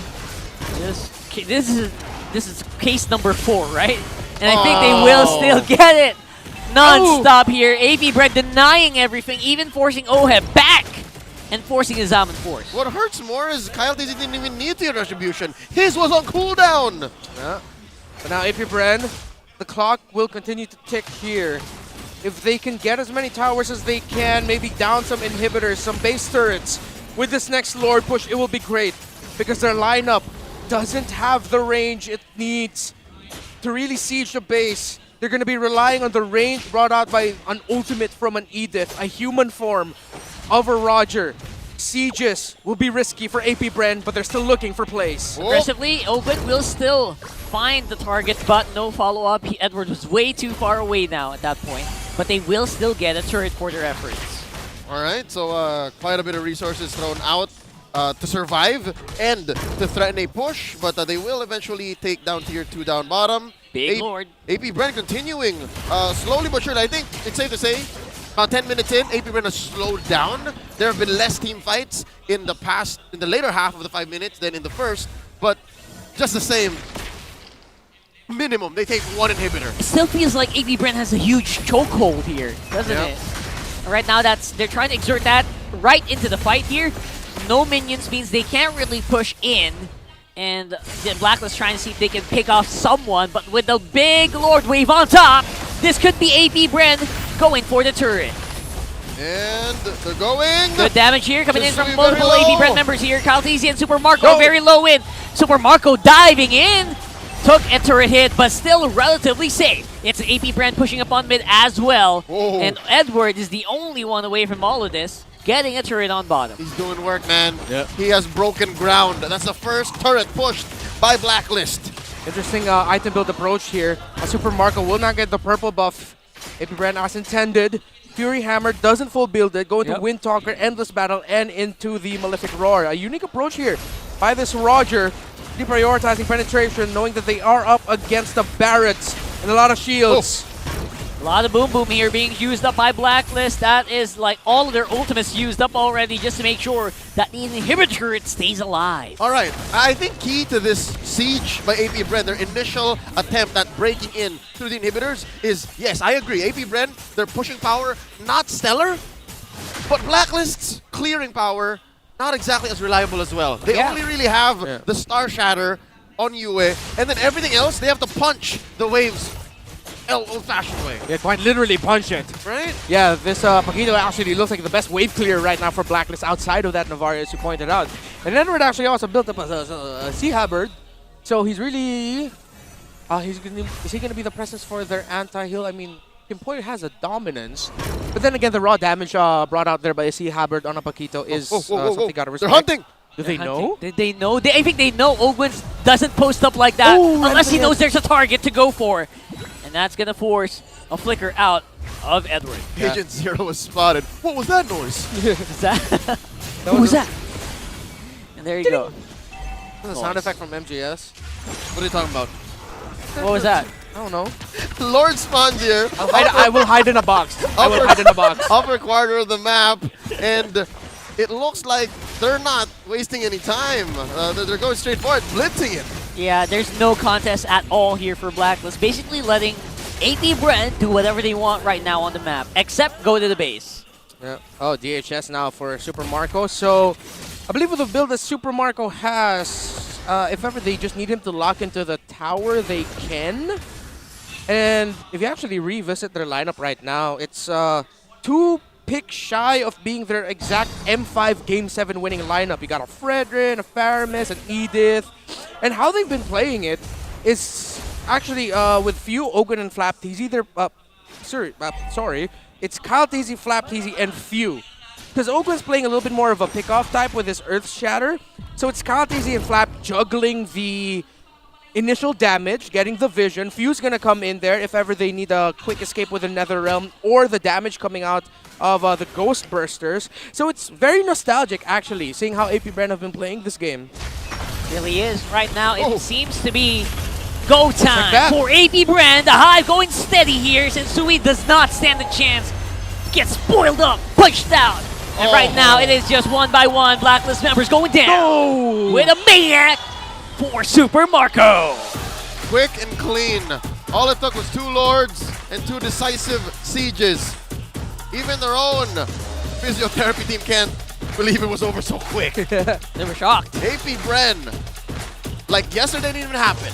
Yep. Super Maniac is back. Thought he was going to get a Savage there, but the last living member of Blacklist International went straight into the base at the right time to heal up.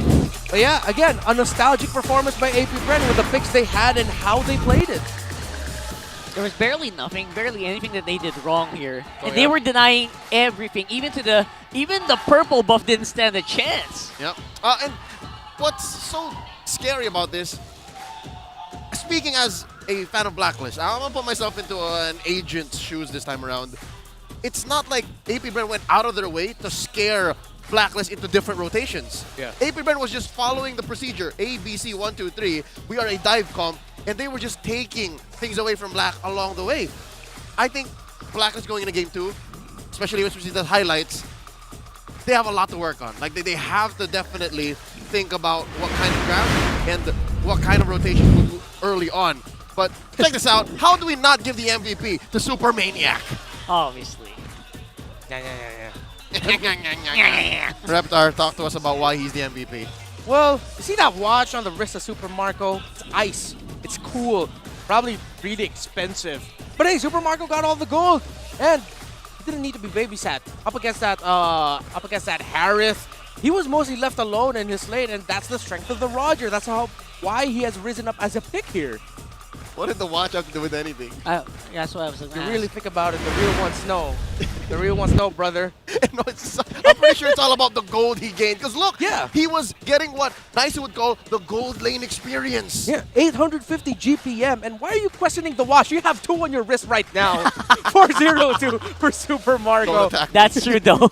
Not attack, I'm just stating facts here. And Super Marco, fact of the matter is that he didn't struggle in the lane and he found his timing. Again, one of the best things about this young man, this gold laner, one of the best in the world, is that he really knows how to bide his time. He finds his timings, and that's what it felt like here. To the point where, yeah, he was able to find a Maniac right there at the end of the game, leading to a kill-less game for Blacklist International. 6 or 7 kills for AP Bren to end this, 7-0. Let's see the final kill score.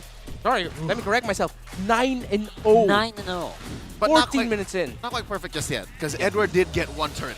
Yeah, he got 1 turret there, but no major objectives going to the side of Blacklist International. And look, the purple buff, orange buff difference, you saw it over and over again. Sunsui kept getting invaded. And that, again, is what we have to talk about here. When you have the Frederick, Paramis, and then the Edith as well, add into the mix, the conversion, into the conversation is the CC. You go back to the idea of AP Bren versus ONIC Game 7 in the M5 World Championship. You played a lineup where if you watch the documentary of AP Bren, Coach Ducky said, AP Bren's gonna come out wanting to punch, let's just punch them back. You guys wanna fight? You guys just wanna box them? Let's do that. And that's what it felt like for AP Bren. Is it literally called a documentary? Yeah, oh, thank you. Yeah, if you watch a documentary, AP Bren, this is what they brought out here. 10 out of 10, they're rock hard. Stumbled on the gold. Up against Blacklist International. You said it. They just invaded the jungles, controlled the tempo, and up against a lineup that is focused on Novaria in the mid. Again, there's not much that you can do. This is AP Bren at their finest. Invade, early game, objectives, and the classic AP Bren of experience of each member just knowing exactly what they need to do. Looking at that last page of the stats, I'm feeling for Solo. I mean, Yue. Yue was actually the one who dealt the most damage. Yeah. So even if their lineup was compromised, even if AP Bren was constantly in their face, he was doing his job as the Novaria almost single-handedly to deal the damage. It's just, it was so hard to follow through. It was so hard to capitalize. I saw he was hitting Kyle TZ a lot with big, but what can you do with a big chunk of health like that? You put it to 80% max range. Yeah, and you're up against a Faramis, so Yue did his job. But then AP Bren just ended up doing their job better. And in that scenario, and again, I feel that. That's why I mentioned ranked players of Novaria probably feel what Yue is going through, because I felt that personally. Oh. While we wait to get into game number 2, we have about 5 minutes before we go. We'd like to throw out a huge shout out to our restreamers from Luzon, Visayas, Mindanao, and all over the world. Yeah, we got local restreamers, international restreamers from Cambodia, the Middle East, North America, Singapore, Malaysia, and of course, our favorite, Indonesia. Terima kasih, y'all. All of them are tuned in to witness our players fight for victory. All right, so with that said, wherever you're watching from, whatever time it is, salamat pagi, salamat malam, salamat sore. We've got another matchup, and I'm hoping Blacklist bounces back. But before we head on and talk about this matchup, we would like to thank our official sponsor. Big shout outs to Smart. Be part of the digital transformation in the world of connectivity. Say hello to convenience, flexibility, and local connectivity with a smart prepaid eSIM. Look at your QR codes on your screens right now. It's now available for digital delivery through the Smart Online Store for only 99 pesos. Scan that. Get your eSIM. If you don't have a Smart SIM, and I know we're on the English stream here, if you're going to try to scan that, I mean, you do you. But clearly, this is for the people with Smart SIMs. Hey, a good chunk of our viewers on the English broadcast are also still from the Philippines. So that's true. Maraming salamat sa inyo. Thank you. You know what it is. Okay, so with Sambal. that said, what? Sambal? Yeah. You say What is that? sambal? Spanish? Let's continue. It's spicy ketchup, as a woman Ah, would call okay. it.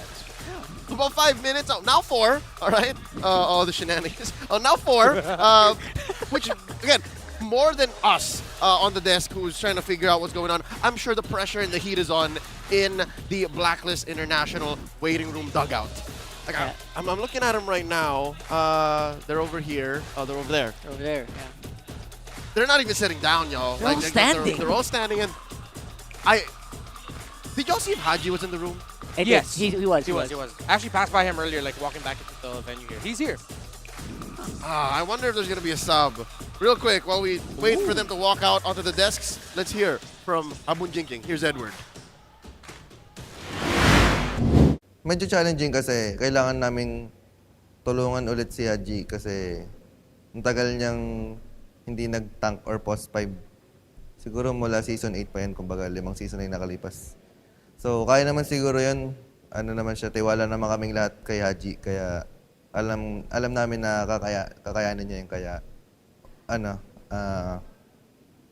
nag-agree din kaming lahat na sa papasukin niyang role. Para sa akin, medyo challenging siya na ako yung nagsa-challenge para kay G kasi kumbaga galing siya iba't ibang role, jungle, mage, tapos ngayon tank. Although nagawa niya na yun naman nung MPL Season 8 at M3. So, tiwala kami sa kanya na magagawa niya ulit yun. Yung M3 Haji na tank. Already from the mouth of Agent Zero, Abun Jingjing, Edward Balboa himself, they're all looking to Haji. And this is to address all of y'all in the comments saying, don't look for Haji, he's not on the board. It's Kimpoy playing. No, Blacklist International has already set the precedent. We want to build around Haji. Now that's the question. Where is Imam? That's a good question. I mean, maybe they're not necessarily looking for him on the play, but maybe they're looking for his influence. Maybe the way that maybe he can influence Kipoy to become a better tank player. I mean, Renegade did admit last season that Haji did have a lot of influence in his style as well. Like, Haji was very vocal about, like, Renegade, you can do this, that. He really helped out Renegade grow into the hitman that he was in last season and in M5. To the heel man as well. All right, well, thank you on behalf of the Hitman, Haji. That's why I want to see you play. I want to see you on the board. Let's talk about the top 5 contested heroes right now. Again, number 1 is still Matilda, followed by Nolan, Arlo, Minotaur, and Angela. I like how Angela just plays around the end of the stats. It's because she's such a threat regardless.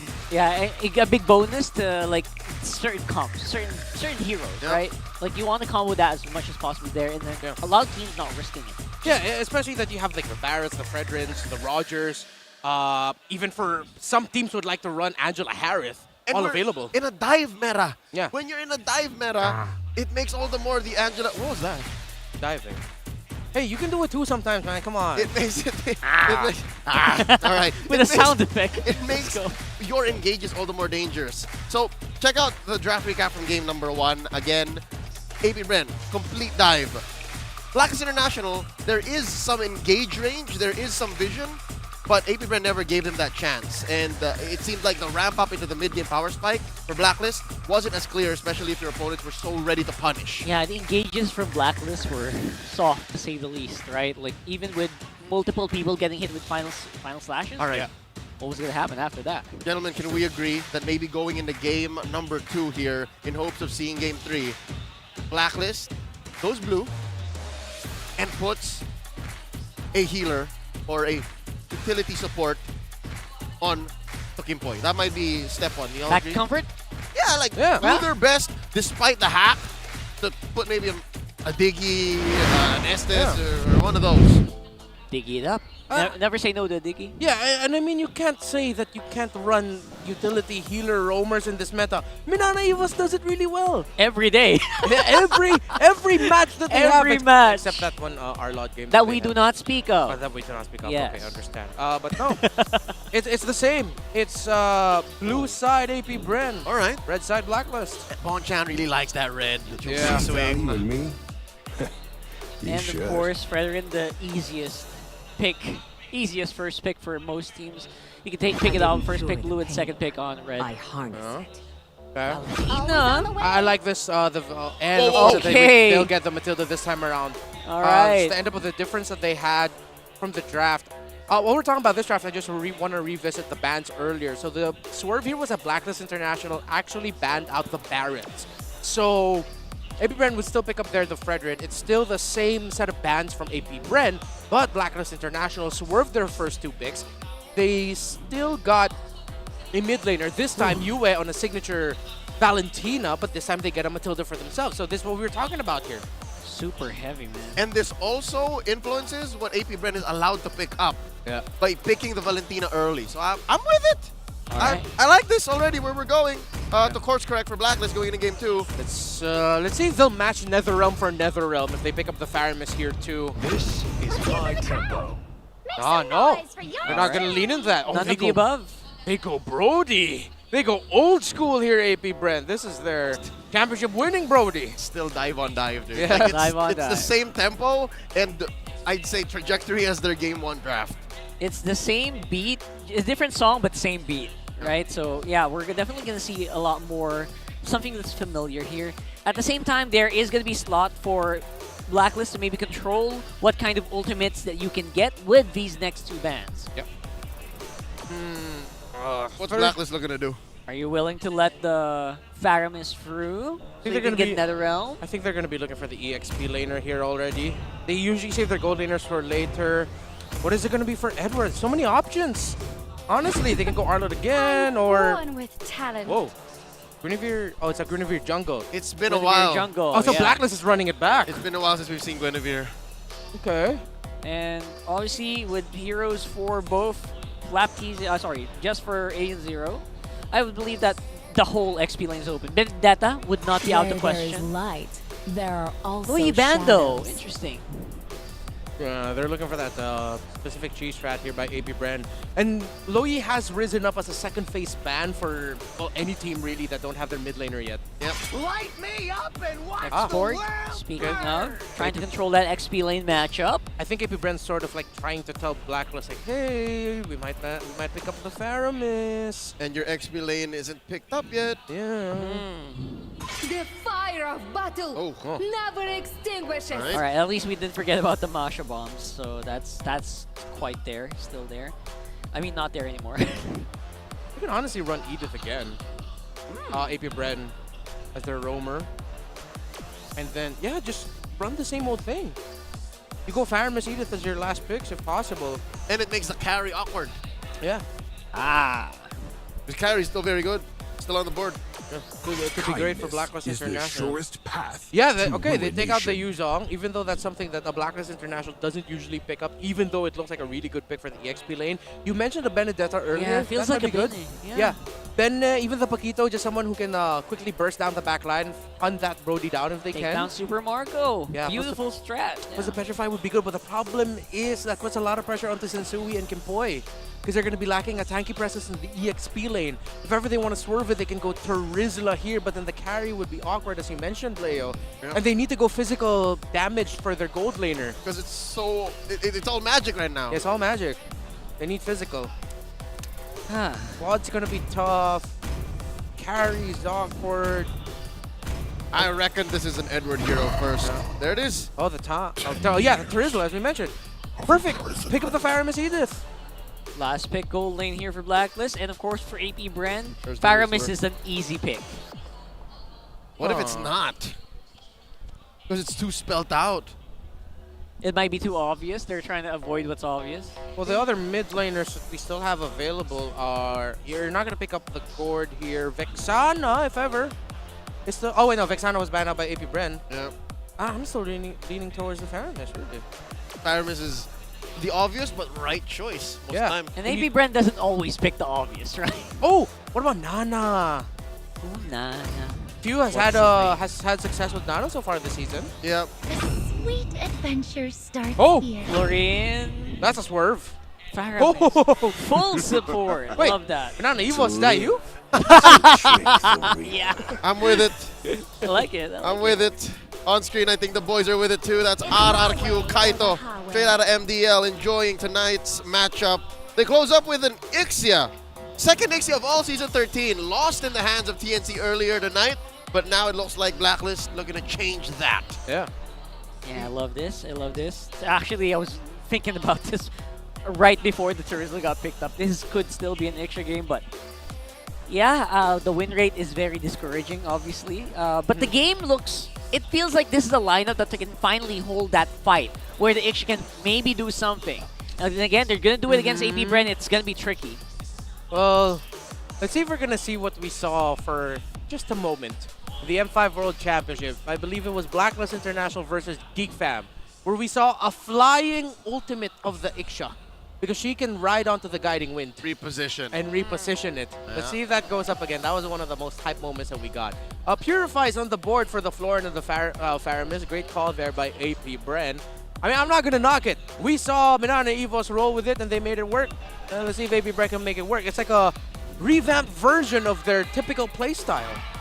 Let's get into game number 2. Again, the defending champions at match point. If they take this, they take the series. Well, Blacks International pivots the right way, sneaks that Matilda in through the draft, looking as good as they can to try and go all the way. It's an orange start for AP Bren, while Blacklist goes for purple. And this is a very deep info gathering by Kimpoy, maybe trying to get a steal in. And again, while Kimpoy does that, maybe it's getting some attention from AP Bren members instead. Oh, got some really vocal fans here today. Very supportive for AP Bren. Looking at, okay. The flower's actually going to be going into the hands of you. Yep. I guess that's for like just additional more wave clear, a little bit of damage. It really does help out the Faramis, who is very, notably known for like low damage in the early game. I mean, as soon as he can go home, he can switch it up though, so Ogwin can juggle. That's right. Let's see, Sensui hits level 4, Kyle TZ still looking to get the EXP from the small camp down bot. Looking at the XP lane matchup, safe to say I think Edward's winning this. Oh yeah, 100%. Especially getting that XP crab. That's Whoa, huge. whoa, whoa. But the gold crab is the one where we're going to see Oheb get taken down for first blood by Kyle TZ. Yeah, 1. I think he did not expect Kyle TZ to go in that deep. Yeah. That's soon too. And it sort of felt like Blacklist International didn't expect the rotation there by AP Bren. Or AP Bren just really read the scenario and thought, hey, yeah, we can just go straight for Oheb. It's not going to be that much of a problem here. But then again, that's what you get with the Fredrin jungle right now, and you're seeing like why he really has risen up in the ranks of priorities yet again, with everyone stopping the trade of the Vexana Novario. Oh! Huge jump in, of course, by Sensui. Gonna buy some time here. And the penalty zone followed soon, but the damage is not quite there. No follow-up means they might have some trouble here, but nice save coming in from Few here, making sure that Kyle TZ walks out. Is he alive though? Yes, he is. That is dubious. Kyle TZ not punished at all.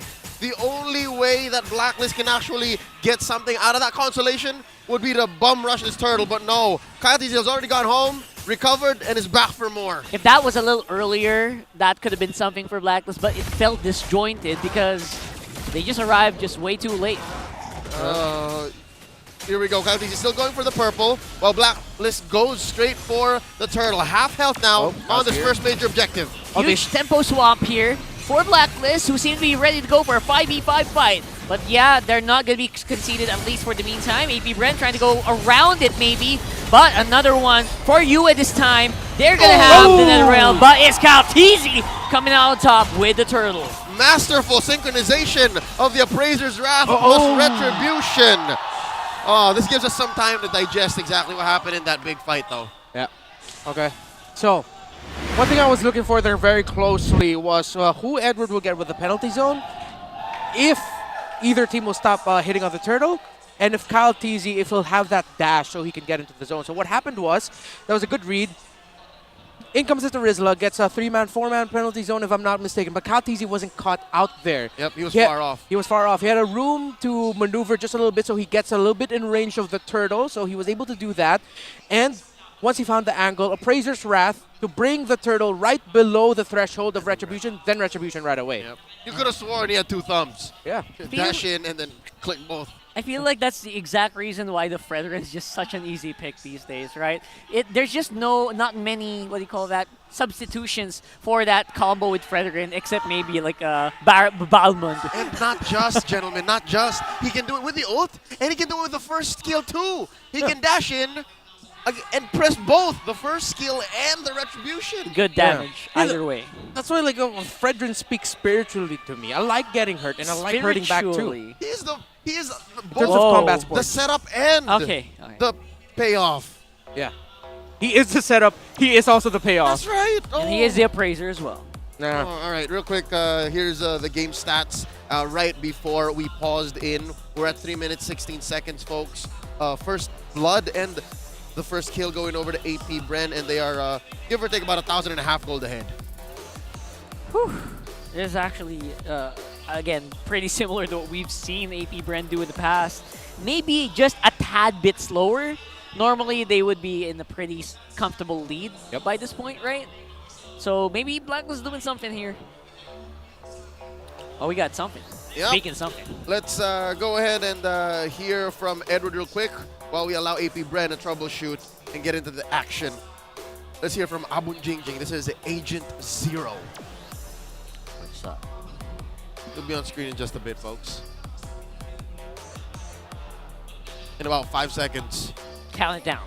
2, 1. Gojo. Yung inaabangan kong team ngayon na makaharap this season 13, yung Bren. Gusto kong makita yung after championship nila kung paano nila tinake yun. Like, kampante na ba sila or... Pero hindi ko naman ito tinitake as negative. Kumbaga, gusto ko lang ulit silang makaharap kung nagbago ba yung playstyle nila or mas gumaan ba yung loob nila kasi world champion sila ng parang back-to-back, lalo na si Flap.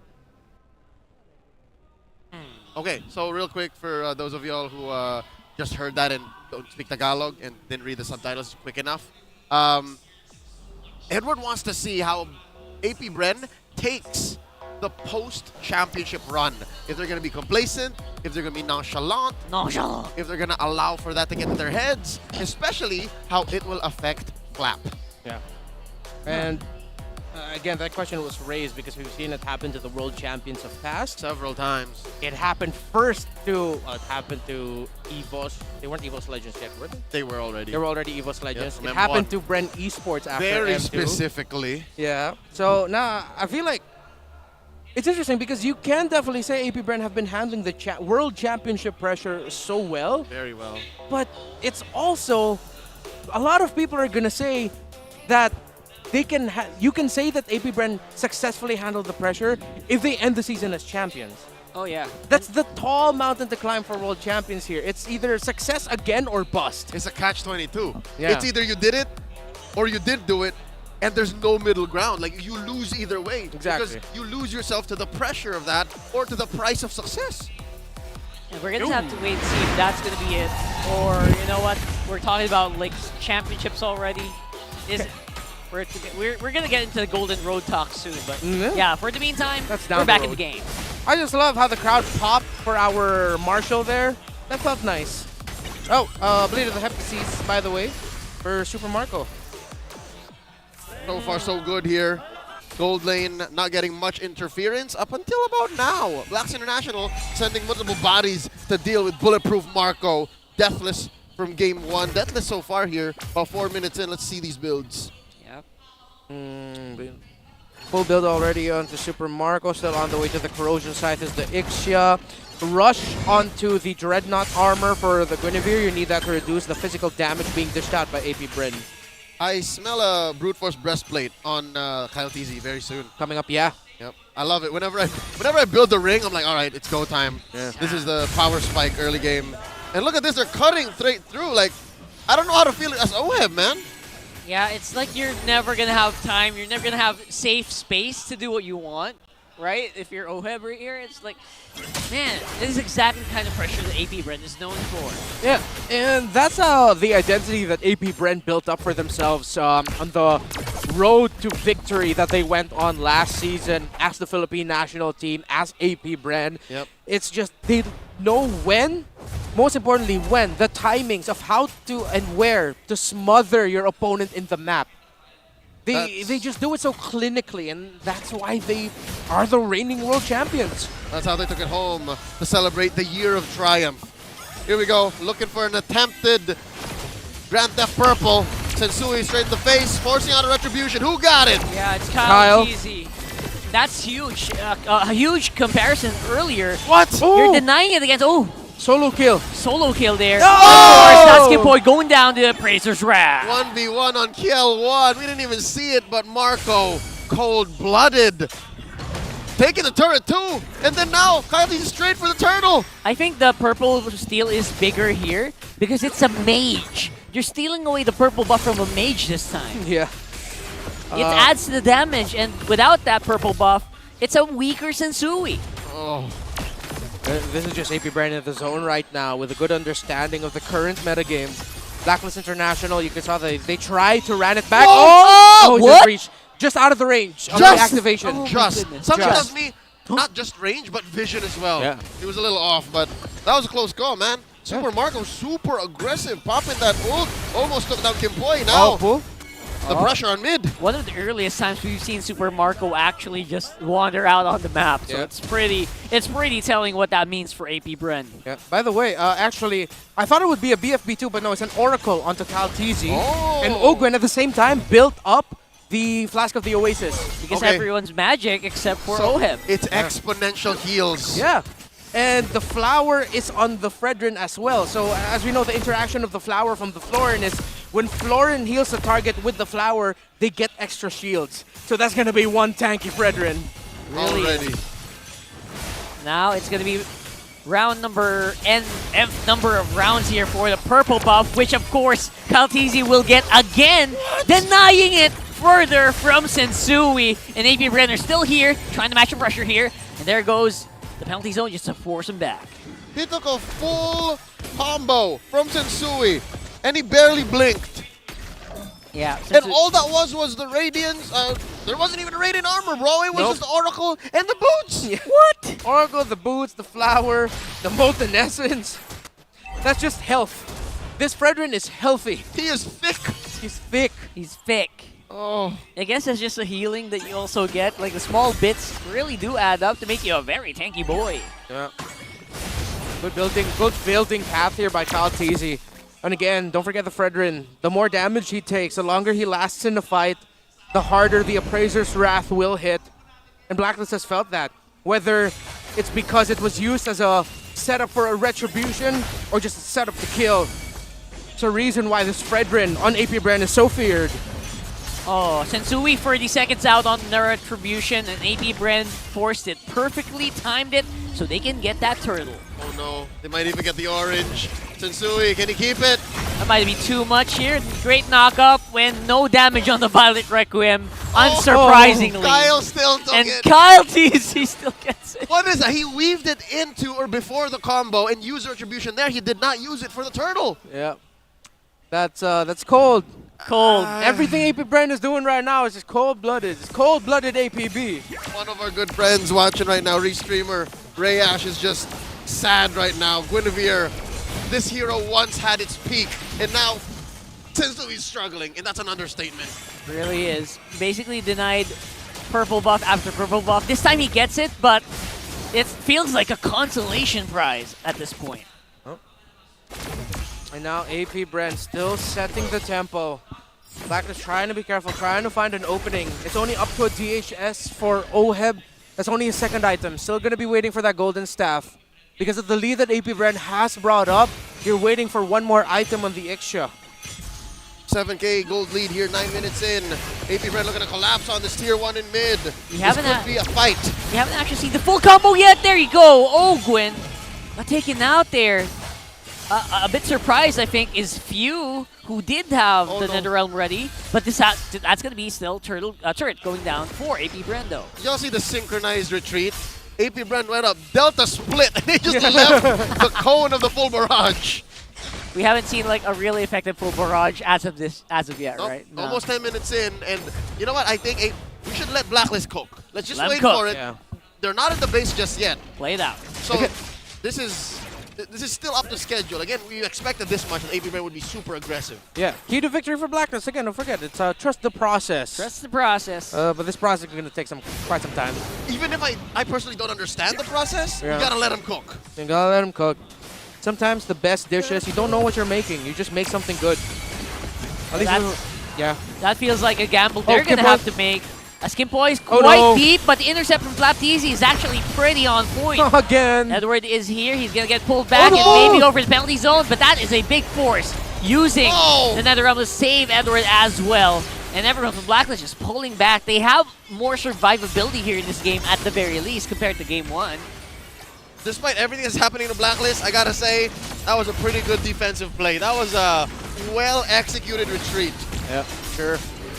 And now APB will just get this over without a problem. You see Sensui trying to find resources in the jungle of AP Bren. Oh no. Curtain call, pushed out. APB are just going to continue this. How often can they do that though, right? How often can they just back off? Backing off with style does not lead to better farm or EXP. Yeah. It just keeps you alive. You still have to crawl back in a position wherein you're, presenting enough damage, enough CC, enough engagement range. So right now, Blacks International, I'd say they got to do their best to protect this tier 2 because this will allow for them to at least leave their base, at least get a little bit of their jungle. It feels like we're waiting for they're waiting for that wombo combo, aren't they? Yeah, and because of the pressure, Oheb will no longer be able to go to staff. He's going to rush the Malefic Roar, I believe. Maybe even rush a Sea Halberd, we'll see. But just as then, Kaltizi already has the Blade Armor. Basic attacks, not going to be good. It's going to be a struggle for Oheb. So that means full barrage will basically be a wash. Yeah, he's going to feel the pain of his own barrage.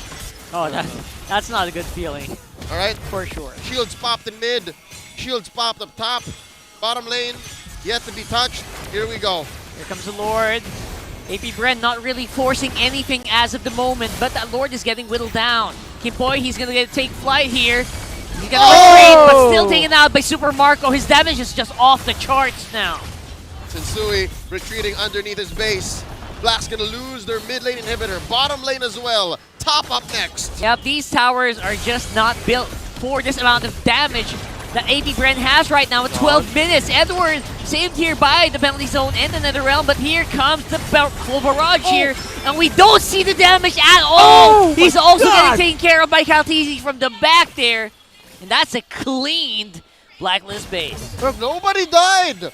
Amazing. Again, it's the same defensive equity that Blacklist has, and I call that a successful defense still. They did not lose the game.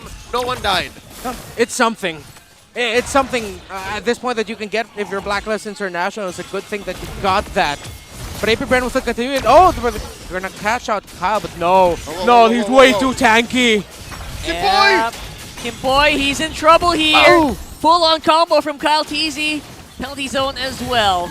And there you go. We're seeing basically just survival for Blacklist. They're fighting just to stay alive.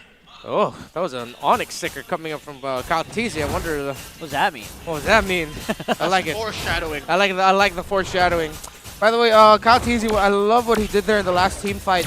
All the members of AP Bren, or majority of them, were under the full barrage of the Ixia.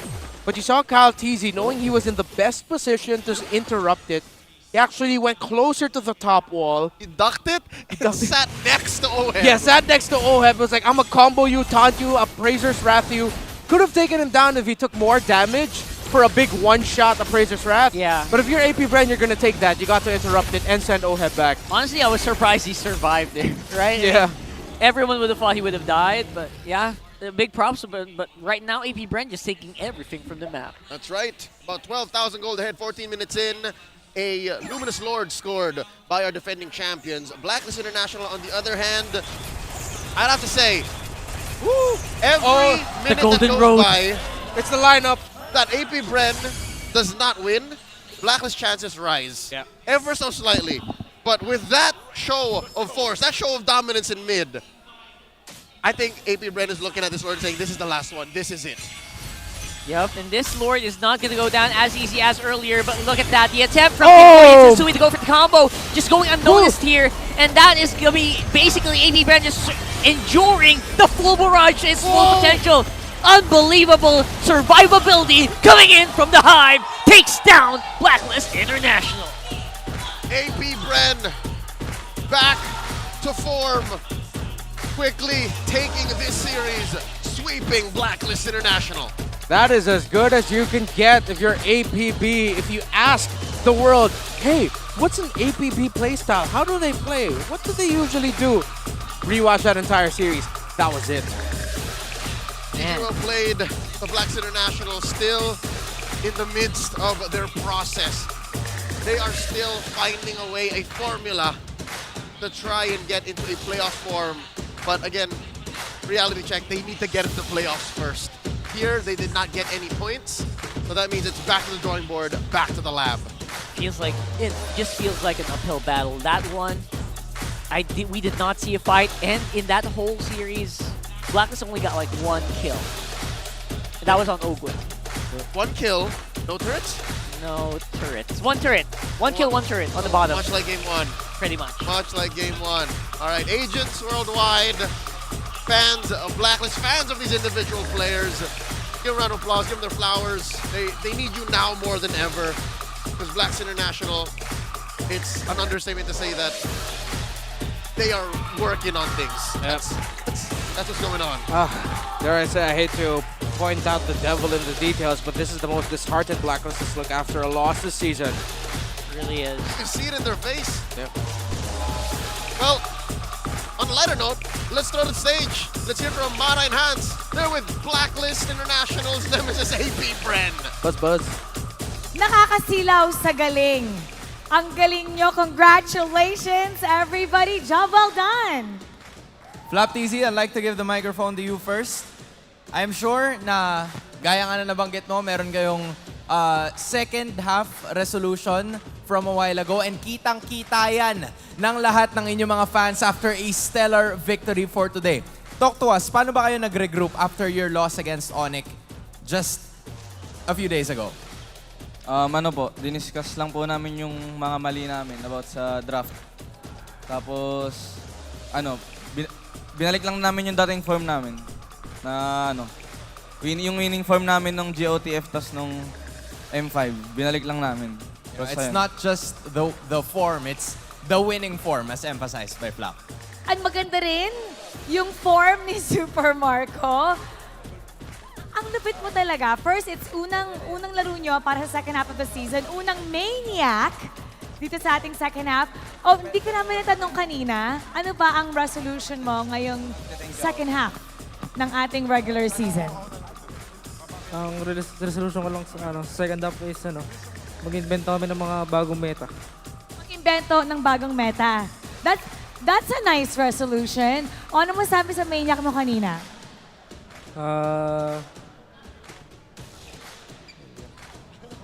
Ang masasabi ko lang doon, nakachamba lang ako. Akala ko sabihin niya, masaya. Good job, good job.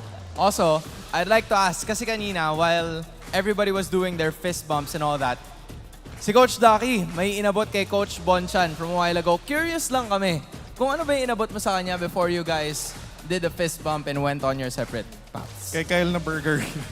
Kay? Kinuha ko yung burger ni Kyle, binigay ko kay Bon.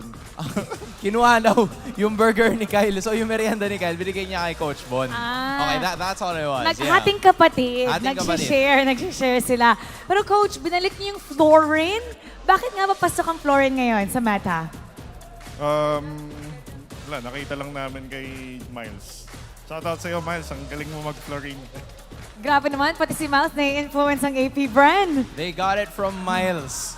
All right, I'd love to see it, getting players, and at the same time, our best player para sa game number 2 is none other than Few. Congratulations! Idol! This time around, ikaw na naman muli. Few, how has it been na ngayon, you finally got it back. And of course, you can also send a message to all of your supporters para sa AP Bren. Ayun, masaya na nakapag-MVP na ako. Pero talaga ay Super Marco yun. Yota MVP. Ayun, sobrang laking pasasalamat namin sa mga supporter, pati na rin sa mga agents na pumunta dito at nanood. Ayun. Siya ang ating MVP. Ngayon, pero alam ko kung sino ang MVP sa buhay niya. Yeah, I'm Si sure of it. IC. I am Right sure over of it. there. And I feel like also, Coach Ducky wanted to say something just to show his appreciation to the extra people who have been supporting them. I just want to call on stage real quick the team from Tokyo, Japan. TLS. Tokyo, Come here. Japan. Come here, Come on guys. up. Come here. Come here. Come here. Come here. on up. Come on up. Come on. Come on. Come here. Come here, guys. I believe they're one of the reasons. Come on, everybody. Give them a warm round of applause. Sa Come on now. success ng AP Bren right now, helping the team be in physical form, increasing their mental concentration. I just want to thank the team from Total Life Support. They came all the way from Japan just to provide the much needed boost in terms of like muscle therapy and all the other things that they've done to us. We even tried acupuncture. How did that help with the team? Yesterday, kasi talo kami, diba? They actually went to our boot camp and just provided a much needed boost niya. And I think it's a very big help in terms of like having that, release of stress for my boys. We're so glad that they're here. Thank you so much. Once again, welcome to the Philippines and congratulations to AP Bren. You may now take your bow. Mahal ko kayo. Mahal ka din namin. Please keep coming back to the Philippines. AP Bren, you may now take your bow and take your walk of victory.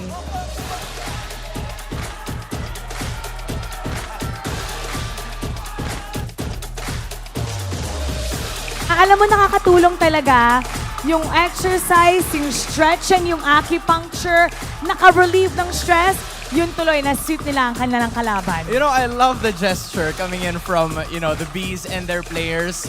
They really give appreciation and show it, especially to the people who have been helping them to get their winning groove back and have them join the winning walk papunta sa likod. And you know what else I appreciate and what I want to join us? The casters. Yep. Let's go to the analysis. Casters, pasok.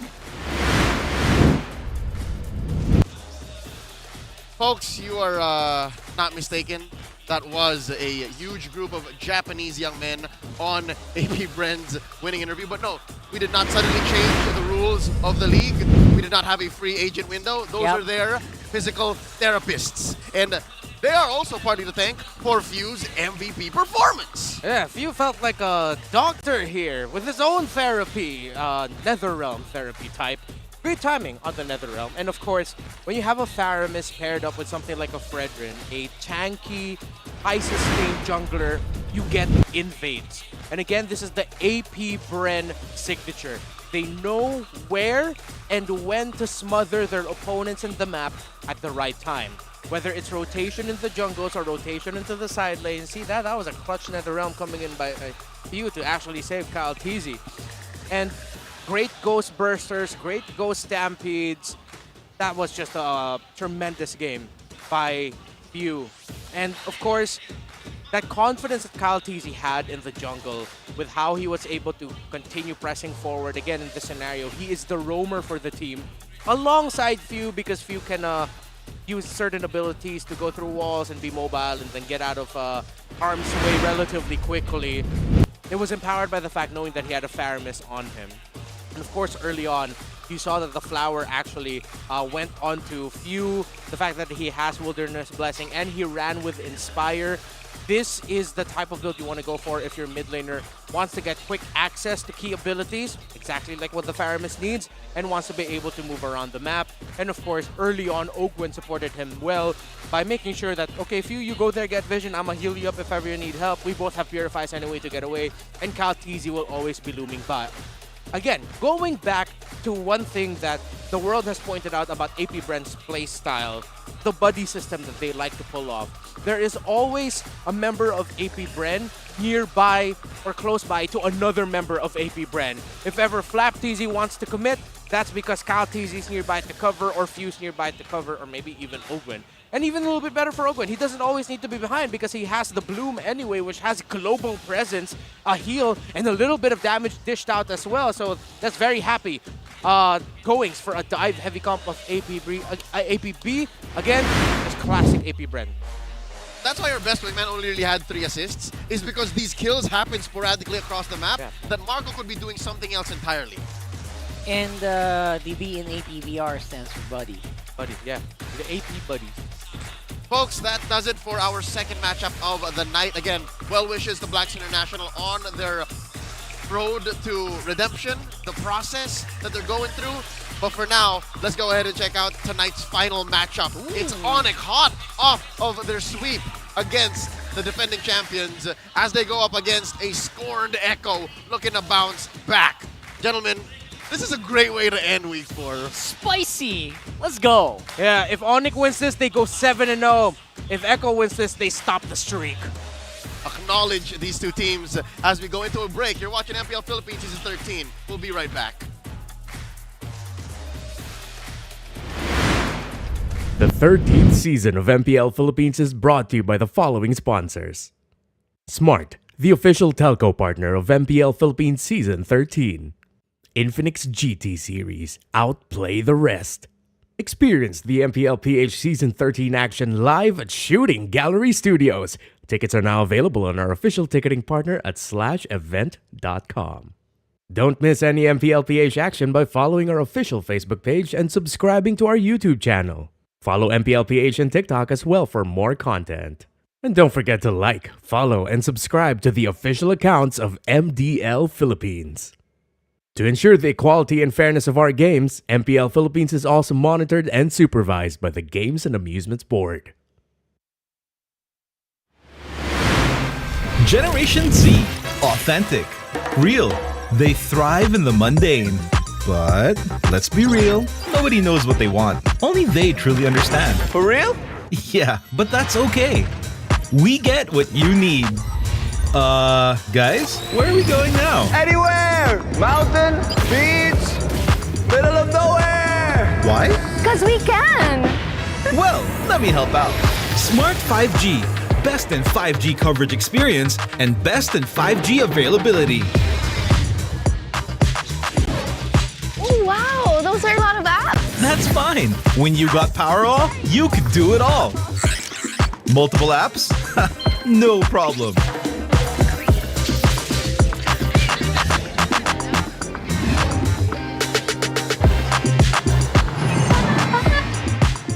Whoa! From Wi-Fi to data in an instant! Yes, sir. Magic Data saves you anytime you need it. And it doesn't expire? That's right.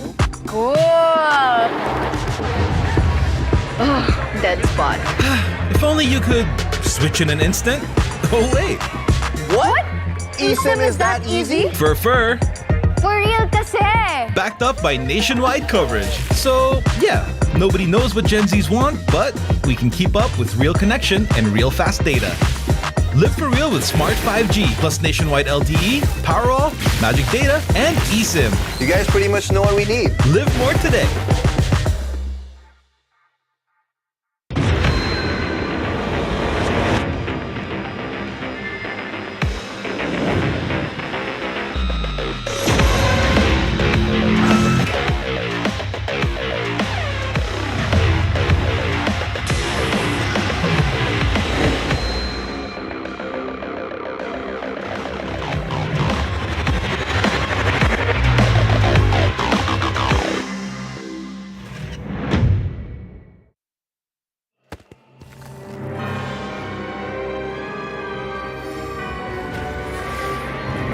This fairy tale ended with the poisoned apple, and my tale began.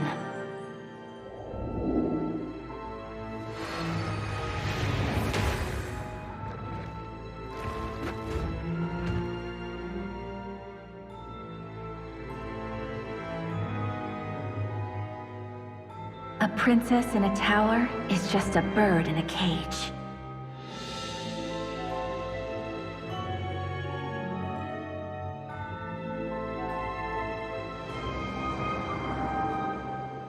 Curse it!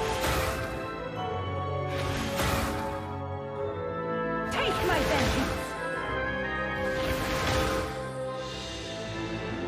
Protect your queen!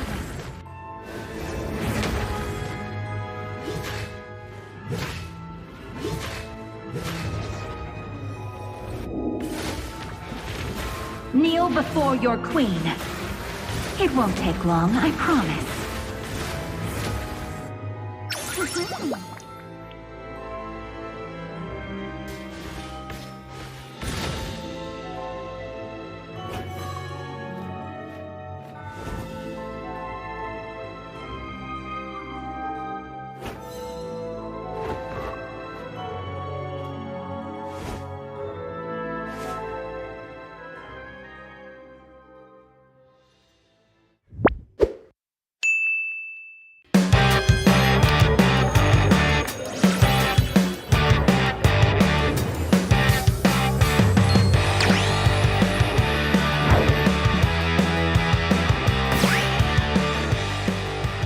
Nakilala niyo na pala ang transferee natin. Class, meet your new classmate, Felicissimo.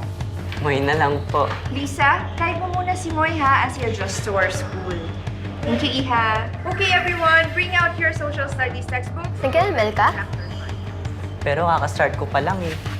Noob pa ako, tsaka newbie rin dito. Sus, school ML. Ako bahala sa'yo. Dali lang to. Road to Mythic agad tayo. Pakinggan mo lang ako.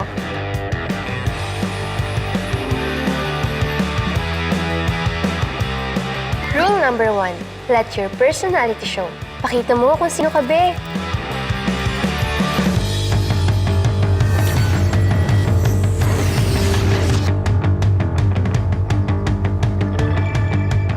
Perfect na perfect. Rule number 2, find a good school-life balance. Study hard, play hard.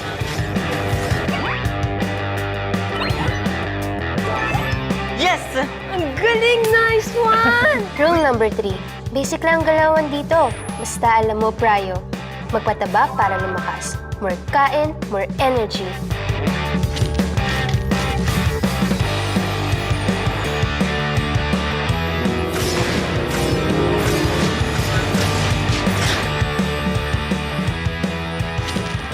Rule number 4, pag may humamon, game on! Huwag matakot sa clash. Kita ka namin sa map, auto-rest back.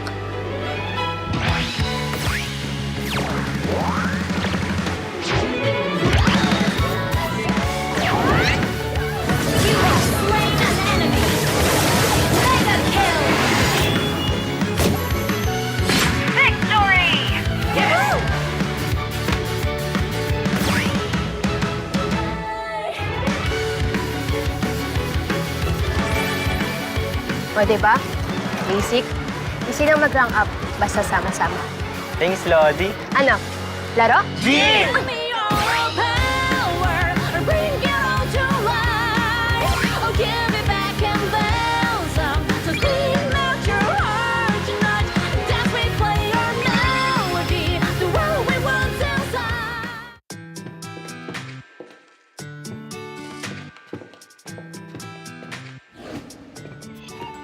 Guys, next week na yung tournament.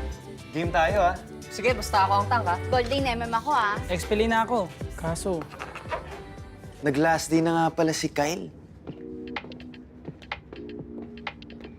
Okay, guys. Please welcome Mimi, our new teammate. Hi, Mimi. Good to have you, Mimi. Hello. Please take the empty desk. Thank you. Hi, welcome sa department. Thank you. Baka gusto mong sumali sa team namin. Meron kaming ML tournament. Hindi ako nag-games eh, sorry.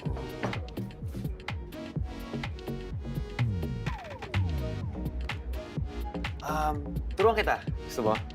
Dali lang naman. Tsaka parang team bonding na rin tayo. Pwede naman, pero hindi ako nag-games as in zero knowledge talaga. G lang. Magkukore ako, bubuhatin kita. What? This love to maybe the changes we need in the world today shouldn't fall on you. 5 seconds till the enemy reaches the battlefield. Smash them! Oh, Mimi, dito ka lang sa tabi ko, ha?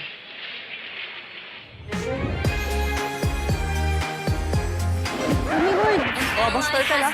Def lang. GG, bawi na lang next Sayang. time. Nice game, guys. Later na ako. Focus lang yan, Mimi. You're making progress naman eh. Basta focus ka lang sa atin. See ya.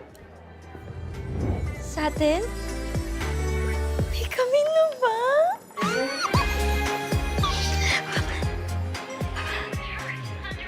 Mimi, sa tournament, dapat masanay tayo gamitin yung in-game chat. Ha? Okay. Okay.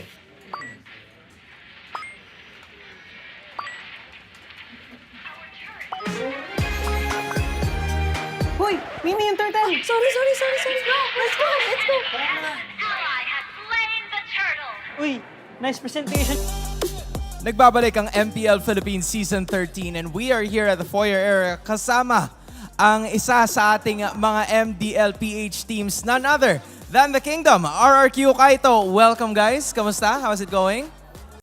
Alright, all good? It's nice to see them here. Welcome to the MPL Arena. Para naman makilala kayo ng lahat, isa-isahin natin. Ano yung name nyo and your role? Hi guys, my name is Edwards P. Fernandez, ex-play ng RRQ Kaito. Explainer. My name is Simon Torres, God lane ng RRQ Kanto. Gold laner. Ito, kilala natin to. I'm Coach Pao. I'm the head coach of RRQ Kaito. Hi, Coach. Hi guys, I'm Carl Galiantes. IGN Minguin, Pospor ng RRQ Kaito. Hello guys, I'm Tank ng RRQ. Ay. Okay, round 2. I'm ex-Nova Tank ng RRQ Kaito. I'm Kenji, ex-Pili ng RRQ Kaito. Hi guys, I'm Gabriel Ginto, Denjiro, ang jungler ng RRQ Kaito. Hello guys, I'm Daiki, gold laner ng RRQ Kaito. That's nice. You know, it's nice to see all of them here this time. Coach Pao, you're one of the familiar faces, so of course we're gonna be giving the floor to you. I just wanna ask, me and Mara just wanna ask, kamusta ba ang lakbay sa tagumpay ng RQ this time? Siyempre, this time around masaya. Kasi lalo na nasa pinakataas kami. Yes. Usually nasa baba ako eh. Whatever team I'm on, nasa baba. So nakapanibago, so super saya. But still, we're gonna try our best for our upcoming games. Baka naman kasi nag-makeover, full makeover ka, Coach. Oo nga Iba itsura ngayon ni Coach, di ba? By something eh. Fresh na fresh. O, kamusta naman yung experience nyo dito sa MPL Arena? Did you guys have fun? Tell us how you guys are feeling.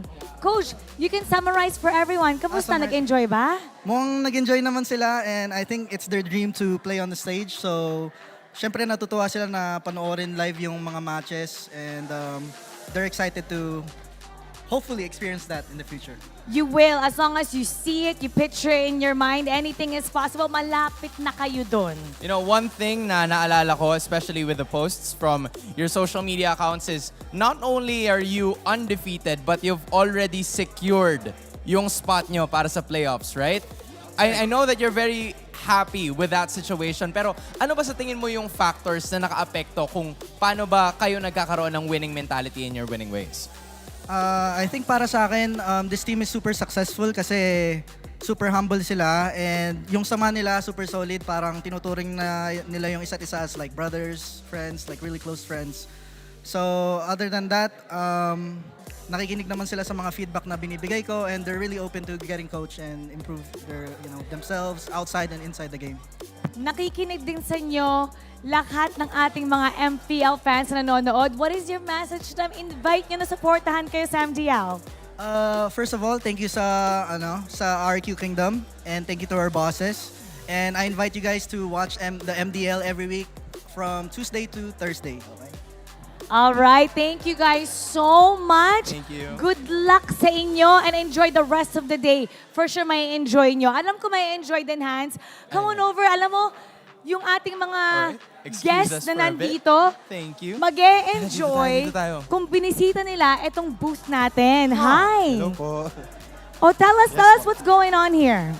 Bali, ito po yung ating jersey hub na nilabas po ni Montun. So, pwede po kayong mag-avail dito ng mga jersey ng bawat teams po.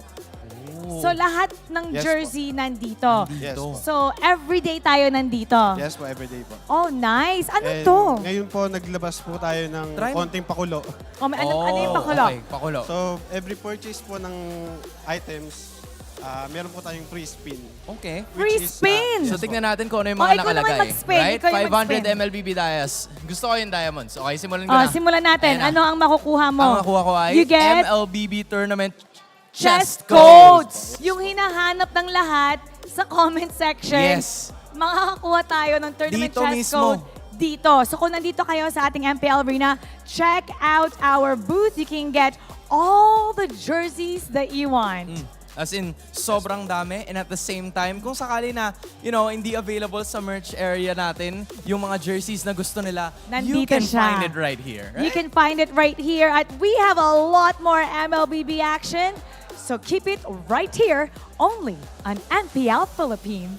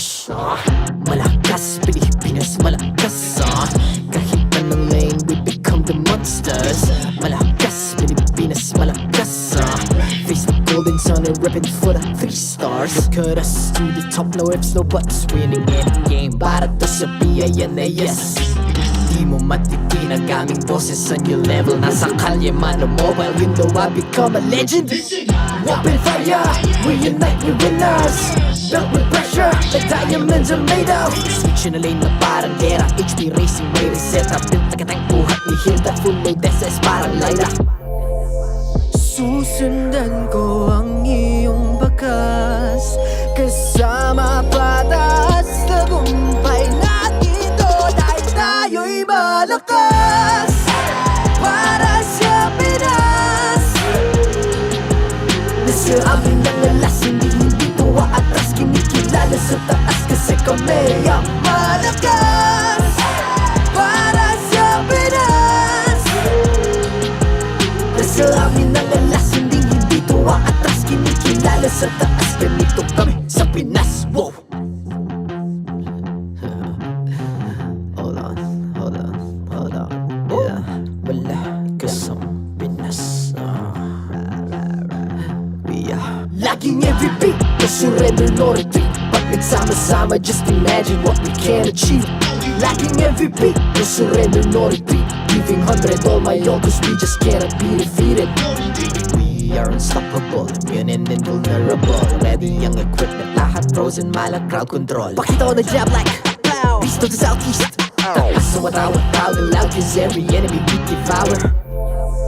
Susundan ko ang iyong bakas, kasama pataas, tagumpay natin to. Dahil tayo'y malakas para sa Pinas. Nasa amin ang alas, hindi ko aatras, kinikilala sa taas, kasi kami ang malakas para sa Pinas. Nasa amin ang alas, hindi to aatras, kinikilala sa taas, ganito kami sa Pinas. Wow!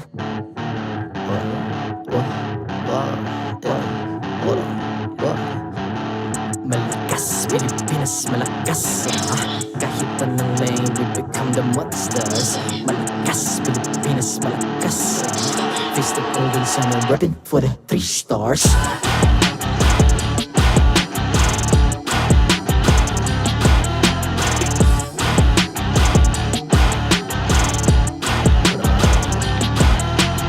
Ang lakas ng Pinas, we unite, be the stars. Ang lakas ng Pinas, we unite, be the stars. Ang lakas ng Pinas, we unite, be the stars. Ang lakas ng Pinas, we the stars. Ang lakas ng Pinas, we unite, we the stars. Ang lakas ng Pinas, we unite, we the stars. Ang lakas ng Pinas, we unite, we the stars. Ang lakas ng Pinas, we the stars. The 13th season of MPL Philippines is brought to you by the following sponsors. Smart, the official telco partner of MPL Philippines Season 13. Infinix GT Series, outplay the rest. Experience the MPL PH Season 13 action live at Shooting Gallery Studios. Tickets are now available on our official ticketing partner at /event.com. Don't miss any MPL PH action by following our official Facebook page and subscribing to our YouTube channel. Follow MPL PH on TikTok as well for more content. And don't forget to like, follow, and subscribe to the official accounts of MDL Philippines. To ensure the equality and fairness of our games, MPL Philippines is also monitored and supervised by the Games and Amusements Board.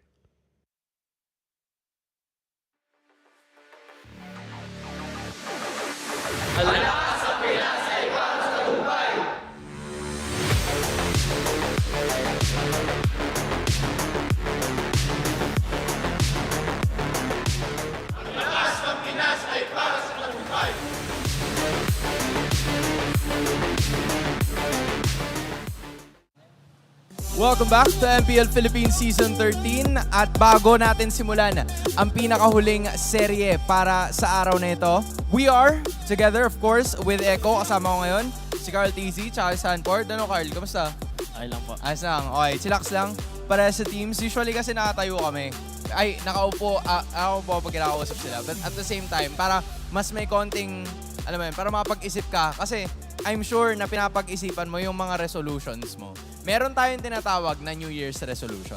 Diba? Pero ngayon, we're gonna call it the second half regular season resolution. Alright? So ikaw, anong second half regular season resolution ni Carl TZ? Oh, wala naman po masyado. Siguro mas gagalingan na lang po. Okay. I wonder, bakit naman wala? Ano ba sa tingin mo yung mga bagay na feel mo hindi mo na kailangan baguhin in terms of your gameplay? Hindi ko po alam eh. Oh, hindi niya alam. Gets naman. Pretty understandable. Hindi niya na kailangan pang magpaliwanag. Sige, pasa mo na kay Sanford. Ford, ikaw naman ba? Ano bang... Nahihirapan na ako Ano bang second half regular season resolution mo? Wala naman po masyado, ano lang. Sana makapag-upper bracket po kami.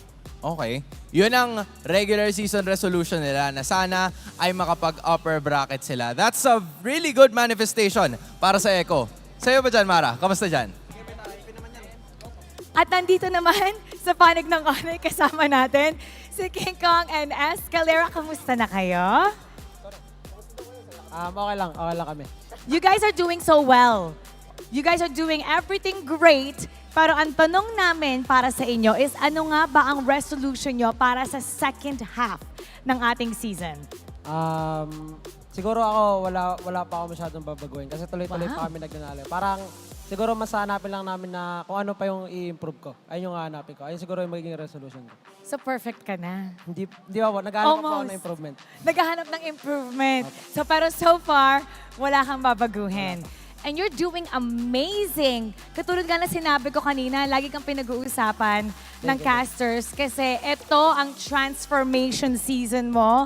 Kaya natutuwa kami sa pinapakita mo. Ikaw naman, King Kong, resolution. Yung resolution ko po sa in-game siguro yung sana maging consistent lang po kami sa mga ginagawa namin para magtuloy-tuloy yung win streak namin. Then sa bootcamp naman yung resolution ko, sana yung mga kampi ko hindi na maging makalat sa gamit para hindi ako laging bad trip. So wait, parang baliktad yun. Wait lang. Sana yung mga kasama mo hindi maging makalat para hindi ka madalas ng bad trip. So yung resolution mo para sa kanila. Nakikinig kayo Kelra, nakikinig ka Huwag ka daw masyado makalat. Titingnan naman natin kung ano nga ba ang sasabihin ng ating mga casters ngayon. Kaya casters, pasok. Yeah, here. A new challenger joins the peak of MPL Philippines Season 13. Welcome to the final bout of tonight's broadcast. At your service, my name is Leo here with Rockhart and Renmar Santa Cruz. We're about to watch ONIC Philippines and Echo battle it out. Gentlemen, are you ready? I'm ready to see some magic. He said, are you ready? All right! Nice. I felt that. Are you ready? Yeah. I said, I'm excited. It's ONIC, it's Echo. The reason why a new top dog enters the league is because now when you look at the top three in terms of standings, ONIC has joined the fray. And before AP Bren's sweep of Blacklist tonight, they were actually sitting on top. So now, we are trying to look for a new balance of power. We're looking at the scales as the big three are currently made up of Echo, ONIC, and AP Bren. Check it out. Another layer to this relationship is their rock, paper, scissors interaction. Because Echo beat ONIC, ONIC beat AP Bren, but AP Bren beat Echo. These are picks that go hard, man. This shows the dynamic between these three teams. And you never know who's gonna come out on top. Little rock, paper, scissors, yo. Yeah, and part of me wants to say we really gotta credit ONIC for stepping it up, because we thought the big three this season would be AP Bren, Echo, RSG. The question was, can ONIC actually meet their potential? And so far they have. So thank you, ONIC, that we have this beautiful graphic in front of us. And they have earned the moniker of the Super Fam, right? Super Fam. And how interesting is that? Throughout the history of our league, it's these three teams that have actually created super teams. And one of the players who is significantly responsible for ONIC's rise right now is the Magic Man, Escalera. He's got so many tricks up his sleeve. Look at this hero pool. Look at this hero pool. You see the list of heroes here? That's a lot. Yep, that's a perfect 1, 2, 3, 4, 5, 10. That's a perfect 10. Well, not in terms of the record, because Selena and Guinevere were taken down by Echo in the first round. But at this point, how do you draft against ONIC when their roamer, their beating heart of their rotation, has so many possibilities that he can play with? His Franco, amazing. His Arla paired up with Aloyi, amazing. The man can Diggy, the man can Masha, Grok. There's so many things. That's one guy, and you can flex a lot of these heroes in different roles as well, which adds to their flexibility on the draft. Yeah, exactly. You can flex that Arla, you can flex that Grok, you can flex that Ruby, you could even mid lane the Angela, so... You can juggle the Gwyn. Yeah, even the Gwyn, like how do you draft against a team like ONIC? You know what's scary about Escalera is what they would like to call sleight of hand in the Magic world, the diversion, right? Because you look at his stats, he is actually 50-50 when you're comparing to the average roamer in MPL Philippines. But that doesn't tell you the whole story. It's like this. What Escalera's like. You look into this hand, but the whole time there was something right here. Let's check out the last time that they met again. This was a very different time in ONIC's timeline. This was before they figured out their groove, before they went on a win streak. Echo just, safe to say, wiped the floor with them. It was Echo that we knew and loved, right? I mean, at this point, maybe ONIC were like kind of just calibrating. That's the safest thing to say, right? About ONIC right there. The one that you see here is something that's really not the finished product. Yeah, the ONIC I saw in their first series against Echo felt like the ONIC I was afraid to see. Yeah. The fact that, it looks like they couldn't juggle between King Kong and Kelra. It didn't look like the communications were quite there yet. Draft was a little too cheesy. Very, very cheesy. But then, ever since their second series up until now, again, 6 straight sweeps is what ONIC is on. Count them. 6 2-0s, bro. Sweep streak. The sweep streak. Yeah, they have solved it. They got it. So when you're looking at the numbers, it seems like it is weighted heavily against Echo. But mind you, this is an Echo that has proven that they can make both lineups work.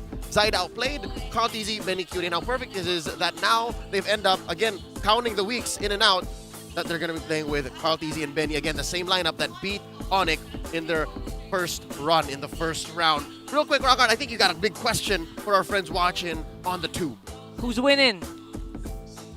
Just nothing. ONIC, hashtag ONIC or hashtag Echo. Guess that with your game and server ID for a chance to be one of the 4 winners of 1,000 diamonds each. This is our all-star match for the night. That was perfectly timed. Ladies and gentlemen, let's welcome our marshals ensuring fairness and integrity in the land of Dawn, in the home of champions. Let's talk about them because they work so hard, man. It's Wilbert, Patrick, Jeff, and Chico. Wilbert starts with a W but does not end with an L. It ends with a T. That's just phonetics right there. Let's welcome our teams, ONIC, PH, and Echo.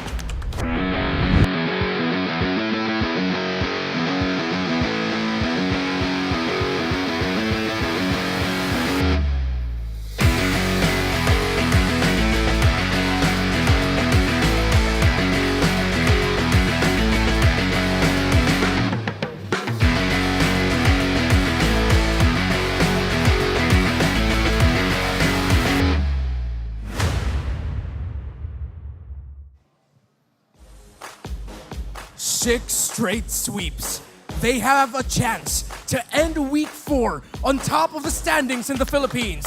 The family has proven that it's about damn time for ONIC Philippines!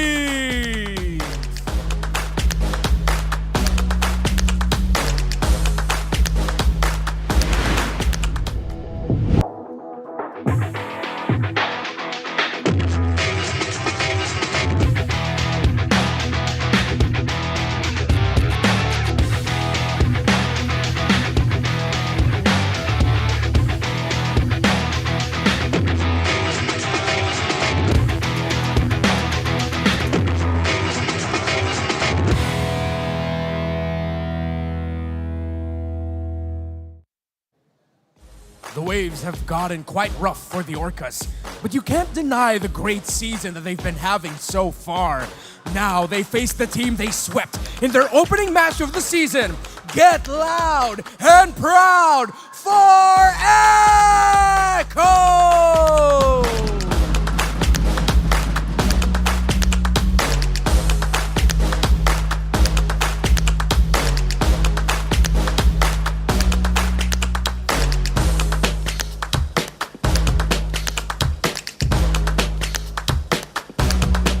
And welcome our coaches, Coach Why Not and Coach Tic Tac Orcas! Sonics Magingay!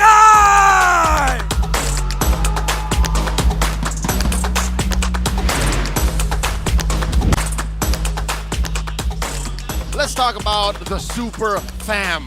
ONIC, PH playing a tight 5, and I'm just looking at them, and they're all just stars. Yo, you all know the meme.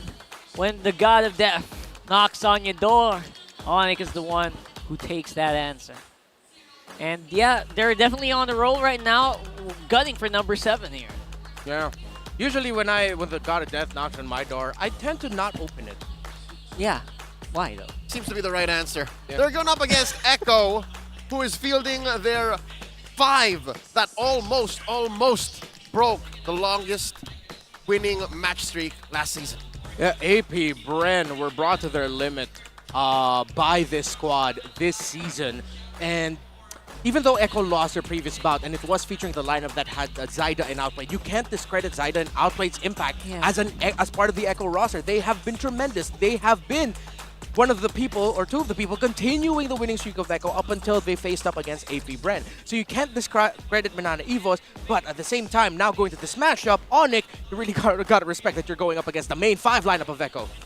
And looking at the way that they perform, this just happened before our very eyes. This happened underneath our noses. Look at how full ONIC's approach to the game is, their fundamentals. I dare say, their Pentagon is more full than AP Bren up until last game's matchups. You're correct. I think they're the fullingest. If The there's a fullingest? winningest, there's a fullest. Correct. And compare that to Echo, who is juggling 2 rosters week in and week out, match in and match out. It's a level of consistency that most teams can only really dream of between 2 lineups. Reptar, talk to us about the Infinix Keys to victory when it comes back.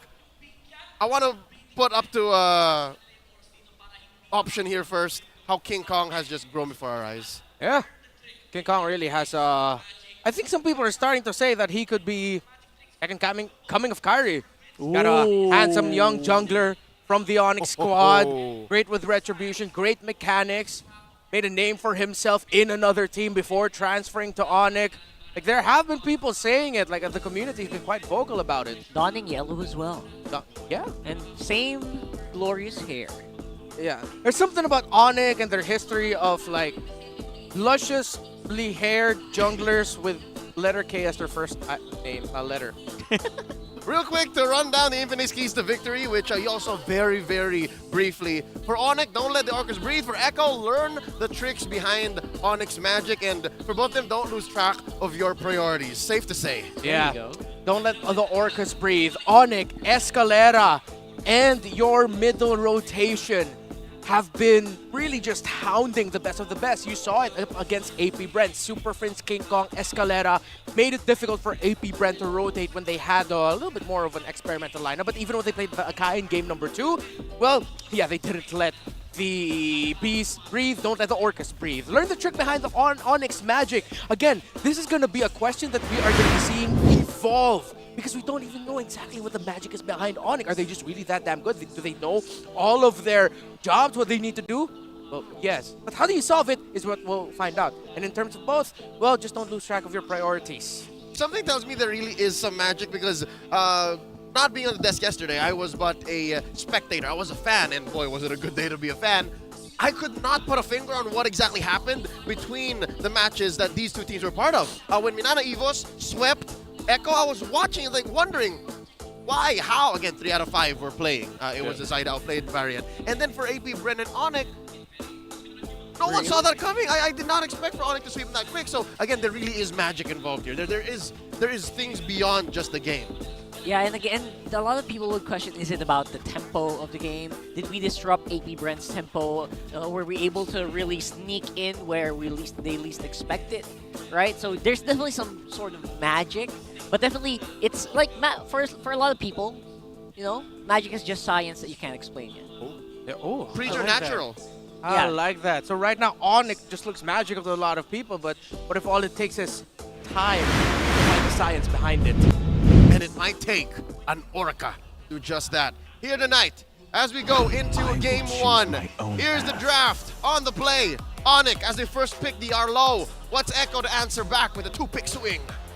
Alright. Masha bombs are gone. Fredrin's still available. Echo likes to pick their jungle. Fredrin gets banned out. Baksha available if they want to. They can also go Barretts. Levex? Yeah, usually. Level? I actually thought that ONIC would want to leave the Fredrin open, but I think ONIC decided to take the approach that Echo understands that Fredrin has been such a great pick for King Kong, so ONIC just said, alright, throw ban, let's take it away. Carry gets picked up, and it's a Barretts for Echo. ONIC, in terms of the mid lane, they can pick it up later. in terms of the priorities. If Vexana's still available, if they want to go for it. But Arlot Low Yi is their usual combo. Let's see if they're going to be going for that, because the Low Yi isn't banned out, because now they pick up the Baksha. So that's going to be fast rotate, high map presence for ONIC. I actually think that the Vexana will work very well for ONIC. It's just so easy to execute, right? Final slash straight into an internal guard. It's like half your comp's duty is done. It's so easy that just a snap of the finger. Can't confirm, because even I can play mid now. Because of Vexana, right? Me too, me too.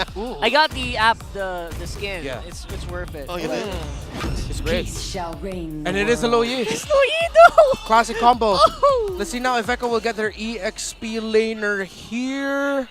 This, though, I do not wish to see in my ranked games. And it is. Don't try this at home, folks. There it is. There's the X-board. All right. So the magic is apparently, now you see me, now you don't. Now I'm here, now I'm there. With the Low Yi. It is in despair Literally. that I see the Now, magic. hopes. Echo taking away choices for Kelra. There's the Natan. All right, so that might have been something that they, ONIC could have definitely used. I feel like Kelra's waiting for opportunities to pick up this Natan. It's just, and you know what, this guy? This guy likes to dominate with these hero picks. He loves to win the lane. I get it, though. It's too much to allow for ONIC to play with both space and time. You can't have the diversion and the entropy. Too At much. will, it's too much. Too much science. Too much magic. Angela taken out, so good decision. Time to go to the Take out the Lilia.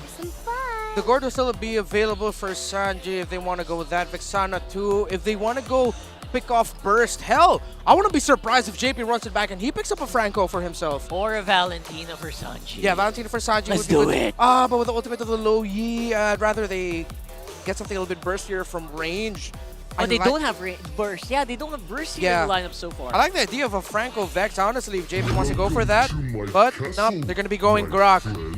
They can still go Vex into the mid or something off-kilter, depending on what the last two picks here will be. Gold laner for Kelra. They took out, Kari's gone. Claude looks kind of iffy. Ooh, interesting. Kelra might be trapped here. But they can also go Clint and just... Roger. And Roger. Oh, Roger's fine. I think Roger's good. Yeah. Fortune favors the gold. It's Bruno. Still the Claude. Different skin. Yeah. Okay.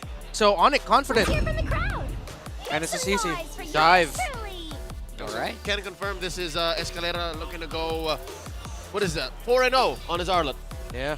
Let's see if he'll if he'll stay undefeated. Mid laner. I'm still really leaning towards the Vex. The Novaria here, I wouldn't want to. Because again, ONIC can just like invade, be aggro. It's gonna be tough. There's a chance that your Astral Echo sees nothing. Yeah. You got it the wrong diversion bush. It's just everywhere. Huh. Oh. I still think the Valentina is kind of precious here because we can find that we're gonna see a crazy game. Pressure's on Coach Tick now. He has to make the most. 10 seconds left here. What's the young Alston to pick up? There it is, the Valentina. What can she steal? You got the final Literally slash. diversion. You got a diversion. Yeah, just diversion. That's it. Diversion and final slash. Final slash pretty good. Oh, final slash, yeah, pretty good. Yeah. They want to match the diversion if ever. Final slash, second set, have an export. But yeah, I have to agree with what you said. They don't really have burst, don't they? Yeah. Their magic damage is super lacking. It'll be tough. It's just a Val. What a prediction, though. Look at that. 62% in favor of ONIC. Even with Benny and Carl in the lineup. The M4 champ lineup. As close to it. Yeah, no, JP definitely still was part of that lineup, yes. Yeah. And the world still believes ONIC might take this. Roughly 60-40. Here we go. One more look at the Game 1 draft by ONIC PH and Echo. Oh, man. Purify on the CC. Yeah. They're also avoiding... They're up against a Grok and they're up against a Barret. Actually, one of the reasons why I didn't like the Claude is that you're already going up against two heroes that will make you struggle. The Barrets and then the Grok. So, of course, it makes sense that they build up the Purify. Yeah, for sure. I feel like the Purify is okay. And they're... you expect JP to go a little bit ham on these situations. Yeah. So expect that Purify to be very well used. Here we go. Game number 1. A purple start for both junglers. Escalera peeping in on Carl TZ. As an Arlot, again, he's very self-sustaining. and there's very little that Sanji can do early on. Let's see. Can they dance? Forcing out a retry. Dancing it out, Escalera as deep as it gets, knowing that Echo's early game basically relies on the Valentina. Yeah. Oh, Sanford. Again, this is the CC X-Borg mashup. They both can just heal through each other and just poke each other. That's Nice missiles. Try to see if they can catch him. Oh, they rode it, but there's a trap set up by Super Friends. Slayer, are they ready to go for the fight? Apparently not. That was a close call. You see how Escalera just... Yeah. Just vengeance in one more time. Just let me try this. Let's see. Let's see what I can get. Oh, kick Try off! as much as you can, though. Sanji's going to go down for first blood. Oh, and Escalera. Look at the aggro juggle. Almost got caught by JP's wall. They get away with it. First blood going over to the Sonics. Yeah, quick decision actually by King Kong to change this rotation just a little bit.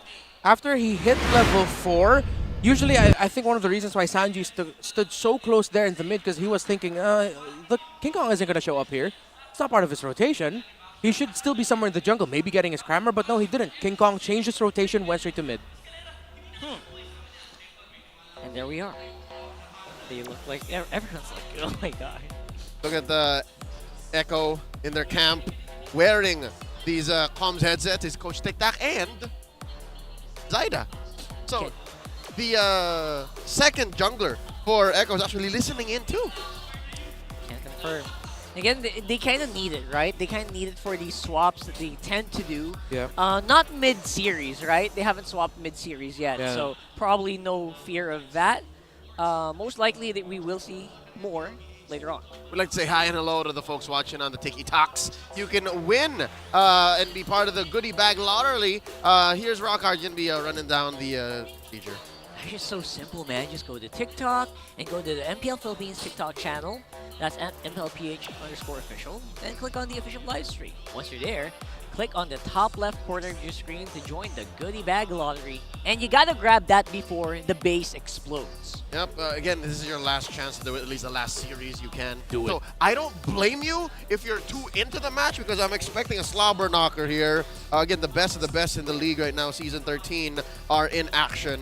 So let this be a reminder, all right? Before the pause, we got a minute and 20 elapsed into game number 1.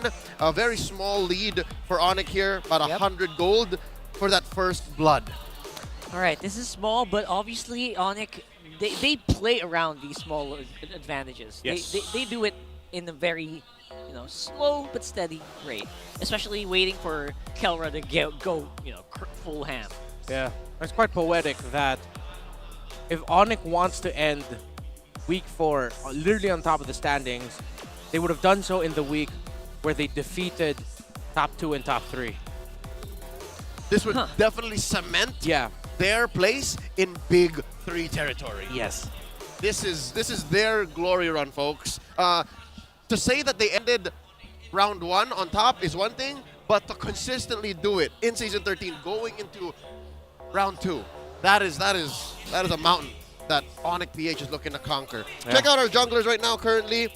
Fully built tough boots for the young goat. Yeah. And as for King Kong, he has already the Dreadnought armor, which, you know what? If you were to ask me if I was in this jungle matchup, I'm liking that early Dreadnought armor better. Yeah, because there's barely anything that, that they can do, right? I mean, this is exactly what you need to itemize as. Because, again, we're looking for Echo's early game damage, not really there. Yeah. Right? This is something they can leverage. Yeah, they're the most present early damage that they can deal are all physical. So a Dreadnought armor makes a lot of sense there for King Kong to build up. Meanwhile, for Carl TZ,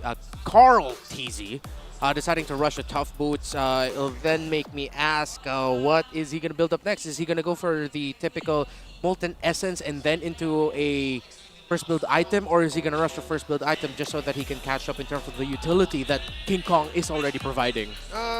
Looking at the lineup on ONIC PH, here we go. We're about to get the hand, and it's game time. I'm thinking he's just going to go full on defense. Doesn't look like there's any room for like an Axe of War here. Yes. This Axe of War that you speak of is very for later.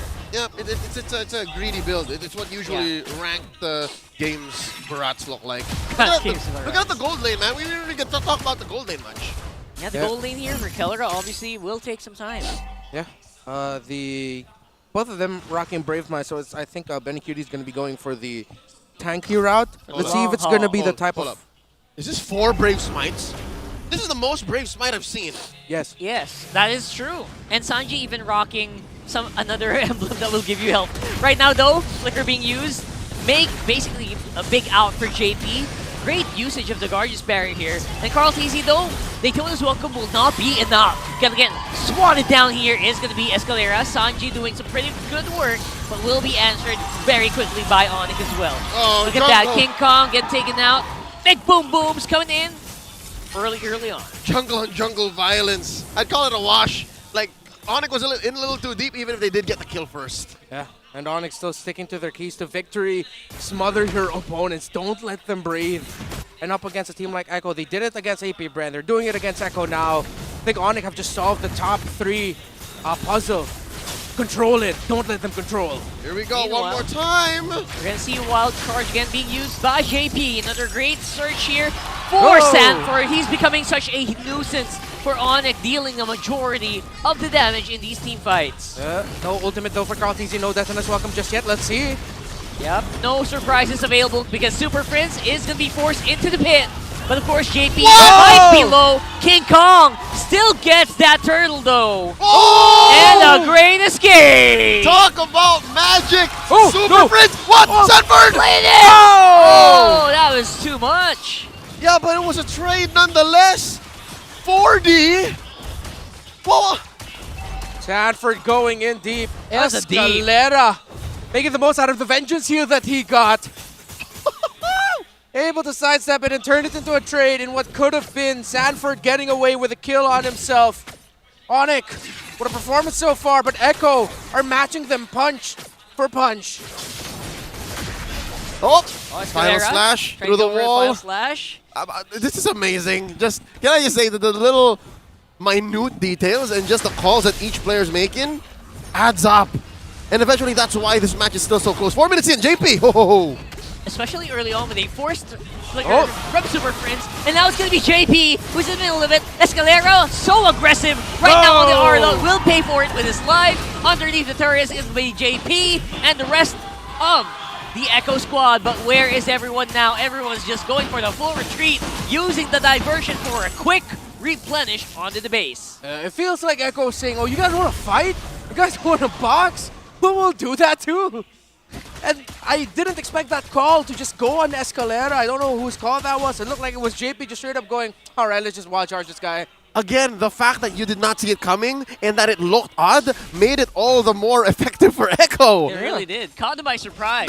I'm pretty sure in ONIC's mind, all 3 of them, the roaming, the trio mid-roaming jungle, there's no way they're doing this. No, there's no way. Then they suddenly do. Yeah, let's go! Just like that. Escalera once more using that flicker as soon as it's up on combo with Carl TZ. JP, very tanky players here from ECHO, just focusing on not dying. I understand now. The tough boots keeping Carl alive a little longer to survive from Prince's damage. Yeah, just too much. Oh, look at that. Everyone's diving in. Man, that turtle's going down very quickly. King Kong might still get this, but the final slash might have been canceled there. Escalera, I don't think he's going to be able to do this now, but they're going to still try and see if they can get some damage on the Sanford, forcing a flicker out as well from the X-Board. That's amazing. ECHO is playing ONIC's team fight like they would juggle a turret's aggro. They're just moving from target to target to target, and they're getting away with big wins like this. And both teams are actually timing engagements so well. Super Prince, Eska, and everyone else on the side of ECHO that has flicker. Because it felt like all of the engagement we've seen so far, it seems like, hey, they had flicker at that time? They did. They had it again? Yeah, they had it again. All right. We seem to be ignoring the elephant in the room. How did Kelra push that lane so quickly, alone? Yeah, what's he doing? He's doing everything on his own, right? He's been alone. For the whole time. Yeah, Benny Cutie hasn't gone down. It's just 300 gold lead, so it looks like it came from a play wherein Benny Cutie might have just been sent back at the wrong time, forced to retreat, go back and heal, and Kelra just went, all right, I'm going to take this tower. And at the same time, Benny Cutie, before anything else, he's actually, if I'm not mistaken, he's double laning a bit or getting a bit of resources from the jungle as well. That's how. Oh, that is a beautiful sweep there. Final slash into Super Princess Escalera's waiting arms. That was worth it, man. That's Sanji we're talking about. Dayton is welcome here, activated by Carl Teasy. He's under the turret, but he's actually the one getting the majority of the damage. Look at that. They're going to be able to survive at least for the meantime, but Echo are having a hard time keeping those AP bars up. ONIC threading the needle. They're still very aggressive. They're still on him. They're still here. They popped the Firaga armor as well. Non-stop action for ONIC and their playstyle. Eska. Bad spot. Escalator's trapped, and there you go. Another flicker. See, why did he have that again? And he's fine. It's not like a fully retreating flicker. It's more of a flicker to sidestep and get him into a better position for this turtle. This is amazing. Again, as Raptor said, totally non-stop action. The impactful plays from both ONIC and ECHO. Let's see if ONIC will be bound for glory in taking this turtle. They will be. Super Prince, Enchanted Talisman Rush. Makes a lot of sense. Here we go. TP play, where are you going? They're going up on the mid. Relatively safe location, maybe focusing on the turret instead. Quick rotation there. Again, it came at no cost. Usually you would have to sacrifice time and space, but here they were just like, all right, if we can get it, we get it. If not, let's just do our thing. Maybe someone's waiting, maybe not. Yeah, a lot of the itemization of ONIC encourages them to stay in the map and not go home. Enchanted Talisman, quick mana regen there for the Lo Yi. Already up to a Guardian Helmet for the Baksha, so that if ever he gets low, he can just stick around and get life elsewhere. And then, of course, for Escalera, you really have to commend how he's timing the use of his Vengeance. And of course, basic common emblem on this roamer means he always has the mana to stay and fight, and that's why ONIC have been smothering Echo. And again, just for them to get this 800, another play, 1,000 gold lead, they relocate themselves, zoning up top. I don't think they see this rotation. They don't know. They don't. They miss. They totally they miss. See King Kong, which he is right now, showing himself. But yeah, that could have taken someone by surprise very easily. And they just barely missed each other. If ONIC or ECHO took the different route through the jungle, they would have bumped into each other. Oh, for sure. Now let's see where ONIC will go to next once the diversion is up. In Indonesia, I believe it was the mid laner of Rebellion with a Lo Yi signature pickup as well. They often go for the flanks. Let's see when ONIC will do that. ECHO, on the other hand, they're still trying to get farm up onto Benny Cutie. It's a 2-level gap between the Claude and the carry. Diversion again. Carl Teasy is in trouble. Again, it's a game of inches, and now it's it is Sanford. just... It's Sanford who's actually being caught here. Has the Firaga armor pop, but he does have immortality, so still relatively safe. And maybe that's some time. Maybe that Firaga armor regenerating might be enough time for maybe ONIC to go for a Lord take. He's okay. They're okay. All right, about 5 seconds until the Lord spawns here. Upper quarter of the map. And ECHO are forced to stay on their side. Yeah. Oh my god. It's been a relatively close game, but ECHO can't cross the river. Yep. Up against a Lo Yi. It's risky. And look at ONIC rushing it. It's like they're confident to know that ECHO can contest this, but let's see. Yep, Carl Teasy has Radiant armor, so he may be confident that he might take up a lot more hits than usual. But look at this. It's going to be physical damage being brought out by ONIC. Escalera Gem. Close by is also Kelra. So they're waiting for either one of them to make a move. Hard reset here as both junglers try to go for their buffs first. A few more seconds until Bennick can get the orange. And now King Kong served up his purple. Now we're back to the dance. Lord here approaching 3/4 of his health. Possible for play, no need. Right now, as Carl Teasy is the target, he's half HP, but the rest of the team of ECHO is here to try and stop the rampage of the Sonics. And we can see that they take out one, taking out the Escalera, and Gem will fall as well. That looked really good for ECHO. Scary for a bit, but they won it overall. Wow. Again, in a snap, I could have sworn both of them wanted to engage. Yeah. You can see there actually in the bottom left corner. Well, wait. Super Fritz Kelra, can they? Will they? King Kong gets stopped. But he's here. He stops it. Benny Cutie secures that Lord. The Baksha Unite was just stopped right there. If he could have gotten through, if he weaved himself through, he would have gone through the wall and then maybe got the retreat. Yeah. And now ECHO with the Lord can push out ONIC. It's been a while since they've been in this position in the losing scenario. As we look at the replay, where are we going to be looking at? To Escalera, you can actually see in the bottom left corner of your screen, right before that play, he called it. He was screaming, I am going to set it up. But they didn't expect the Benny Cutie would be coming in late. The late entry help secures 2 kills for ECHO there. And ECHO just handled the rest of that so incredibly well. Oh, that was a more fragile approach than I thought. Again, the aftermath of that clip Yes. There was no retry. They both tried to use it earlier in that fight. He was just going off of Baksha Unite and then maybe a second skill. That's all that King Kong wanted to do. They're milliseconds apart, right? Milliseconds apart of disjointment, and Echo basically took over after that. Yeah. No, JP. Oh! Going home. Foresight by Super Prince, dodging the wild charge flicker. JP was able to land it onto 1 or 2 if I'm not mistaken, but Sanji missed his own final slash, stealing it from the Arlot. But Echo still have a little bit of control, but that mid-tower standing is a thorn on the side of Echo. Amazing dodge. That was a 2-layer dodge. Yeah. Whew. High-level mechanics being shown by both of our teams right now. And I would say Super Friends, I'm surprised he's not dying. Amazing work by Echo, capitalizing on that Lord take, capitalizing on that blitz initiation, the counter initiation, if anything, because it was Escalera who started against Carl Tizzy and completely flubbed, and then that resulted in this 3K gold lead, plus that Lord. I'm excited to see what the gold gains are at for that first Lord for Echo. We'll see in just a bit. Almost at 1,000, maybe around 700 gold lead here for Kelra, but Ben Cutie should be able to already deal a healthy amount of damage again. That's a carry, mainly dealing true. And you see there, the gold benefit for Echo, 2,000, almost 2,500. And all the time, Kelra just not joining the fight. That makes sense, because again, ONIC was sitting at maybe 400, 500 before that Lord fight. Yeah. And now it's like at around 2.3, 2.4. So, another thing I'd like to point out there for Echo is the... Oh, sorry, for ONIC rather. Super Friends already up to a glowing wand. So that's one of the reasons why the tanky front line of Echo take a lot of damage from the low Just like that! Just like that! You saw JP's HP basically go from 100 to 40 in one combo. Forcing him to do the WC, the DWC there. Defensive wild charge? Sneaky. Yep. Nice. Where are they going? Where are they going? All right, they're just resetting. Road trip. So that they can diversion elsewhere. Again, diversion's at max range now. Yeah. I mean, it starts at pretty big range ever since the rework. Now it's even bigger.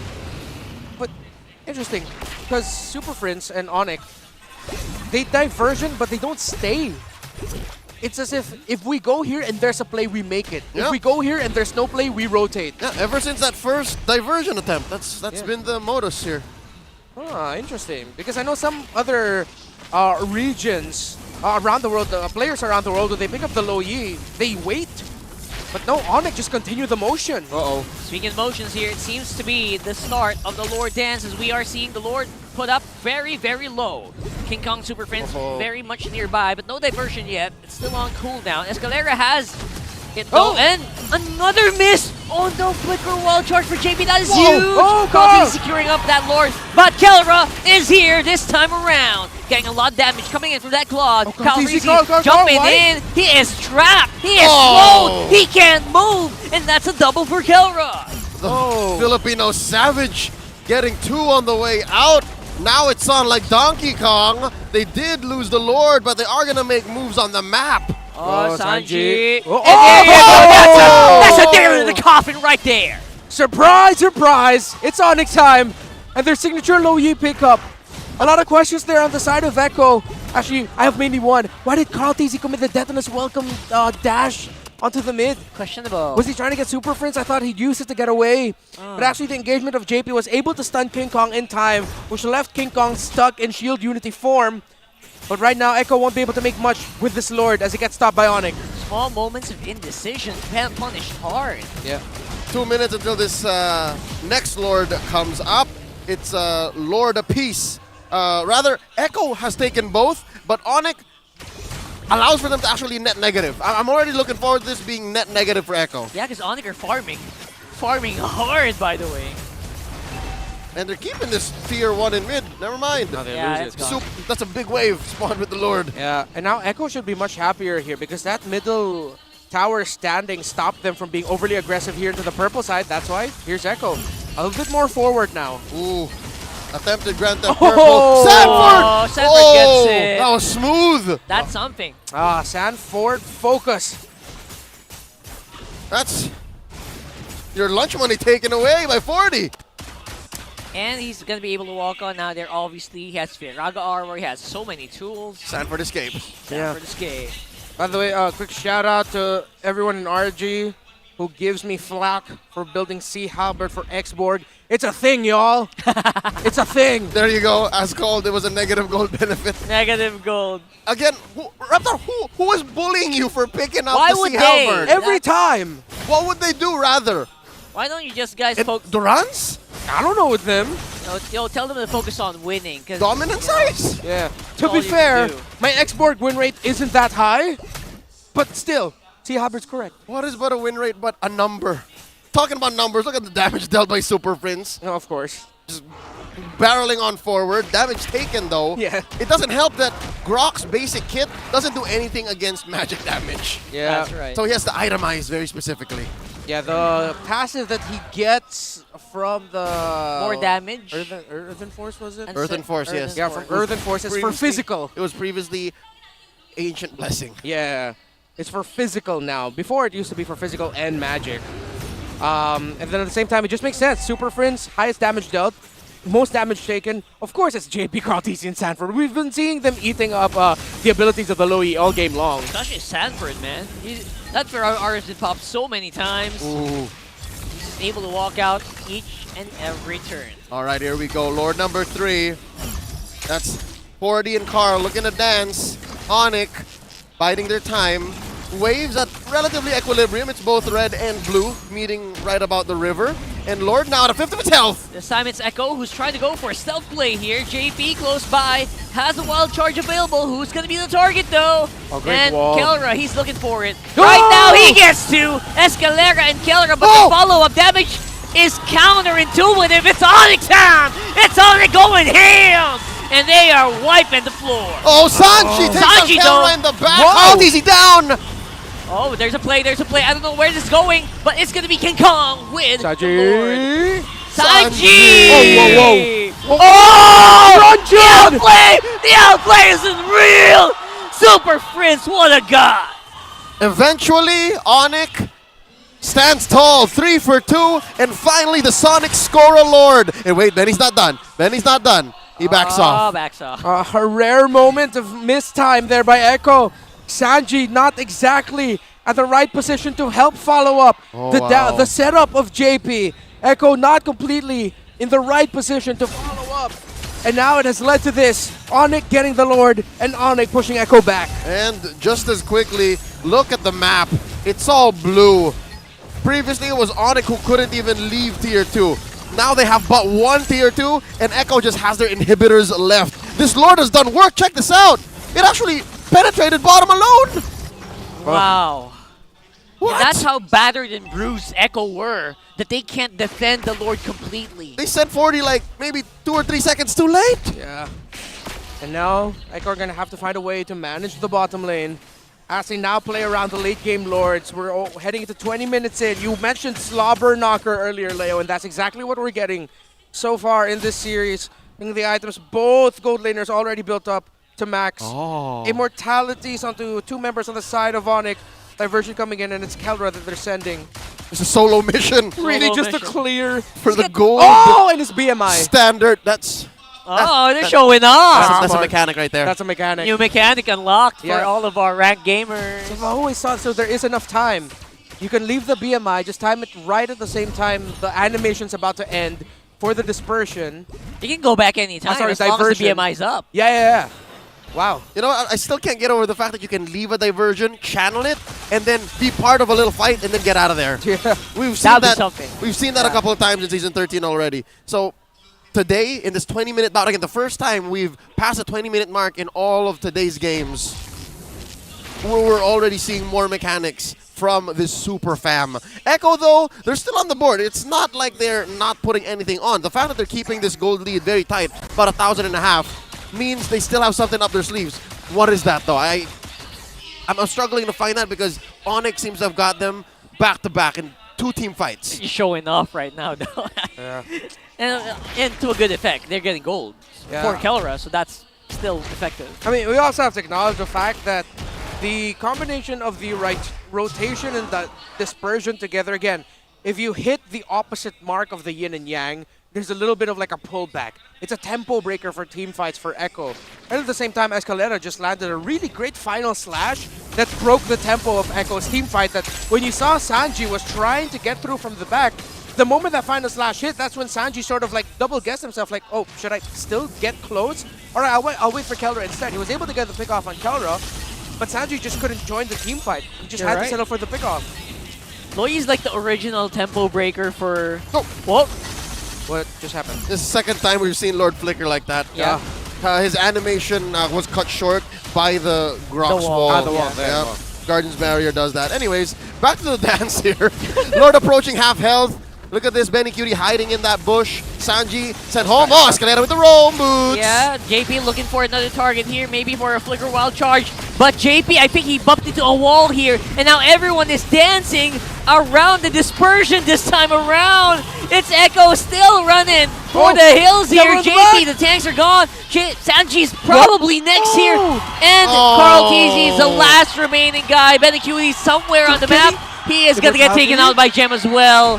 Kelra! 1v1 with the literal great one, Carl TZ. Oh no, that was a 4 for none. 4 for none. Oh dear Lord.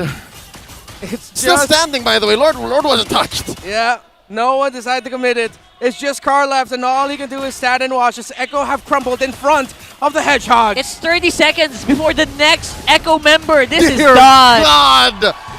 The Super Fam are on a rampage. Go!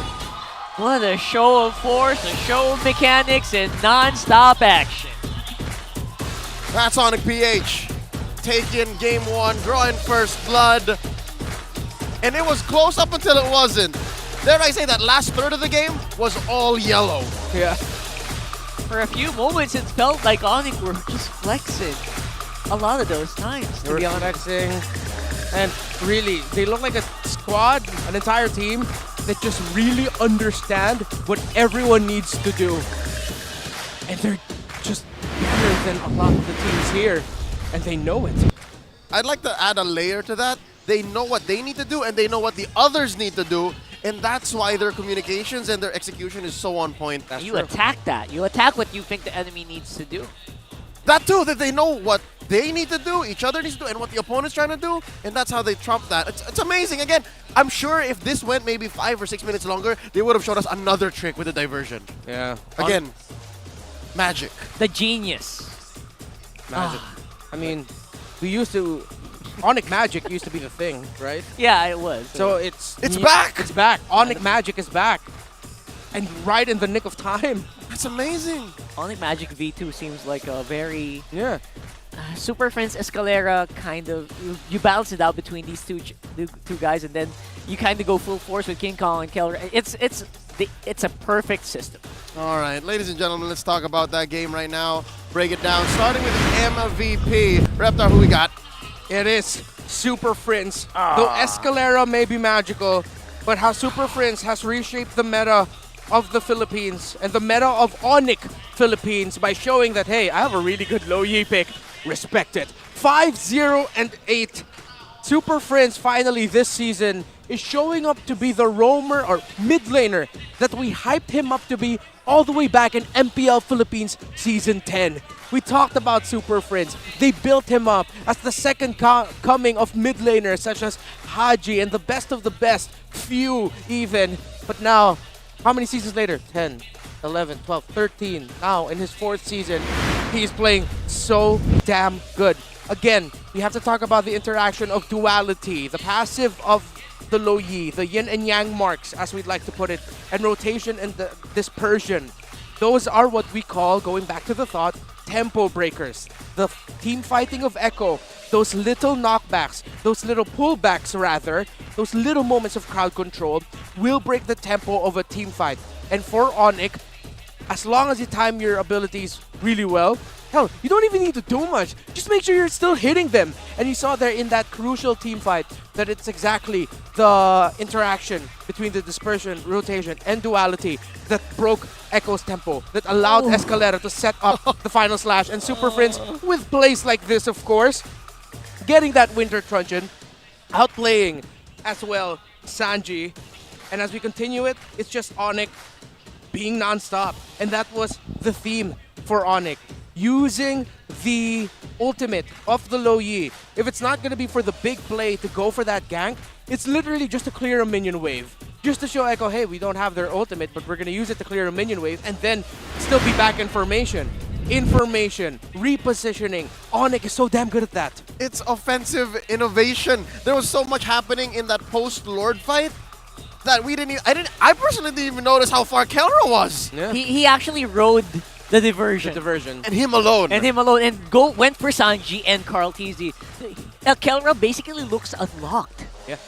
And this combination that ONIC has in their pocket, the Arlot Low Yi combo of Escalera and Super Prince, they'll make you look at one hand, but they're already beating you with the other.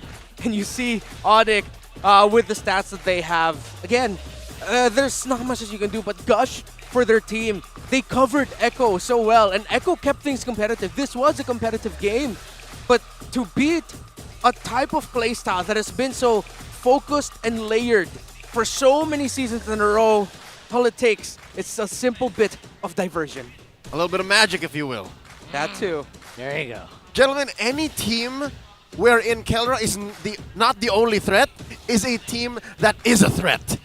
That's the story of ONIC PH in Season 13 right now, and they're just but one game away from ending Week 4 on top. No questions asked. Yeah. One more game. And they will solidify themselves that as of now in the regular season at this point, they're the best team in the Philippines if they can complete that. Basically beating out number 1 and number 2 for the longest time here. Yeah. Being on top of 2 consecutive world champions. This franchise, ONIC PH, was denied that in the grand finals of M3 in Singapore. Jakarta, M4 was taken home by ECHO. M5 in the Philippines was taken by AP Bren. If they win one more game, they surpass both of them after Week 4. We're now looking for the smart game face of the day. Real quick tempo break before we get into game number 2.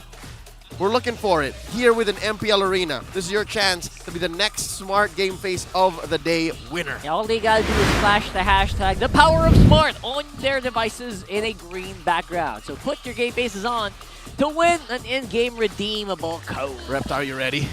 Okay. Let's go, bay. I'll try. Someone's right. just gonna show up in front of the hard cam. Whoa, whoa, whoa. Oh, Hope not. whoa. Especially not this one. This is Not yet. way up. Okay. We're looking. We're looking. Do it for the code, man. All right. Do it for the code. Okay. All right. Oh. So which one? The person or the phone? No, the one with the green one, though. Yeah. Who do I copy? Oh, yeah. Okay, You gotta do there. that one. Are you ready? Why do I have to do this every time we're on the deck? Here we go. Where is it? I'm done. That's the one. I'm out of here. That's We're the done one. for the week. That's the one. He's gone. I'm out. He's gone. I'm good. I'm good. He's gone. He doesn't get a code. I'm that here person every does. Saturday. I was told to get back up in front of the camera. Yep. So we have a job to do. The show must go on. Yeah. No matter how little integrity you have left. That's embarrassing. No matter how little self-respect, show must go on. Sure. Ladies and gentlemen, it's here from ONIC PH's jungler is King Kong. Got some thoughts he'd like to share with y'all. I'm gonna go try. Para sa akin po, wala po akong tinitignan na bagay na pag nakamit ko, masabi kong nagtagumpay na ako. Kasi po parang pag sinabi mong tagumpay ka na, parang dun po titigil yung yung parang gigil mo sa mga gusto mong makamit sa buhay. Ganun. Hindi ko po iniisip yung magtatagumpay ka po. Kumbaga, go lang po ng go, hanggat kaya pa. Siyempre, unang-una po si God, then yung family ko po. Gusto ko pong pasalamatan sila kasi sobrang dami pong hard work na ginagawa nila para sa akin. Kaya sa kanila ko inaalay lagi yung mga laro namin. All right, for those of y'all who missed the subs or do not speak Filipino, for King Kong, he does not want to acknowledge victory. He does not want to think of anything as a job that's done. Because that means if you do, there's nothing left to do. He just wants to keep going. Everything is just a notch on the belt, and GG go next. Yeah. Just be non-stop. It's what I get from King Kong, and I can really respect that. Well, before we get back into the match, we'd like to let everyone know that you can assemble your own community tournament, be a part of the E-Project, Esports for Everyone, and show the world your impeccable esports prowess. And all you can do is, of course, scan the QR code below for access to tournament mode, free in-game items, diamonds, and all that. Just Scan it. Right there. That one. Okay. You missed it. For the 5 of you that didn't, you didn't. Rewind. All right. Okay. Scroll back. Now, back into the action. About 2 minutes until the draft begins. Are we expecting a switch up of sides here? Would Echo want to go blue? Yeah, definitely up against ONIC. And that Lo Yi is a big pain. Just take it out. Just take it out. Forget about it. Louis, forget about it. Yeah, forget about it. Chip, please. Please, someone play Chip. Hey, I just want to say, technically, we did see Chip. As a band. Not even that. What? In game, I said we're going to see Chip, right? I didn't say it's going to be played. It showed up He as was an on the in-game banner. He was in the banner. That doesn't count. To show that it's discount week for Chip. You're not, so I'm still right, y'all. You're not getting a parade. We're not. parade. Not apologizing to you. It's not going to happen. We're way over budget. No. Okay. Fine. Until Chip shows up, Fine. then. Fine. Then. For now, we are on the Luyi train. To the MPL Philippines live stream viewers, the rewards are now available. Come on and watch the MPL matches on the Tiki Talks and get yourself into the goodie bag lottery. You can be one of the lucky winners. Yep, open your TikTok, go to MPL Philippines TikTok channel at MPL PH_official. Then there's a live stream where you'll see everyone's faces. Click on the top left corner of your screen to join the goodie bag lottery. That happens before the base breaks, so just keep clicking while you're watching. It'll show it up helps. right about here. And if I were you, I would not wait until the very last moment, because seeing how Echo and ONIC play, you're never really going to know when that base is going to blow up. Yeah. Really is like, that was explosive, right? It just happens before your eyes. Again, just magic. Like David Blaine. Like Chris Angel. Like Penn and Teller. Like Houdini. Like Harry Potter. Can't think of other magicians. My Why 7th birthday clown. You had a magician on your 7th birthday? Yeah, it was a magician clown. It was terrifying. This rich guy. Yeah. I never had no magicians in any of my birthday parties. All right. Fine. My 8th birthday, it was a pool party, and we had like 3 stalls of like gumdrop ice creams, French fries, and all that. Come after me. How then. do you remember all of this? Did you turn 8 last week? I can't do Who can forget an 8th birthday like that? You. I didn't. That's the point. I didn't forget it. Yeah, we didn't. We forgot ours. Gentlemen, I'll do it for my 30th. Run it back. Invite the homies and the sisters. I've never had gumdrop ice cream. We'll be there. I think in just a bit we are going to jump into the draft. Here we go. Try to remember, not Reptar's 8th birthday, but what happened in the Game 1 draft, all right? Remember that the Luyi wreaked havoc, that Yes. an opening pick Arlo for ONIC was always worth it, and that Echo was on red, so now they want to go blue. Let's get into it. The Masha, the Luyi, the Faramis band out. ONIC taking out roamers. There's the Minotaur. There's the Angela. There's the Matilda. Carl TZ had a rough time playing that Barrett's earlier. I don't know if maybe it was a lack of backup, but we did mention that the lineup that we saw from Echo severely lacked that burst. We're going to get the Carl teasing. You want the burst? There you go. You Yeah. get it. The Nolan. You know which roamer I love to pick up when I'm up against a Nolan? Which one? Chip. Let's see. Yeah, try to speak it into existence, my buddy. Manifest. Manifest. That's exactly what I'm doing. Keep doing that. We still have the Fredrin still available. Arlot if Escalera wants it. But usually the Arlot's paired up with the Luyi, so maybe we'll get a Ruby Vexana for ONIC later on. If I'm ONIC, I'd pick up the Vexana Fredrin now, then pick up the Ruby later. Yeah, But JP might consider actually picking up the Ruby because it slots well with their lineup. So will ONIC decide to show... Oh yeah, they don't need to pick up the Fredrin right away because they already have the Nolan on the other side. But no, they don't want Fredrin, they want Barrett's. They'd rather Barrett's. What is it?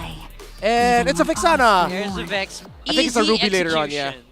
Yeah, Ruby, great third pick, right? Here's the thing. I agree with y'all. You know why? Why? Because even if they end up with a Ruby, it's fine. It's just as good a tempo break against the Nolan. That's true. So it's no rush. It is in despair that I see Echo the picking up the Arlot. Most have a strong feeling that's going to be going in the hands of... Oh, well, no. It might actually still stick XP. Because they'll need something tankier to pair up for JP. Oh! Wait! Swerve! Swerve! There's the Fanny with a 0% win rate. And then you're handing the Barats over to the gem. The hidden gem. Yeah. It's the XP lane Barrett's. Fast mid clear mid. Mid wave clear. if they want to go pick off, because you can go pick off with Vexana, you can pick up a Kaja later on. So Kaja, Vex, Ruby Vex, I feel like it's going to be the case. For the gold laner for ONIC though. Kaja carry? I didn't cure it. Carry does make sense. I harness it. Oh, I'm leaning towards the Kaja now, or no, still Kaja Ruby. Not carry would be good. Teams don't usually. Some gold laners don't like Roger against Nathan. My friend. But you know what? The Nathan just kind of feels like a deny pick at this point, doesn't it? Like you just don't want from Kelra? Yeah, just denied from Kelra. Kelra's Nathan, I watched it. Kelra's Nathan is something else. Slow him down, you know. See. The Oh, southern seas are my What a throwback! domain. got it. Okay. Again, trying to cover all their bases. JP Oh. known to play that very well. Sanji as well. I wonder if this is going to be a Brody or a Bruno then for ONIC. Whoa, whoa, whoa. Whoa. Look at that swag, though. backpack? That's a backpack. That's an ONIC PH LED backpack. Stonks, man. I want that. That's a fan. I'm remembering It's a true remembering fan. the man's face, his location, and how his bag looks for research purposes. I thought you were going to snatch For it or science. something. No. Brody or Bruno, I feel like could be good for ONIC. Yep, because again, I think even Echo looked into the whole carry situation. Yeah. If they decide to go Claude, I won't knock it, but I don't typically like to see farming gold laners paired up with an assassin jungler. You want a gold laner that scales up really quickly. Paired up with or paired up against? Paired up with. Oh. Oh yeah, no, they're both playing assassins. Yeah. Oh no. Let's just take. Oh, there goes my chip dreams. I'm Yep. sad now. Here's that Going odd home. situation, man. Here's that odd situation. We rarely see assassin on assassin action Yeah? in season 13. So here we go. He's going to be spicy. Confirm the TIG for ONIC. Echo though, you know what, Reptar? I'm not gonna knock it. Maybe the chip might get picked here because it's still possible. You can throw the Arla into Sanford's hands. I have lost all hope. All right, so you accepted the fact. Yeah. I'm just trying to Accepted cheer you defeat. up. It's okay. He's just trying to, try and lower his guard so that he's going to be super excited when it does come Yeah, out. no expectations, yeah. so you're always. Was it Kaja, Franco? The Minotaur's gone. Minotaur's Oh wait, gone. you just say Ruby. Begins. Yeah, it's Ruby now. Ruby. Different? Very no frills. No frills here for Echo. Straight up So, into. what's the best gold laner here for the gold standard? Let me see. They need some basic attack strength. I wonder if they'll consider Beatrix. Old classic. Like Wow. this. Yeah, old classic. It's funny because it's always going to be. There's a Roger. Whoa! It's always going to be in the hands of Kelra, but yeah, the Roger's just too good right now. Yeah, Kelra's brave, fam. Kelra was like, huh? What do you mean some gold laners don't like picking up Roger against Nathan? I'm not most gold laners. Well, that is true though. He's the gold standard. He's a gold Literal standard. gold standard. He's proven against Bren, and you know what? It's his time to prove it against none other than Benny Cutie. All right, let's get into it. Game 2 draft confirmed. And this is for all the marbles. If you're talking about being on top for ONIC PH, for Echo, they're just trying to take it all the way. Looking at the battle spells spread here, both gold laners rock and purify. I got kind of lost in the beat. It's hard not It's to. right behind me. Just consumed you. It just consumed me. Yeah, literally, the Echo drum is behind Reptar. Yeah. I felt it in my stomach. What more are you? Yeah, I felt the adrenaline in my soul. And let's see, you mentioned consumption. You mentioned you got something consuming me. Gem and his Barretts. The Detonus welcome. How will it come into play here for ONIC PH to again be the tempo breaker for the lineup of ONIC? I thought you were going to say, like, you said of Echo. consumption, nom nom. Nom nom. Barretts. Delicioso. Well, it is about dinner time here in the Philippines. Plus hungry. 8 GMT for all of y'all watching all around the globe. That's a purple start for King Kong. And Calotizzi going for the orange first. Oh no. That's a very deep dive here for Escalera, who is going to have that, still has that, what do you call it, flicker. Yeah. So The man didn't get to knock back the purple buff of Calotizzi, unfortunately. I think that's what he was trying to do, but he ended up just knocking back the little purple dog. The little baby serpent. The little baby serpent, yeah. is that actually Little Serpent? It looks like it has 4 legs. But they're both serpents. The other one's just a baby. Maybe that's So- his name, Serpent. Do their feet get cut off when they grow up? That's dark, man. That's dark. We're not here to discuss the anatomy and the biology of the buffs. We're here to call the match. Call these hits level 4. Look at King Kong trying to find Sanford. And there you go. You have a Fanny, you gotta use it. And this is the exact way that you use it. First blood coming in for ONIC. Bottom lane, though, there seems to be some action here. Yep, Flicker gonna be used this time around for Escalera, but there's the boom boom that you expect coming in from a Nolan. Okay, so instead of converting into kills, Carl T's gonna try and get these small camps. Whoa, whoa, whoa, look at this. Oh, Lord. They're chunking away at the gold shield. They removed the whole thing just because of one back from Sanford, one death from Sanford. That's money. And that's actually been the trend for ONIC in this series so far. In game number 1, the moment ONIC would see Sanford, immediately just use all the skills, take him down, take him out of the fight. I mean, they were respecting the X-Borg, but now with them focusing Sanford early on here, it really does feel like ONIC respects what Sanford brings to the table for Echo and how important he is for the team fights. Yep, most teams would bear down on the gold. Here they're saying, you know what, 40, it's you we're afraid of. We're going to try to take you out of the equation early on. Purple buff taken here by King Kong first, while Caldeezy makes way for his. We're getting ready to come in to the first turtle of the game, but seems Echo's taking his sweet time. Blew up Super Friends like it's nothing. Nani? Was that Osanji? Was that what? It's a combination by JP. He also used his... Why am I blanking on the ultimate of the Ruby? No, it had no ult yet. No ult yet. No Oh yeah, he's ult only yet, level bro. 3. That was Osanji. Yeah, that was Osanji. That was just burst. And there you go, Gem. flickered forward by Gem. Nom, nom, They nom. goes welcome straight up into Sanford, but he's still alive. Able to put out the final slash. Oh. King Kong comes out on top with the turtle. Oh. Fight's ongoing, but look at that. The power of the fracture. The power of the Nolan. They fed this Nana something else because Sanji got another kill there. That hurts. We're going to have to check out, what is his emblem? He doesn't even have like a full build just yet. He rushed the penetration boots. Yeah, the magic pen boots. And I mean, he does have rupture, but this is pretty much basic for a Nana. There's nothing special about it, right? It's magic worship. They're just catching Rupture. everything. Yeah, they're just catching everything. Interesting. Huh, all right.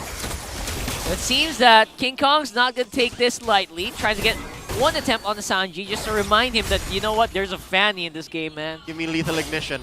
A lethal ignition. There it is. I'm like, that's the there it is. It's been a while. Say you're old without saying it. Yeah, definitely able to burst down targets within that time frame to deal extra damage. Amazing work. Still, Three-step process. Still though, I think this is a match you can call down the middle because ONIC walks away with the objectives, but Echo gets the kills. Yeah, and Carl TC just having a field day as well. So both assassins from both teams actually just taking whatever they want on the map so far. Well, no. Trying to see. Okay, King Kong's going to be heading for downwards trajectory. Gold laner still relatively close. So a lot of the happenings are really just around the center of the map, the river. The objectives. And the XP lane. And prior. the XP lane, yeah, with Sanford getting some flanks. Gem, dominance ice. So he gets a little bit of the anti-regen that ONIC needs to dish out against Echo. And of course, an enchanted talisman, a key item actually for Super Friends. Because as much as possible, they want to maximize Super Friends' presence in the map alongside Escalera, knowing that their combo is just so deadly. But Esca, yeah, if you're talking about combos that are deadly, this is something that Escalera somehow is surviving for, at least for a few moments. JP forces Flicker out to try to steal alive. King Kong, he's not going to be in a good position to go for a fight. He is out of energy, forcing them to back off. Damn, Carl got away. I really thought King Kong would finish him off. That was an anime fight right there by the little golem. And a literal anime fight because he has a Mikasa skin. Yeah. Okay, now back in the dance once more. I think both teams understood that that wasn't the real fight. That wasn't the real conclusion because even if Escalera died, neither team actually pulled the trigger and said, you know what, we're leaning hard on this, it's turtle time. Yeah. Echo will still be able to get back here to contest it because purple buff timers, Fanny needs to get hers first. Carl TZ already got his. So let's see what Sanford and Carl might cook up here, coming here from the mid. But I think, let's see, let's wait. Yeah, Malefic Roar locked in by King Kong, so expect the slices to be, you know, slicier. I don't know Look at these. That's not a thing. Small cap Anyway. taken by Carl, and now he's going for the orange. I think King Kong is aware. King Kong knows. Yeah, both junglers very far away from this turtle, by the way. And That's Escalera catches up on the JP, blew up by Kelra. And there it is, served up on the silver platter. That is going to be ONIC taking everything. Turtle and 2 kills under their belt. Wow, King Kong straight up dealt very little damage, but did a lot of flashy moves. You'll see that? Yeah. So surprising is what happened to Echo there. Benny Cutie will be focusing on the turret down at the bottom lane. Mission accomplished there. Yeah, mission accomplished. But Gem, how he uses this Barrett, he doesn't, as much as possible, he doesn't use the flicker alongside the Detonus Welcome initially. It's that when he has a catch is when he'll use the flicker so that they can get a sure kill. And Super Friends is always just there to follow it up. The last time we saw Gem play the Barrett for ONIC PH, same thing. We saw the same thing. That's why I said earlier, you know, this is so easy to execute. Just get a target, Eternal Guard on that guy, he's probably gonna die. It's a different take on the Minotaur plus Vexana we saw in the early weeks of MPL Philippines Season 13. It's more just now pick-off. They will grab one sure kill and then just function as usual from there. Interesting approach from ONIC. They definitely shrank that gold lead from Echo and have successfully denied all turtles so far. Yeah, interesting. It sort of reminds me of how RSGPH were like in Season 9, where it was like, kill first because we really want the objectives. It's the old death. Oh, Esca! Oh, Escalera, of course, gonna get a lot of time here for JP. He can't move. I feel so bad for JP. He can't do anything. All right. The answer from Echo, though, happens cross-map. They're looking to find King Kong, but look, the onslaught. Oh, no, wait, they're still going? It's King Kong finding them instead. Oh. Oh, look at this. 2 assassins on the bottom, though. This could be spicy. Carl almost got him. Almost. And again, with how Nolan works, that's Carl being able to place the rifts and make the most out of it at the right time. Almost caught by rift damage. Yeah. If only King Kong left maybe a second later, he would have died. Yeah. There was one remaining there, right? There was like literally one rift. Yeah. He almost blowed up. And I'm also reminded, actually, that ONIC love to blow up their opponents with this Tigreal and Vexana combo. When the Vexana came up, I've forgotten that this is one of their constants as well. If there's Arlet and Lo Yi, on the other page for ONIC, they also have a Tig and a Vexana together because of just how long you get crowd control if you get caught. And like, what, a good 5-6 seconds where you can't do anything. Big reminder that Echo's lineup is so squishy. Like one of the squishiest ever. Even with a Ruby there, even with an Arlot. Arlot's an assassin, by the way, official game classification. Yeah. So, and his tankiness comes from lifesteal. Yep, he has to clap back. Yeah. For him to be able to peel. And the fact ONIC went EXP Barretts, they actually have another tank alongside the Tig. It's a tanky, 2 tanky presences compared to like relatively just 1 on the side of Echo. Technically 2, but again, based off of lifesteal, where ONIC can literally just send their front line to stand there and take damage. As we look at the items, the Antique Harass prioritized by the Ruby and the Arlot because of what they're up against, but now they need to build magic defense. They don't have that quite yet.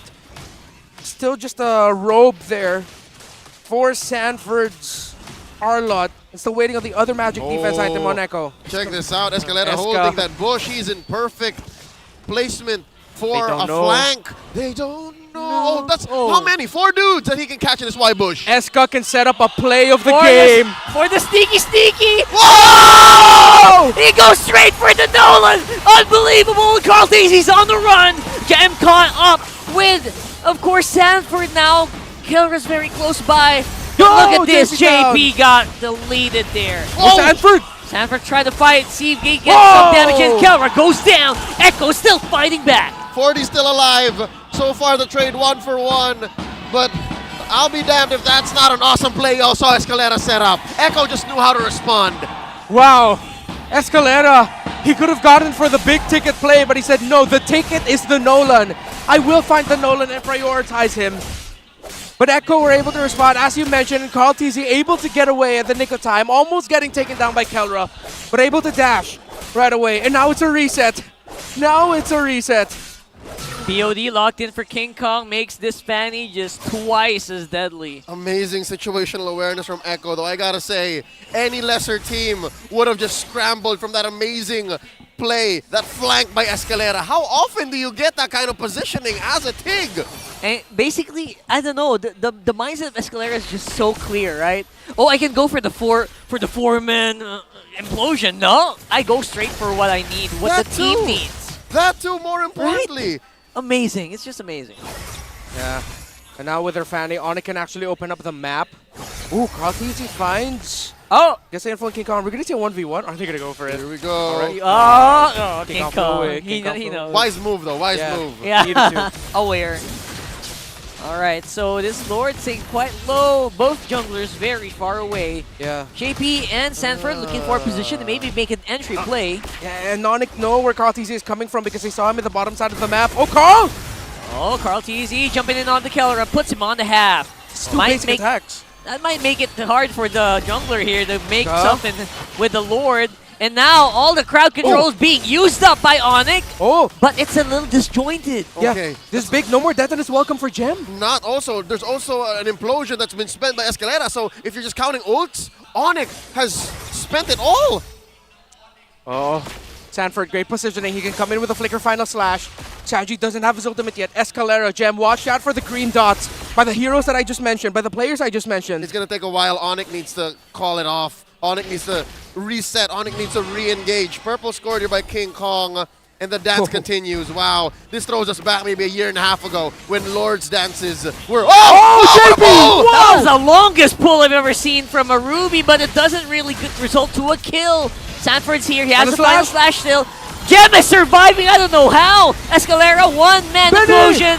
Basically just gives it over. And now it's King Kong going in for the cleanup. Going for a very, very low HP members of Echo. Gets taken out by Carl TZ. Nice response from Echo. Oh no, they're not done. Carl gets two. The shutdown on the Carl.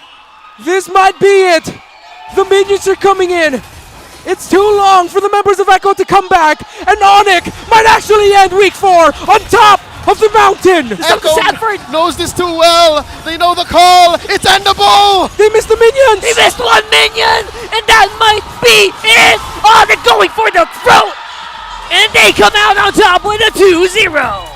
Back to back. Saturday, Sunday. ONIC have swept not just the M5 World Champions. Here tonight, they swept the M4 World Champions, and they're ending week 4 on top. From undesirable to unquestionable, ONIC PH is the top team in the Philippines at the end of week 4. They rule the top of the standings. They end the week sweeping the reigning champions AP Bren and sweeping Echo as well. ONIC has upset the scales of power. It has changed. No longer are we looking at a fair rock, paper, scissors among the big 3 in our league this season. ONIC has just trumped both of them. They're giving off MC vibes, man. Main character vibes right now. ONIC taking out each and every single opposition. Rock hard tonight, it's MC. They continue on this path. Soon enough, they'd be final boss. Let's give it up for Echo, though. They showed us quite a hell of a fight. They tried, but not against ONIC, not while their opponents are on a streak. GG well played to the Orcas. They got swept. It was a close series. Game 1 was close. Game 2, even closer. Ladies and gentlemen, let's go throw over to the stage and hear from the Super Fam. They're with Hans and Mara for their victory speech. It's an interview. My gosh, ONIC. Everybody, can we just give them a big round of applause? Congratulations.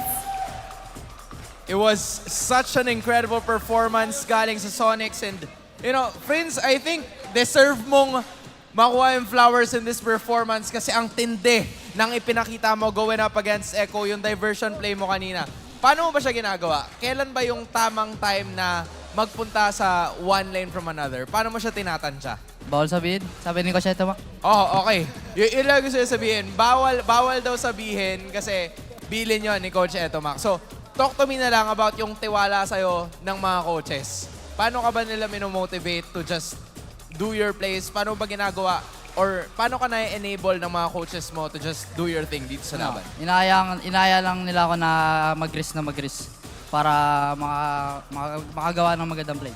Alright, so it's a high-risk, high-reward strategy para kay Super Friends. And yung tiwala ng mga coaches niya sa kanya enables him to be the very best version of himself. Malaking tiwala din ang lahat kay Escalera. Escalera! Sabi ko na nga ba, kayo na ko pa pinapoint out to bago kayo nagsimula. Natalo nyo yung tanging team that you guys lost to in the regular season in the first half. Anong ibig sabihin ito para sa inyo? What kind of boost does this give you? Nagpapasalamat din kami sa ikaw kasi yung unang round na nakalaban namin sila rin yung yung gumising sa amin. Kumbaga parang sila rin yung nag-enable sa amin kung paano kami maging aggressive. Kaya ayun siguro po. So the loss became a lesson and motivation. I love that you have it for them. And at the same time, Kelra, this question naman para sa'yo because with your 7th straight match win, this roster surpassed ONIC's longest win streak in franchise history. That says a lot. Gaano ba ka-importante yung 7-match win streak para sa'yo personally? Sobrang importante sa amin ito kasi parang ito yung nagbibigay sa amin ng konfiyansa. Sa amin lahat, ayun nagbibigay ng confidence sa amin. Kaya sana magpatuloy.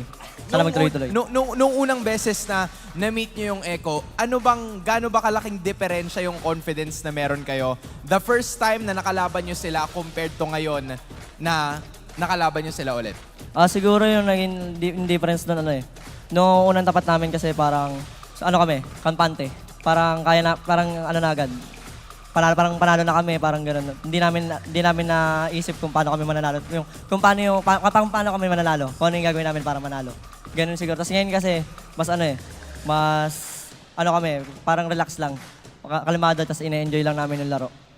Parang relax, parang kalmado. Pero wait, I have to point out, hindi nyo siya nakikita. Parang ang hindi pa relax, ang hindi pa kalmado, si Coach Why Not. Hindi nyo siya nakikita. Pero kanina pa siya ganito ng ganito. Parang tense na tense pa rin siya, catching his breath. Coach, nanalo kayo! What's going on? Sobrang surreal kasi nung pakiramdam I mean, yun nga, sinasabi ko sa mga tao, bagong buo, may pa yan. Pero kasi binuo yung team na to hindi para season 14, season 15 Binuo tong team na to para manalo season 13 So, nakakatawa na pinapakita ng mga players You could just tell how happy, emotional he is. Kasi kahit ini-interview ka, nanginginig yung boses mo. Alam ko, tuwang-tuwa ka. And as a coach, you must be so proud. Job well done to you also because you guys are doing everything correctly and napaka-solid ng team mo. So good job to you, Coach. Why not? Coach Atumax, good job. Good job sa inyo.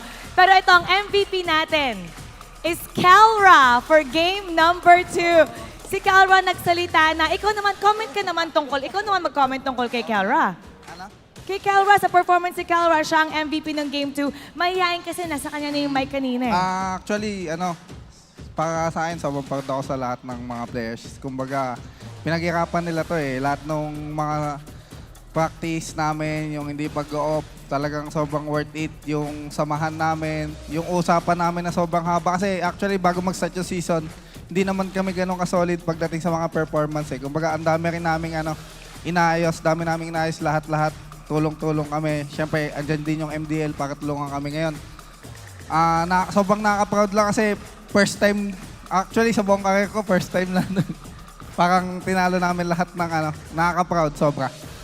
And as of now, ONIC is number 1 in our standings. Make some noise. Congratulations to you guys. You're number 1 and you may now take your bow.